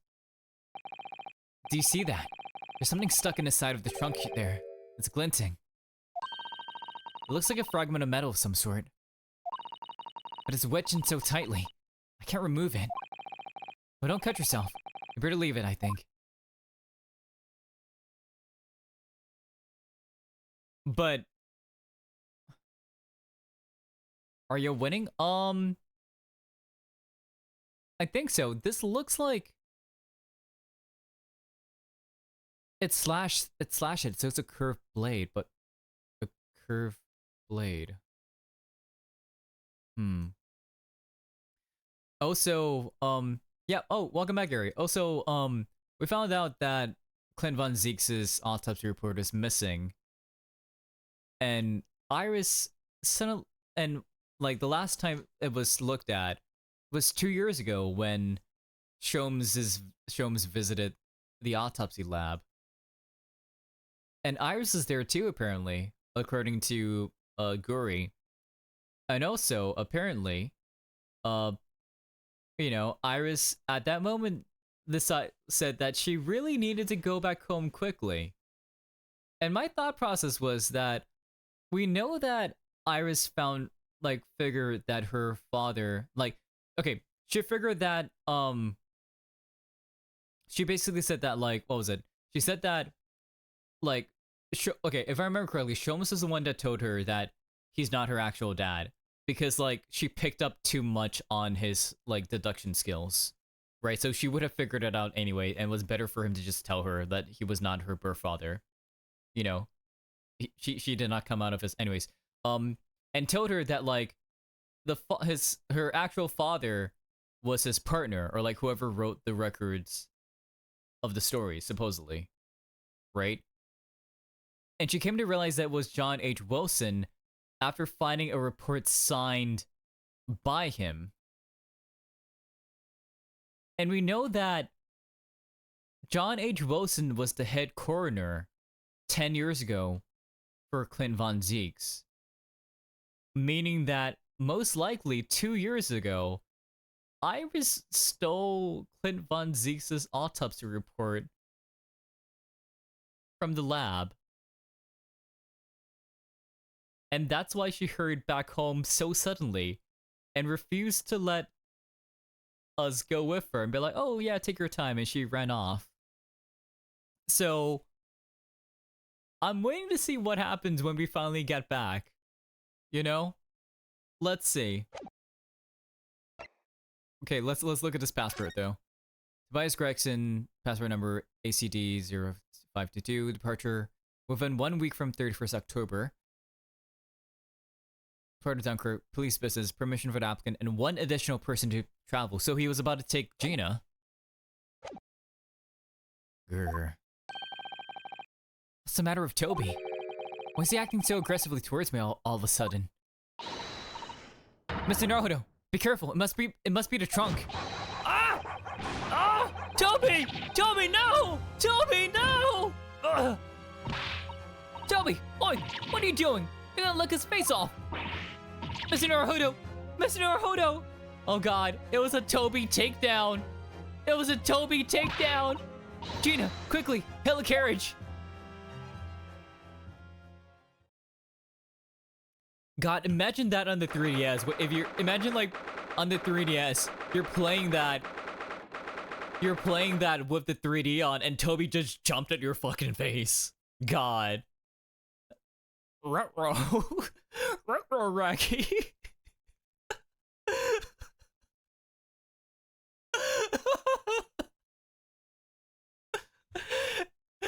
2nd November, 4:57 p.m. Naruto's legal consultancy. We're back home. We got scratched up by Toby. Ugh. Where am I? Who am I?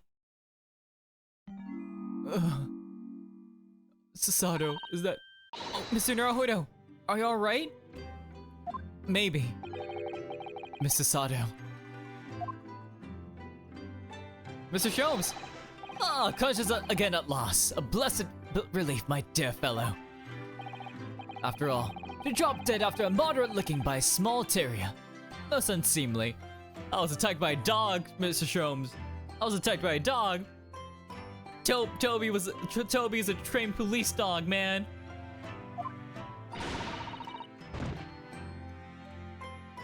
What is or isn't seemly isn't relevant here, Mr. Sholmes.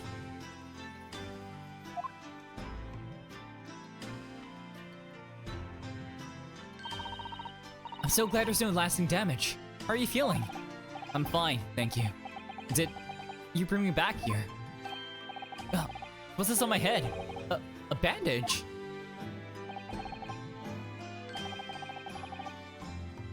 Sadly, we had no ice, so that's a compressive sugar water. What? Does that help? Like, did you just have it laying around and you chilled it? Sugar water? Don't worry, Mr. Naruto. It's first aid treatment that my father taught me. Oh? Oh, thank you. So, let us take tea while you're filling up when you're filling up to it. But of course, no sugar in the patient's cup. Ugh. The bump on my head is throbbing sweetly enough, don't worry. Whenever you feel ready then. Let's converse. What to do? Well, we gotta talk to him, right? Alright, Mr. Naruto. It's rather unusual to find ourselves here in the middle of our investigations. It's just occurred to me that I might have forgotten something when we left this morning. So please don't worry. As long as you continue to investigate thoroughly, you won't go far wrong. Oh, yes, of course. Let's get back to work as soon as possible. Okay. Well, I can't help it, Sasato. I was attacked by a police dog. Oh. Whenever you serve me tea, it always takes me back to Japan. I know you're not particularly fond of the bitter taste, are you? So I do always try to pick up the less bitter matcha for you. Hey! She does often serve up an unusually mellow blend, it's true. The anticipation of the taste in my mouth makes me bitterly worried anyway. It's very difficult for you, isn't it? Hehe. The spade is still here, look. Please, Mr. Naruto, it's not a spade, as I think you well know, it's a shovel. It didn't take long to reignite that old argument. Ah, I have an idea. Let's give the implement a name, like Professor Harebrained named his tools. Ooh, I never thought of doing that. From now on then, let's call it Reno's... Are you calling me a tool, Mr. Sato? No.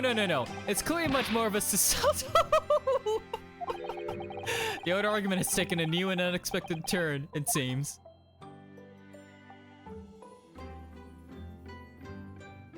Okay, alright. Oh, Amikan. My desk is just as it was before I left. Semi ink and a calligraphy brush. Even though we're in England now. It strikes me as typically you, Mrs. Sato.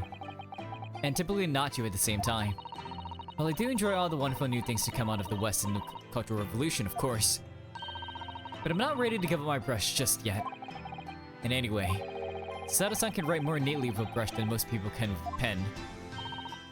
Practice makes perfect, as they say. Let's look at the oven. The steam is rising gently from the kettle as always. Yes, it doesn't feel right somehow unless it is. But the steam has an unusual scent today. Perhaps the sweet potatoes that I brought back from Japan with me are ready. You've been steaming it in the kettle? Gulp. Oh, Mr. Naruhodo, I heard that, you know. Tears of joy, Mrs. Sato, from my mouth.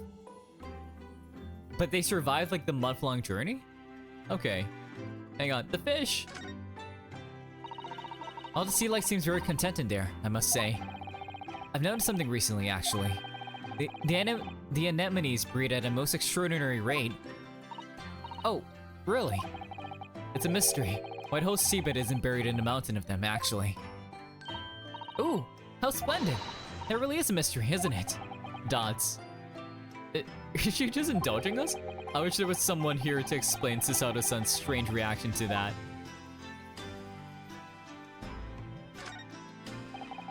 Your room across the hall is undisturbed, of course.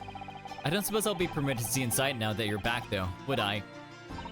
You know very well that only Iris is allowed inside. Yes, I heard you two giggling together in there again last night. You can visit Mr. Shrooms in his room, Mr. Naruhodo. I don't know. I don't think I'd rather not be his roommate.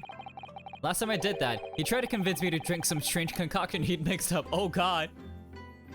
We're gonna go sullen like, Mr. Shrooms, the girls are at it again. Come, Mr. Naruhodo. Come drink my collection of potions. I'd rather not. Oh. My desk, my messy desk. You see? I've been keeping my desk beautifully covered in papers as always. You really must tidy it all up, Mr. Naruhodo. No more excuses. But Mrs. Sato, the way I see it, all these papers building up on my desk like this are a reminder of my wonderfully diverse daily life. I like to leave them as they are, so I never forget how lucky I am to have such varied experiences. In that case, you should definitely have a thorough tidy. Then you'll be able to see your papers building up all over again and feel that joy renewed. Still can't beat her in an argument, even though I'm the lawyer here.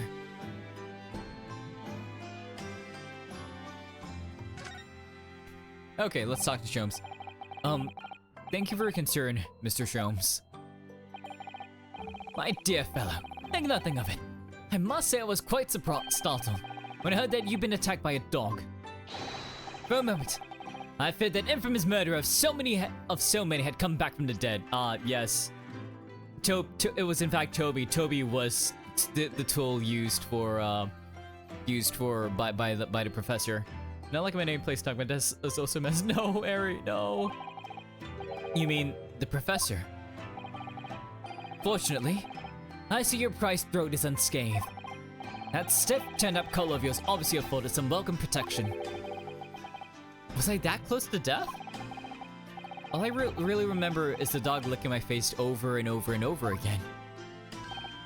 Well, if you wish to avoid such troubles in future, a little mustard spread on the cheek should do the trick. I should think that would balance the sweetness of your bandage rather splendidly. Okay, then do we... Alright, let's go. Alright, he's just chilling. Let's go have some tea then. Let's go. 2nd November. Shrooms' Suite. Alright. What the fuck? What the fuck? What? What the fuck? What the fuck is happening? What? Why is it Why is it German? What is it? Why is a German song just playing in the background? Iris! Wait. Is that Miko Daddy? Iris, did you kill Miko Daddy? What did you do to him? Iris! Iris! What the fuck did we walk into? Iris! Iris! Dots. What on earth is going on here? Am I having a bad dream? Ah, no. It's an old German folk song. Rather a fun rendition, I think. I like how he's closed his eyes to be able to hear it better, but Sholmes, that's not it. That's the least of my concerns. Iris? Dots. Iris. Iris, please. Iris, what's the matter? Oh, she's pouting. Iris, please. Who is that sprawling? I mean, that relaxed gentleman over there. Susato. Susato, that's your dad. That's your fucking dad. It's clearly your father. Susato. Susato. They really are just passing the brain cells amongst them, aren't they? Oh my god. Oh no, her eyes! Iris, did you kill a man? How did you kill Miko Daddy? Iris? Is she even listening? Who was the brain cell Reese currently? Maybe the record player, I don't know. Excuse me, sir. I do apologize for troubling you whilst you're singing so merrily, but... I do apologize for troubling whilst you're singing so merrily, but... Would you be kind enough to explain the situation?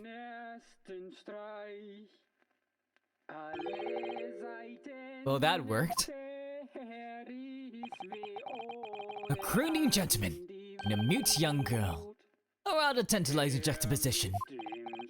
And one that appears to have incited the gods of deduction within me to find their voices. Are we having a dance of deduction? Yo? Oh, Mr. Sholmes, do you mean... Dots. Iris? Did you swallow something? The strains of reasoning within me are playing now as a delightful duet. One melody sings of a reunion full of nostalgia. A reunion? Oh? My man is on Mikotova and he can't hand it over because he's passed. Dots. Whilst the other is a morose theme about the great secret you're trying so desperately to conceal. Iris. She's turned as white as a sheet. So as usual, you've instantly seen to the very heart of the matter. And by the time my own brief performance is over, I feel sure this gentleman's song will reach its finale. So then, to Musicland, where all is sweetness and delicacy and harmony. Pray, do enjoy Herlock Sholmes' latest Logic and Reasoning Spectacular. Oh my god. Their great deduction. The game is afoot. Let's go. Man's identity. Firstly, we considered the gentleman's nationality. Clearly, he's a German with no grasp of the English language. I'm sure he is, yes. As evidenced by the Germanic song. As evidenced by the Germanic song he sings and its apparent inability to understand when asked the deceased. So, why is the man here at all, and in such apparently high spirits? The answer, of course, Iris, is clearly known to you. Indeed, we need only follow the gaze of those bright young eyes to unravel that particular part of this mystery. The reason for the man's mildly irritating warbling is revealed by the herbal tea. Sorry, herbal tea. I forgot that we need to pronounce the H for this. You obviously offered our German guests a cup of your latest herbal blend. The tea's delectable flavor has made the man's spirit soar. and resulted in his joyful ditty tumbling incessantly from his lips. I'm sure. I eagerly await sampling the flavor myself, that I might join the fellow in his state of elation. Now, to the next question. Who, exactly, is this gentleman availing himself so thoroughly of this, setting? Yeah. Dots. As it happens, a number of years ago now, a certain gentleman of German origin engaged my services in solving a particularly delicate case. I'm sure. He required the retrieval of letters once sent to an acquaintance that might have proved problematic. In order to conceal his noble identity, he also arrived at my office in a mask. The gentleman's name was Wilhelm. Isn't that wasn't that the name of the kid? The balloon kid? The gentleman's name was Wilhelm Gottsreich, Sigismund von Umstein. You pulled that out of your ass. That was the kid's name. And he wasn't. Oh, okay. The King of Germany. The fucking king of. Ah, yes, Miko Daddy is just the king of Germany. Ah, yes, the king of Germany. If my memory serves, the mask worn by this gentleman is identical. Sholmes is clearly screwing with us, right? He's clearly screwing with us, right? Yes, there can be no question. That mask belongs to the King of Germany. It would appear that His Majesty remembers the fine service I afforded him, and it's decided to show his face again, mask and all, in order to express his gratitude. A well-mannered monarch indeed. Wouldn't you agree, my dear fellow? Iris is like, what the fuck is he talking about? So the identity of this masked visitor is in fact my former client, the King of Germany. The King of Germany.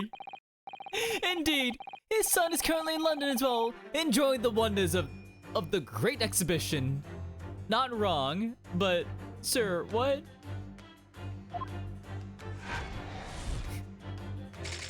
The King of Germany, Eugene Mikotoba. Girls, silence. Which leaves us with one remaining imponderable. Yes, you, young Iris.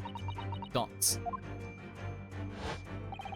But your apparently inexplicable silence is unable to hide the truth. Dots. Yes, the reason for your muteness is concealed inside that knapsack. A £5 note, I believe.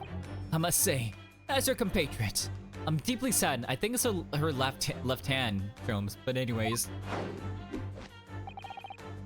Or just her mouth.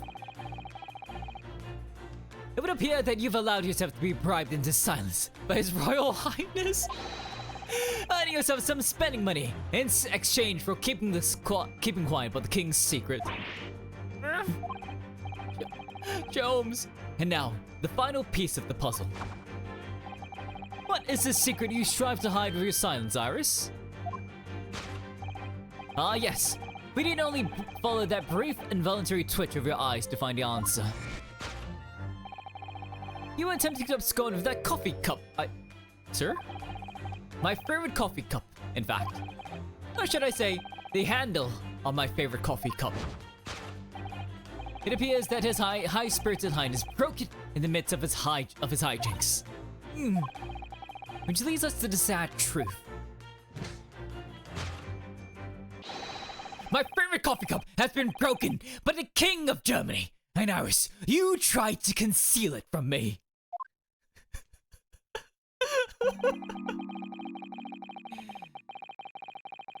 I shall have a bill sent via governmental channels to the German royal family for its replacement. God damn it, Sholmes.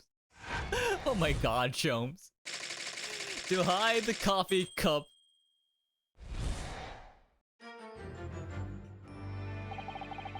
Thus concludes Sherlock Holmes' great deduction of this painful puzzle.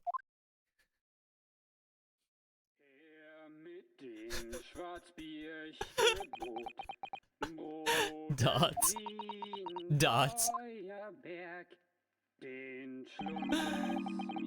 With your silence a spell, the fellow's jovial wobbling rather brings in the ears, does it not? Mr. Sholmes, I must say something does rather trouble me. Pray, Mrs. Otto, do tell. His Royal Highness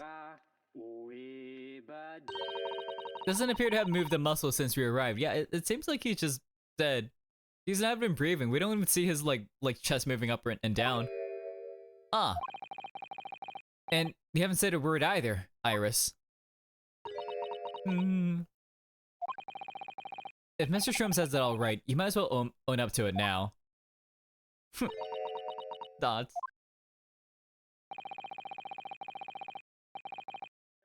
Your reasoning isn't entirely without substance, I must admit. And one other thing, Mr. Sholmes. It's another grievance, Mr. Naruhodo. Surely not. Well, I actually read the story of that case recently. The one you were just describing. And according to that, at least, it wasn't the King of Germany. It was the King of Bohemia. Exactly. That kid was from Bohemia. Dots. Goodness. Was it? Yes, that's quite true. Master Goss the Prince testified to that in court. In his words, I have come to see the great exhibition all the way from my home in Bohemia. Dots. I would ask you to keep that minor error to yourselves.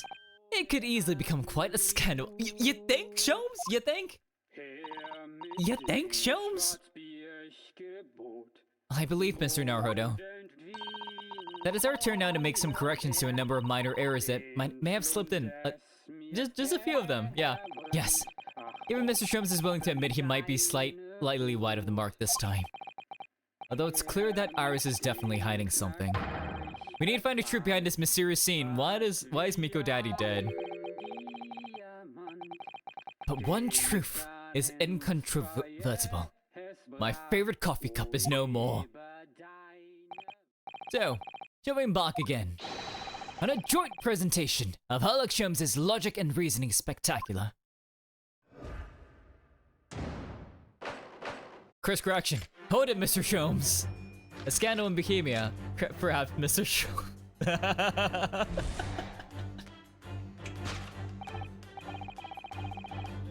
Firstly, clearly with no grasp of the German English language. I don't think so. As evidenced by the Germanic song he sings. But it's definitely coming from the record player, right? So, why is the man here at all? And in such apparently high spirits? The answer, of course, Iris, is clearly known to you. Indeed. Okay. The gaze of those bright young eyes. The reason for the man's mildly irritating wobbling. Okay. So what? It's a mix of herbs that gives you the urge to sing? Of course not. Goodness. I should like to try some. And I'd like to hear you singing. But this man, just how long does he intend to keep up that tune, do you suppose? As I said, he's been stock still the entire time. And if you look closely, his mouth isn't even moving. His lips aren't moving either. Yeah. So I'm not sure what's actually responsible for the spirited singing. But I suspect the answer lies at the end of Iris's gaze.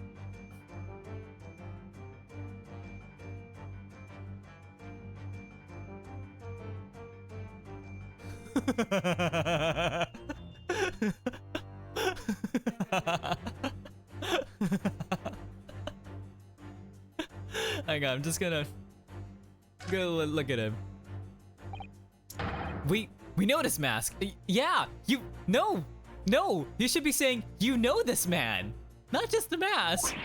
Oh, you're right. So, does that mean?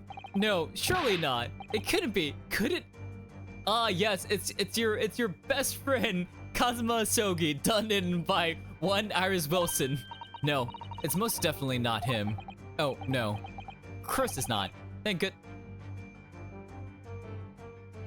In the back of mind, you stared at him, looked him straight in the face, and said, "Yes, that's my best friend. I know him by tits alone." And you were like, "Oh, okay." But then, why is this gentleman now wearing it? I'm afraid once again, I really have no idea. There we go, this is the gramophone. It's clearly not Renosuke's tamer with the brain cell. Wait, this is a gramophone. Still rarely seen in our own country. Dots. The sound certainly appears to be coming from the horn. But machine singing! That can't be right, but it's like a music box! Renosuke, you've seen one before. Science and technology are changing the world rapidly, Mr. Naruhodo. What's right is changing too. Yeah, it's too much for my brain. Well, at least we found our answer. Take that!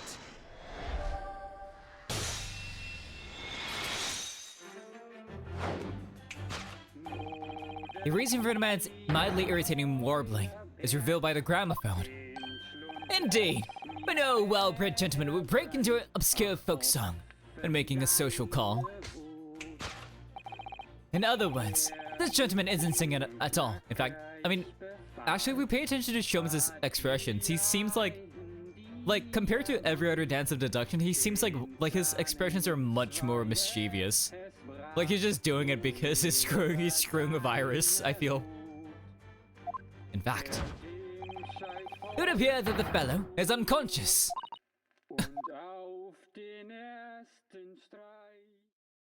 Oh, it stopped. Yeah, the music seems to have stopped now. What a coincidence. I ask you, Mr. Naruhodo. Yes, James is just in a silly, goofy mood. He's just a little silly, just a little goofy. Why would I purchase a recording of that gibberish? How should I know? Well, never mind. On with the deduction. Who exactly is this gentleman availing himself so thoroughly on the set? Dots. As it happens, a number of years ago now, a certain gentleman of German origin originated engaged my services in solving a particularly delicate case. He required the retrieval of letters once sent to an acquaintance that might have proved problematic. In order to conceal his noble identity, he has also arrived at my office unmasked. The gentleman's name was Wilhelm Gottfried Sigismund von Ornstein. The King of Germany. If my memory serves, the mask worn by the gentleman is identical. Yes, there can be no question. The mask belongs to the King of Germany. No, it belongs to Kazuma Osogi. Although we've already established that it was actually the King of Bohemia. It seems that Mr. Jones intends to persist with his Germany theory for some reason. I mean,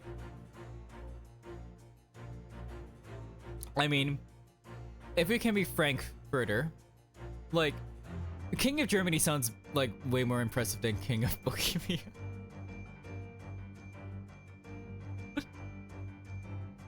I'm just saying, right? Come to think of it, the young prince was wearing a mask as well, wasn't he? Master Gotts, the boy whom he had in tears.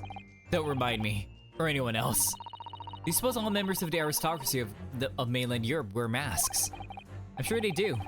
Well, probably. Anyway, the point is, the mask doesn't belong to any king. No, that's right. As we all know, because we can't identify the true owner of this mask.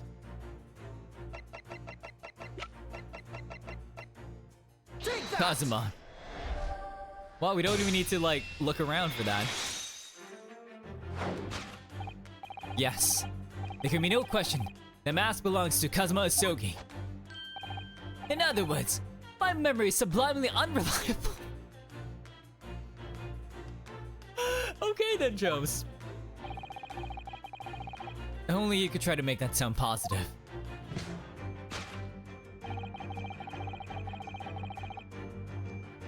Kazuma's mask has been languishing on this metal chest for several days. Although that doesn't explain why the gentleman's wearing it now. But it is now a simple matter to determine our guest's true identity. After all, the gentleman is unconscious.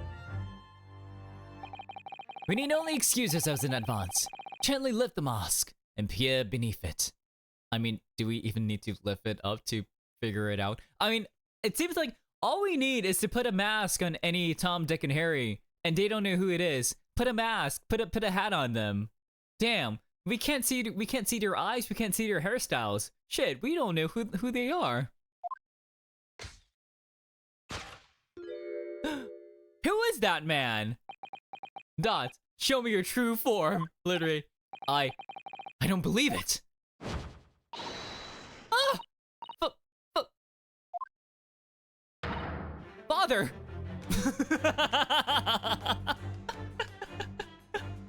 You're engaged in the dance now, aren't you, Sasato?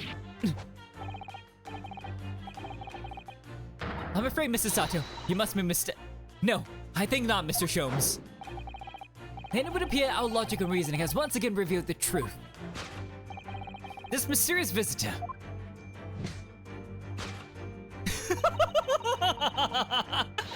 Is my unconscious father, Yujin Mikotoba. Let's go, Susato. Oh. Logic and reasoning? Or just looking and saying, fuck you, Uranosuke. You were confused on who the fuck it was too. Yujin Mikotoba. I know who he is.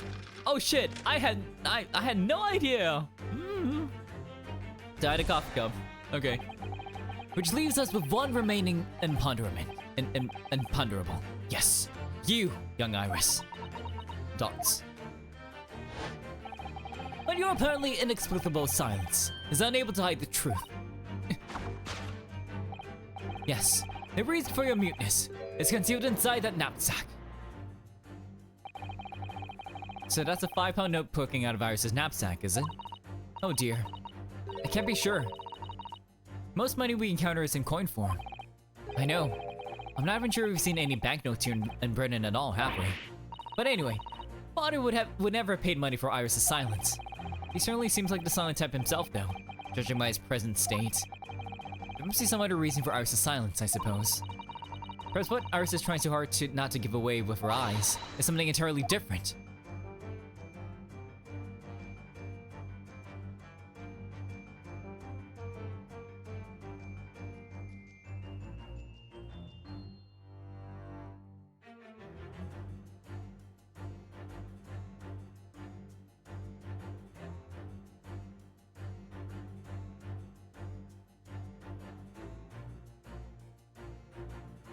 The box? The chest? This metal chest. It contains important documents, doesn't it? But it's open. It's unlatched. Yes. Details of all the cases Mr. Sholmes has worked on over the years. Written out by Iris's father, if I'm remembering correctly. Iris insists that the chest is kept locked at all times. She's never once showed me inside. Well, its contents are invaluable to her, I suppose. And entirely irreplaceable. But look at it now. The catch is unlocked for once. So it is! Dots. It's hard to ignore. Dots. Very. I've never seen that chest unlocked before, and all the time we've been staying here at Baker Street. Take that! Let's go! Yes, the reason for your muteness is concealed inside that metal chest. An excellent observation. But upon close inspection, there is something different about the chest's appearance. You think? It's kept locked at all times. Yet now, the catch is open. Evidently, this has something to do with your refusal to speak, Iris. But it's a simple enough matter to incite you to speak, I'm sure. I merely need to open this chest. I merely need to open this chest.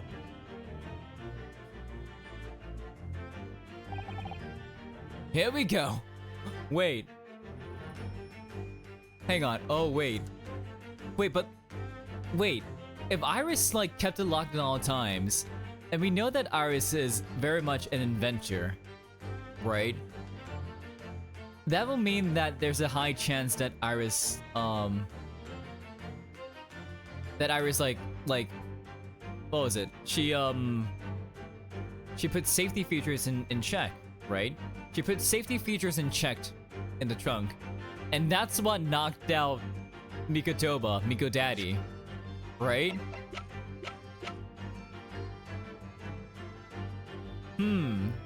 Wait, hang on. Let me fill up my water. I'm running low again. I've been speaking too much.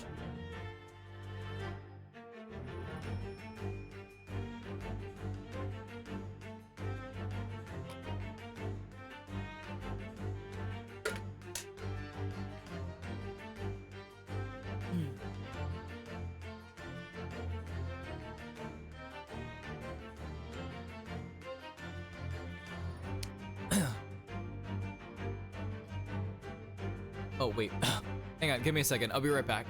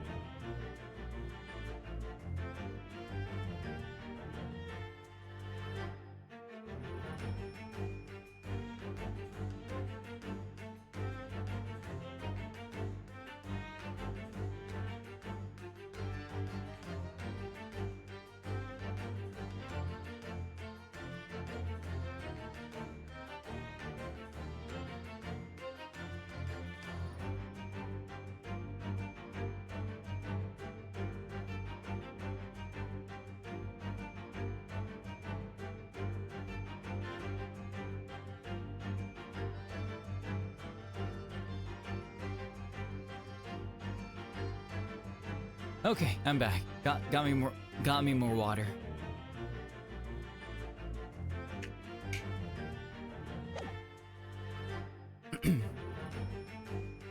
Here we go. No! Holly, don't! Wait, Iris, what happened? Oh shit! Oh! Iris! What? Mr.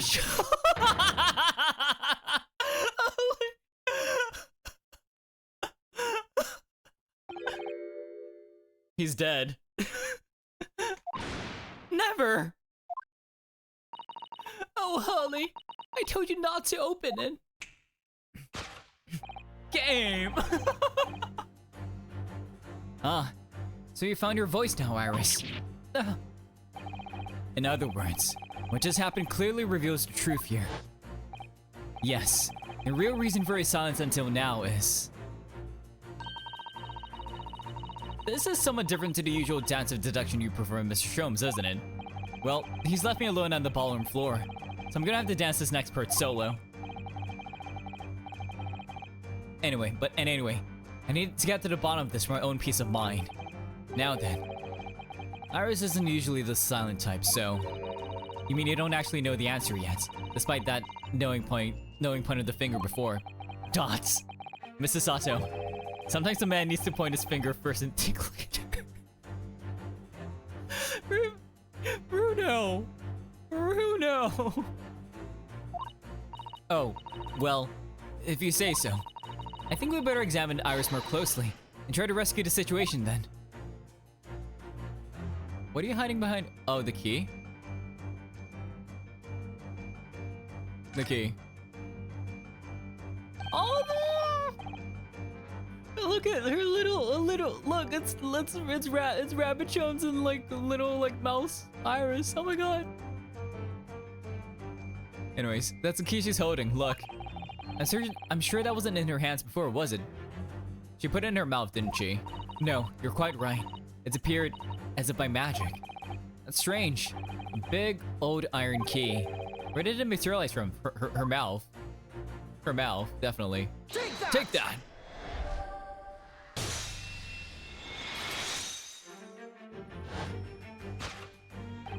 Yes, the real reason for his silence until now is that key behind your back.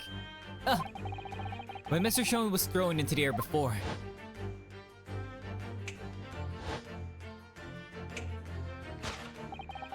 Just be caught up, should I stop him? You slipped something out of your mouth. That something is the key now in your hands. No doubt the key to the chest. You're so clever, Bruno. He finally got the brain cell back. So now it becomes clear. Thanks to Mr. Sholmes' graphic demonstration, you can well imagine what happened here. But Professor Mikotoba ousted open that metal chest only to be punched into the air by a giant boxing glove that you somehow put in there somehow,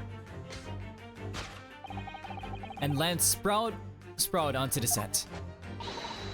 But wait, that doesn't explain all the facts.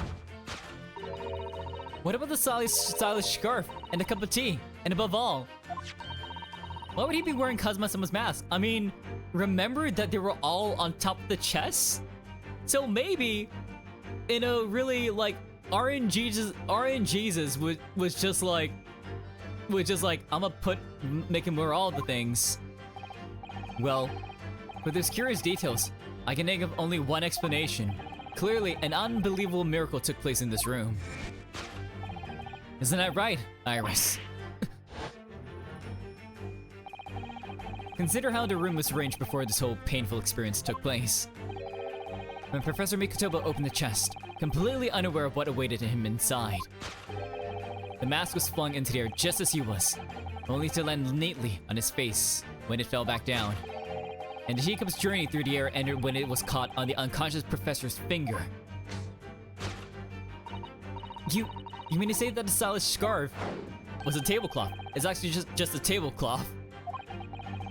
This is the great detective's office after all. A place of miraculous deductions and when RNG just took the wheel, I guess. Oh, are they? Oh, they are! Would you expect anything less? Dots? Yes, you're right. It happened exactly as you said. Brilliant, Bruno. Thus concludes Ryunosuke Naruhodo's great deduction of this punchy puzzle. I was expecting Sholmes to like just get back up and be like, yo. So then, why don't I make a fresh pot of tea for us all? Oh. Objection! Oh, is that a Sholmes objection? Was that a Sholmes objection? What the fuck? Ayo? So you weren't knocked out. You built a resistance of getting punched in the face, it seems. Somehow. You don't get concussed. Your brain is just too big, apparently. An admirable performance, Mr. Naruhodo. But in the final act of the show there, you rather miss everything of importance. Mr. Sholmes! Is she hiding something under the tray? If you cast your mind back to my earlier deduction, Iris, clearly you're hiding a great secret. She is. From the look on her face. Mr. Sholmes must be right. Whatever that great secret is, the cat isn't out of the bag. Like, look at his expression. He's just like, come on, tell us. I know, I already know. You gotta tell us. This expression's literally is like a dad like screwing around with his kid. It's like, come on, Iris, come on. So I put it to you again. You were attempting to abscond with that coffee cup. Wait, that's literally something underneath the tray. It really is a shame about Mr. Sholmes' cup. It must have been smashed when Professor Mikotoba opened the chest. Oh dear, so many things seem to have been broken here. But now that the deduction has taken a different direction, Iris doesn't seem to be trying to hide the broken cup anymore. In other words, the great secret is something else. Let's put our observational skills to work here one final time then.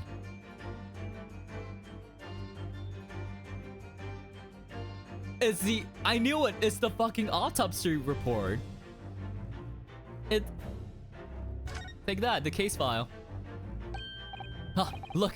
There seems to be more papers here. I like to imagine that, like, they're just frozen, and then Reno's skin sits out, or just like squatting down, like looking underneath like the little tray, just like, it's like, what is there? Like, how is he gonna get this angle? Like, honestly. And Iris is just like, I'll just let them carry on. Is Iris trying to hide them underneath the tray? The insignia, Mr. Naruhodo.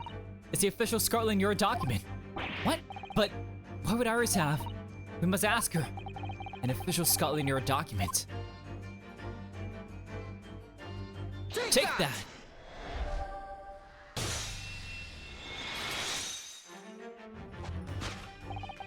You were attempting to abscond with that case file. Iris, as you know very well, nothing escapes the attention of a great detective. Oh no.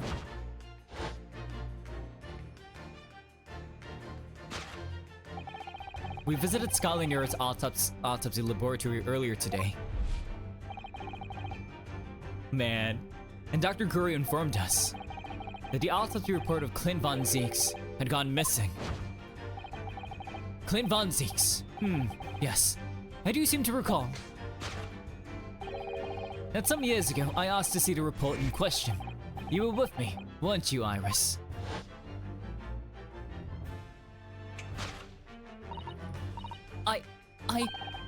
You mean, it was you, Iris? So those papers you have there. I'm sorry. Oh, Iris, no! Forgive me, Iris, no! Iris! Oh my god. To hide the case file. Solved.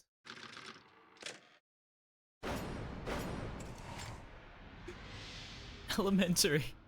Iris, no. In truth, I would like to have thought I could have predicted the booby-trapped chest. But it caught me completely off guard. I was very nearly the late consulting detective Sherlock Sholmes. Imagine like Sholmes didn't die from a bullet or like for falling off a waterfall. It was just Iris. He would just You know what? You know what? We truly would have been gutted if that happened. You know, considering where like just absolutely concaved. God. I'm sorry, Hurley. So you mean this autopsy report really is? Yes. I took it from the lab, even though I knew it was very important. Was there something in it that troubled you, Iris? Dots. Not exactly something that troubled me. Something I've been looking for. When I saw this report, when I saw the writing in it, I knew it was Daddy's. Right? Yeah, like she read a report, like she saw something, like cause she knew the handwriting of whoever wrote like chronicled the stories of Sherlock Sholmes, right? And she saw the writing somewhere, so that has to be the report. The writing. Your father's writing. What do you really mean? Dots. Iris? This must be something that's hurt for her to talk about. Forgive me for interrupting, my dear fellows. Mr. Sholmes, what is it? Is he coming too? I feel as though the poor unconscious gentleman on the seat has been somewhat forgotten. Ah, but father, you just remembered, Susato? Perhaps we should find our guest somewhere more peaceful to rest. Ah yes, the King of Germany, Mr. Naruhodo. Yes? Would you be so kind as to lend him your bed? We must do our very best to make him comfortable, I feel. Oh, yes, of course. I'll help you carry him up. So will I. No, I can manage it alone, thank you. You have tea to enjoy. We wouldn't want Iris's brood to stew. And Susato was like, because there's no better way to make the professor comfortable than drag him upstairs like a... I like to imagine he's dragging him like leg down and he's like hitting every... like his head is just hitting every step going up. Like, that would be the most Sholmes' way to do it, wouldn't it? I wonder. Perhaps that was deliberate. Maybe Mr. Sholmes is making himself scarce to give Iris a chance to talk more freely. Maybe. We must use this opportunity to talk with Iris. Let's. And find out what's going on. Iris, what is happening? Your daddy. Would you like to tell us about it, Iris? About your father? I'm sure I told you before, didn't I? That Daddy used to be Hurley's partner. Yes, and that notes about all the cases they solved together are kept inside that metal chest. I was glad you all came down for tea and were met with that scene, literally. That's right, Hurley told me, you see. He said that Daddy's somewhere far away now, so we can't meet. That's one way of describing it. Then, when I secretly unlocked the chest and read through the papers inside, I started to build up a picture in my head of what Daddy must be like. Well, that's only natural. You're just like any other girl of your age, with a medical degree. I read that Daddy was a professor of medical science, so I studied and took my degree too. Well, that's only natural, I suppose. In that respect, you're not quite like any other girl of your age, though. But there was one thing that I could never find out. His name, right? Daddy's name. His name wasn't anywhere on the notes, on any of the notes that he'd made about his work with Hurley. But then one day, that's what happened, is it? When you saw this autopsy report, you finally managed to work it out. Is that right? Yes. So it was the handwriting in the report that caught her eye. Do we have the report? I guess not. The autopsy report. Let's take a look. When I saw the writing on that report, I could hardly believe it. I know that handwriting, I thought to myself. Because it was the same as the writing you'd seen on your father's case notes. Exactly. I was desperate to compare the two properly. I needed to see them side by side. I asked the doctor in the laboratory, but I was told I couldn't take the report away. And even worse, I was told that was the first and last time we'd be allowed to even look at it there. So you decided to steal it. Dots. When I compared the autopsy report with the case notes I had here, there was no doubt. The handwriting was exactly the same. It was Daddy's. And the signature of the coroner at the bottom of the autopsy report read Dr. John H. Wilson.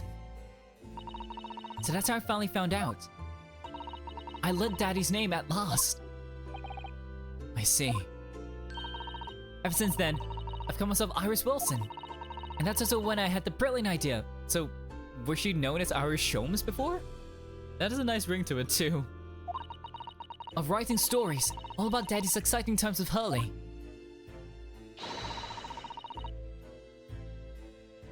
decided then and there that I'd write the adventures of Herlock Sholmes. Oh, Iris. Oh, Zato. I had no idea the stories had quite such a deep personal significance for you. I can see why the autopsy report was so important to her now. And why she was prepared to break the law to get her hands on it. Can we take a look at it? And see what the what evidence was found? I must apologize. I think this is Sholmes. I must apologize. I must apologize, Iris. It is Sholmes. Oh, this is really all my fault. Hurley, I made a promise, you see, that until the time was right, I'd keep the details about your father a secret. I know, I'm very naughty. I'll take the autopsy report back to Dr. Gory and apologize, I promise. Yeah, but let's take a look at it first, Iris, please. Yes, we'll go together, I think. Then, let me look after it for you until we get there. Clint's autopsy report has been entered into the court record. Let's go! Dots. Wait, let's take a look at it really quickly. Autopsy for coroner John H. Wilson, victim name Clint Von Zieg's male. 33. No, and then Von Zieg and then Baroque is 33 this year. He's 10 years older. No. Nationality, British. Time of death, 31st May, between 9 p.m. and midnight. Observations. Death from a single stab wound to the heart. Other superficial external wounds indicative of a duel.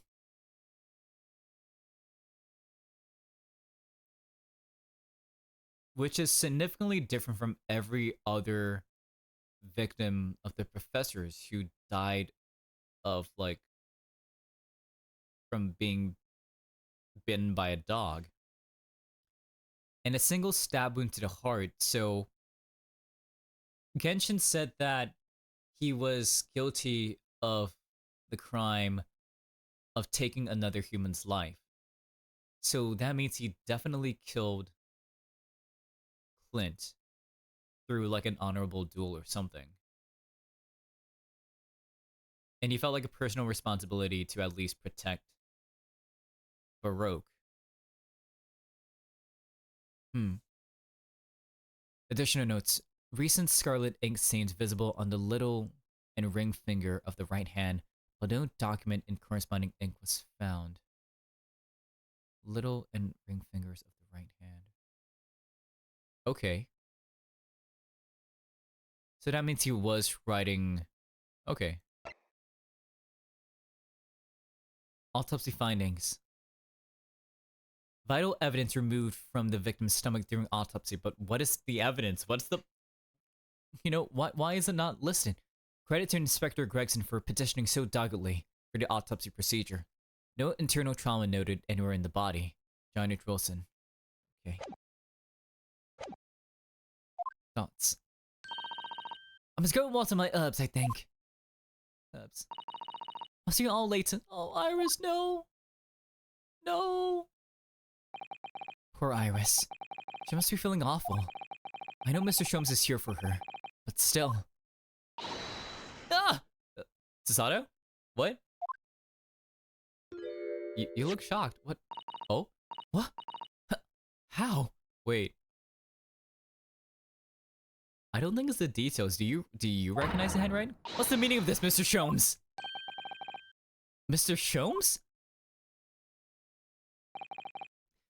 Oh dear me. So, you've noticed, I see. Herlock? What? But that will mean... What on earth's the matter, Mrs. Sato? You've turned as white as a sheet. I mean... Everything is about the handwritings, right?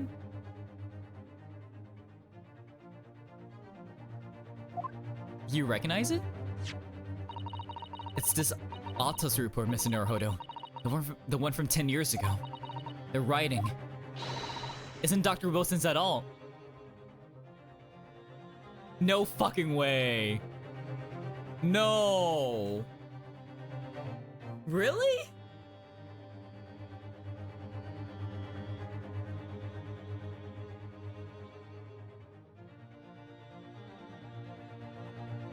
People whose handwritings, like, Susato would know. Probably, like, Rinosuke's. Probably Kazuma's. Most likely her father.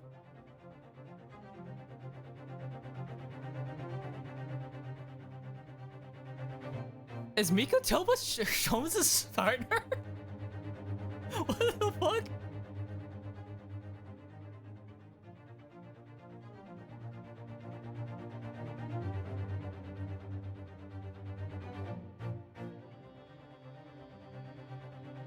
His name is Yujin. His name is Yujin.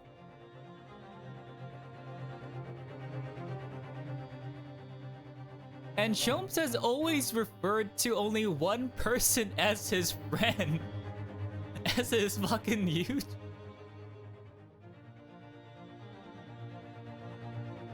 That's a bit on the nose, isn't it? Wait. Huh? What do you mean? How could you possibly know that? So is it? Because I know this writing very well. This writing is my father's, so it's Yujin. Yujin is his partner. They were roommates. Professor Mika, they were roommates. Oh God, they were roommates.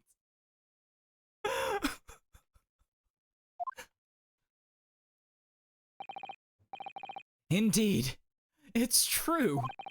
And now you know. My dear fellows.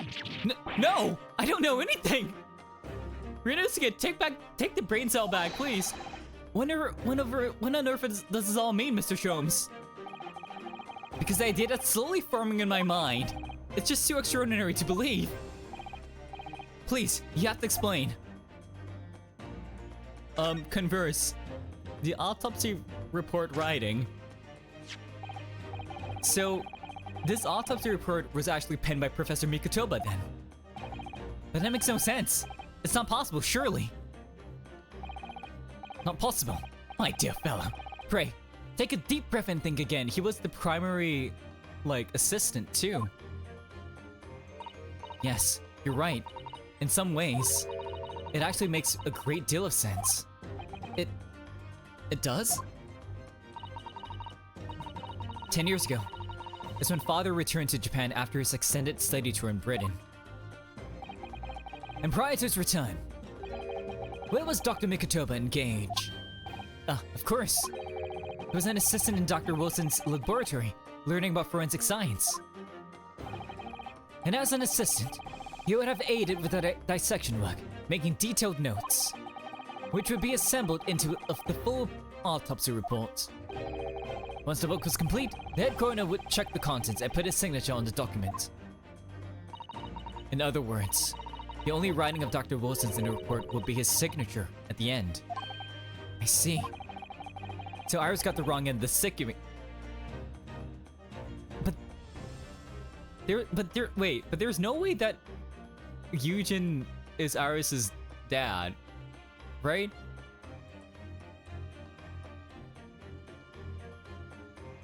Did Miko Daddy get into a little bit of hanky-panky after grieving for his wife? Did he perhaps practice perhaps practice not so safe things?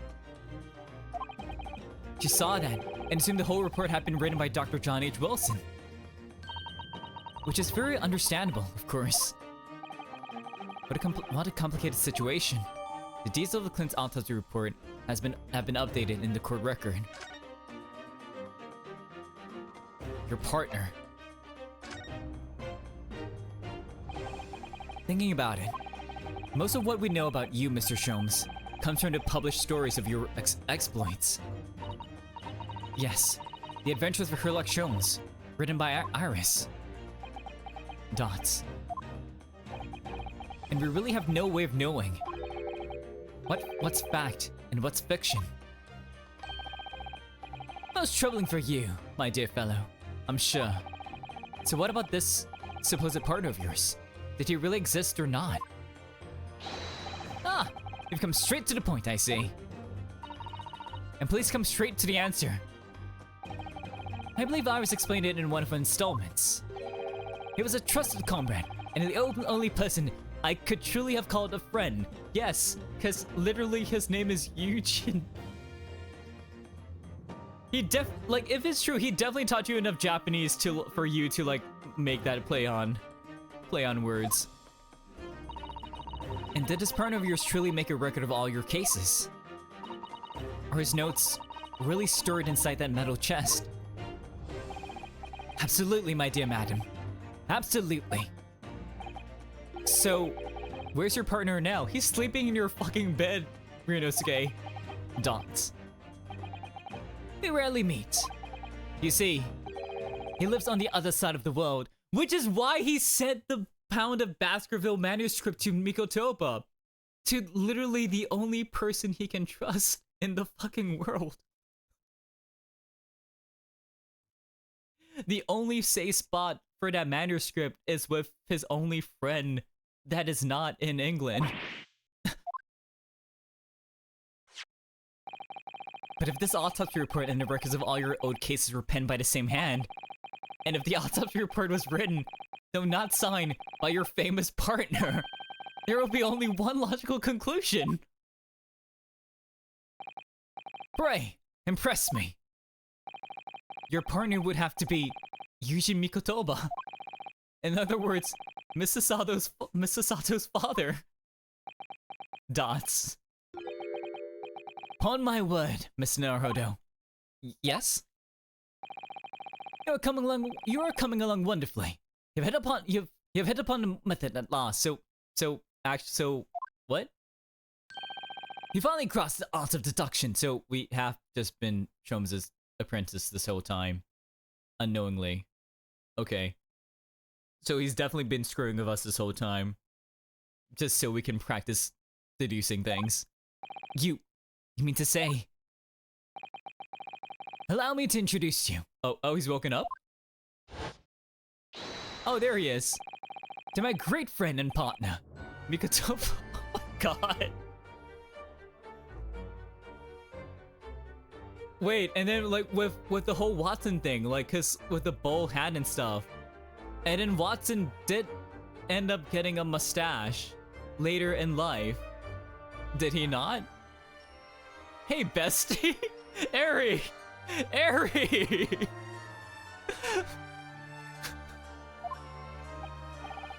Professor Mikotoba! Mikotoba! So Susato, how do you feel about Sholmes and your father being roommates for roommates? Sholmes and Mikotoba. Does this mean that you're the real Dr. Wilson? No, my dear. I'm still my old self. Yuji Mikotoba, your father. Oh my god, look at him. Oh, of course. This is obviously too much for Susato-san to take in. I must say though, while my old friend has attained worldwide celebrity as a great mystery solver, is the greatest mystery of all. I still remember the first time we met. Ah, pray, remind me. When was it again, Mikotoba? You say you remember, but then you need a reminder. 16 years ago, Sholmes. Ah, yes, quite. 16 years ago. I just arrived from Japan with Seishiro and Genshin. I was in search of lodgings close to the hospital. Some comfortable rooms at a reasonable price. But rents are devilishly high in that particular area. That's right. So I decided I need someone to share lodgings and the expense. And was fortunate enough to be introduced to Sholmes, who found himself in a similar situation. I thought they were roommates. I was a killer fellow back then. A mere shadow of the great detective you see before you now.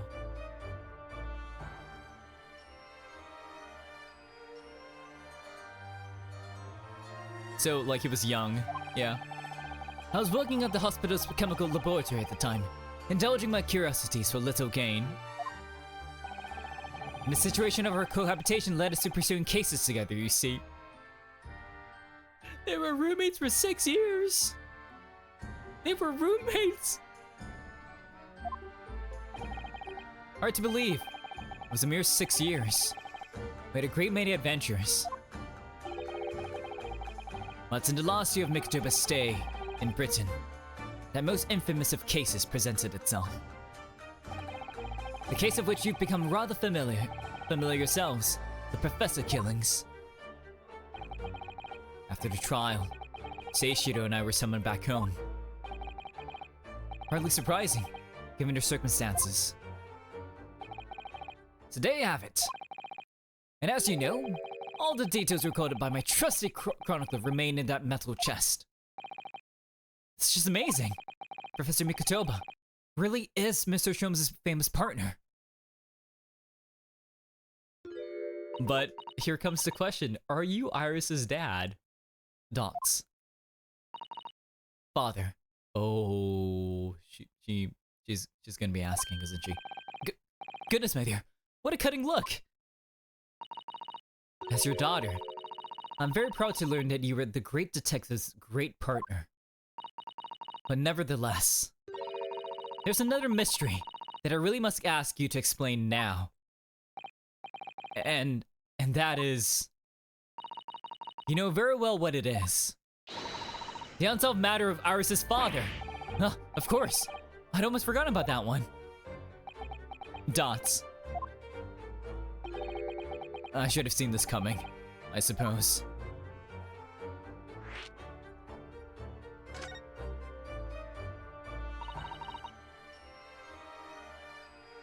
Iris told us that all the notes about the great detective's adventures, they're in that metal chest, were written by her father. Isn't that correct, Mr. Sholmes? That is indeed what I told young Iris. Wait, you said that is indeed what you told Iris, but not saying that is true, that fact is true. You said that's what you told Iris. So is that not the truth? Is that not the truth? But if you're Mr. Sholmes' partner, father, and you wrote all those case notes, then Iris' father must be you! Dots. On my word, Mr. Sato. You're coming along wonderfully as well. You too have hit upon the method at last. I feel like Sholmes is just screwing with Mikotoba at this point.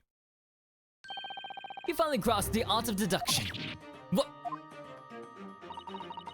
What you've always told me, father, is that my mother died when I was born 16 years ago, and you left me in grandmother's care whilst you embarked on your study tour of Britain.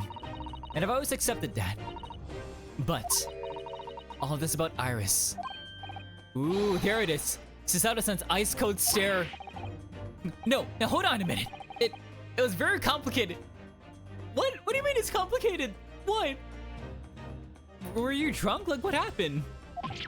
I mean, it's really not what you think. What is it? What is it, Eugen? Then perhaps you'd like to explain exactly what it is. Oh no! Oh no! Susato's ready. Susato is ready. Oh no!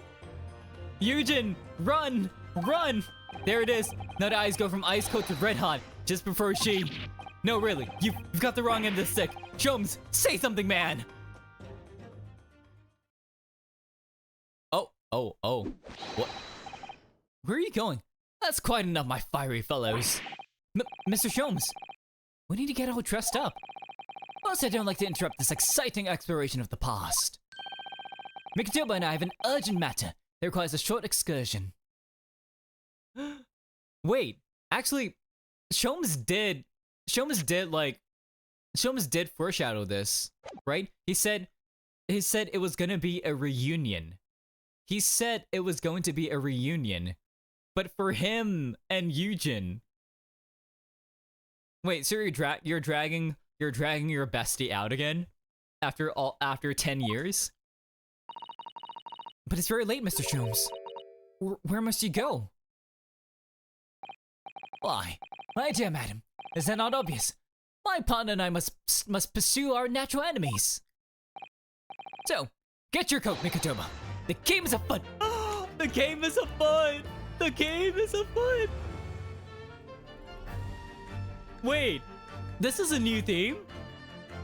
Wait, hold on. Is this a theme that only plays with Mikotoba and Sholmes? Is this their theme? Wait, so, okay. So I've been listening to some like Ace Attorney music as well, and I recognize this music. So for those that don't know, that don't recognize this music, right? This specific song, this very specific song is titled Partners. So it's specifically Sholmes and Eugen's theme. This is their theme. This is when they're working together. But Sholmes, I really must give Susato a full explanation, I think. Later, my dear fellow, later. Our carriage waits downstairs already. You hired our carriage already? Dots. You haven't changed one iota, have you? I mean, really. I visit our home after 10 long... Our home! Our home! Our home! After 10 long years! Our home! Our home! Oh my god! And when I opened that chest in a fit of nostalgia, I quite inexplicably passed out. And as if that wasn't enough, when I eventually regained consciousness, I'm plunged straight into all of this. Father, please, go with Mr. Sholmes now. What? Susato? I've no doubt that whatever happened, you were acting in everyone's best interest. I trust you, completely. Aw, Susato. Susato. And sending the great detective and his great partner off on renewed adventures together. It's more than I could have hoped for in my wildest dreams. Dots. Very well then. We'll speak again later. So, I believe your own work is done for today. I wish you the best of luck for tomorrow. Yes, Naruto. Good luck in battle. And in reaching a decision. A decision about whether to go back to Japan, I suppose. So much happened that day that My I God. barely knew what to do with myself. It would only be later that I'd come to realize how amidst the chaos I'd unleashed were all the clues I needed to finally unearth the truth. Let's go. And that all the turmoil was necessary to give me the resolve to see everything through. For you to pursue the truth. Let's go. Let's go, Ryunosuke.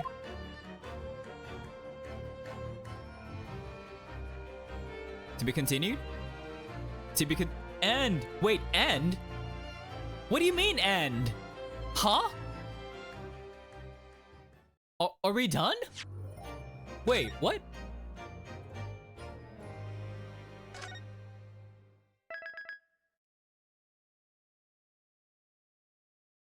The final episode? The resolve of Ryunosuke Naruhodo.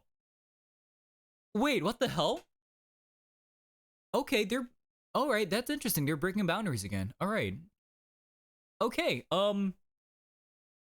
yeah.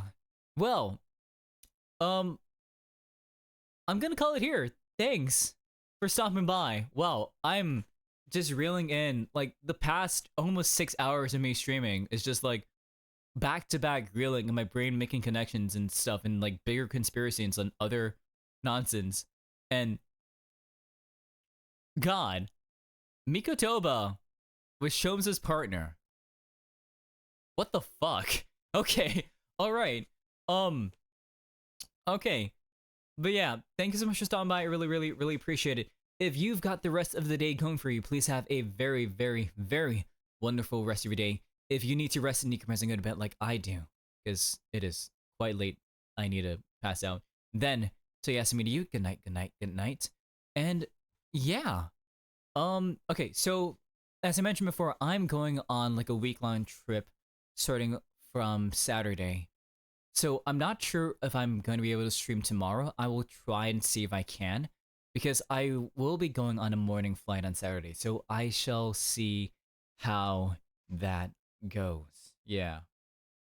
Okay. But yeah, but if we do stream, do I might do more Ace Attorney possibly. But also because it's like it's the start of a new episode. So maybe like a different type of stream potentially. Hmm. I'll have to look into it. We shall see. Okay. Let me see. Hmm. I'm trying to find like someone we can raid. Or like maybe someone who's also playing Greatest Attorney right now.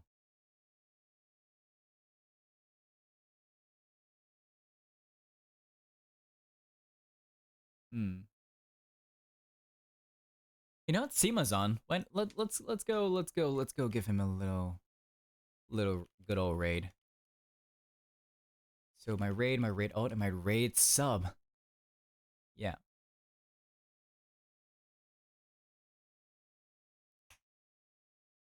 Seema Kudo. Let's go. So for those that don't know, Seema is an Uruguayan VTuber. He speaks Spanish, he speaks English, he likes to play a lot of retro games, among other things. He's currently playing Outrun 2008. Like, it looks like a driving game, so like, let's go on over and give him a good old Stopper greeting, shall we? Yee. So, yeah. Not sure what I'll be streaming tomorrow. If I do stream, I'll let you know on Twitter and Blue Sky. And yeah, if not, I will see you next Saturday, because I will be back and I'll be streaming then. So, yeah. Hope to see you then.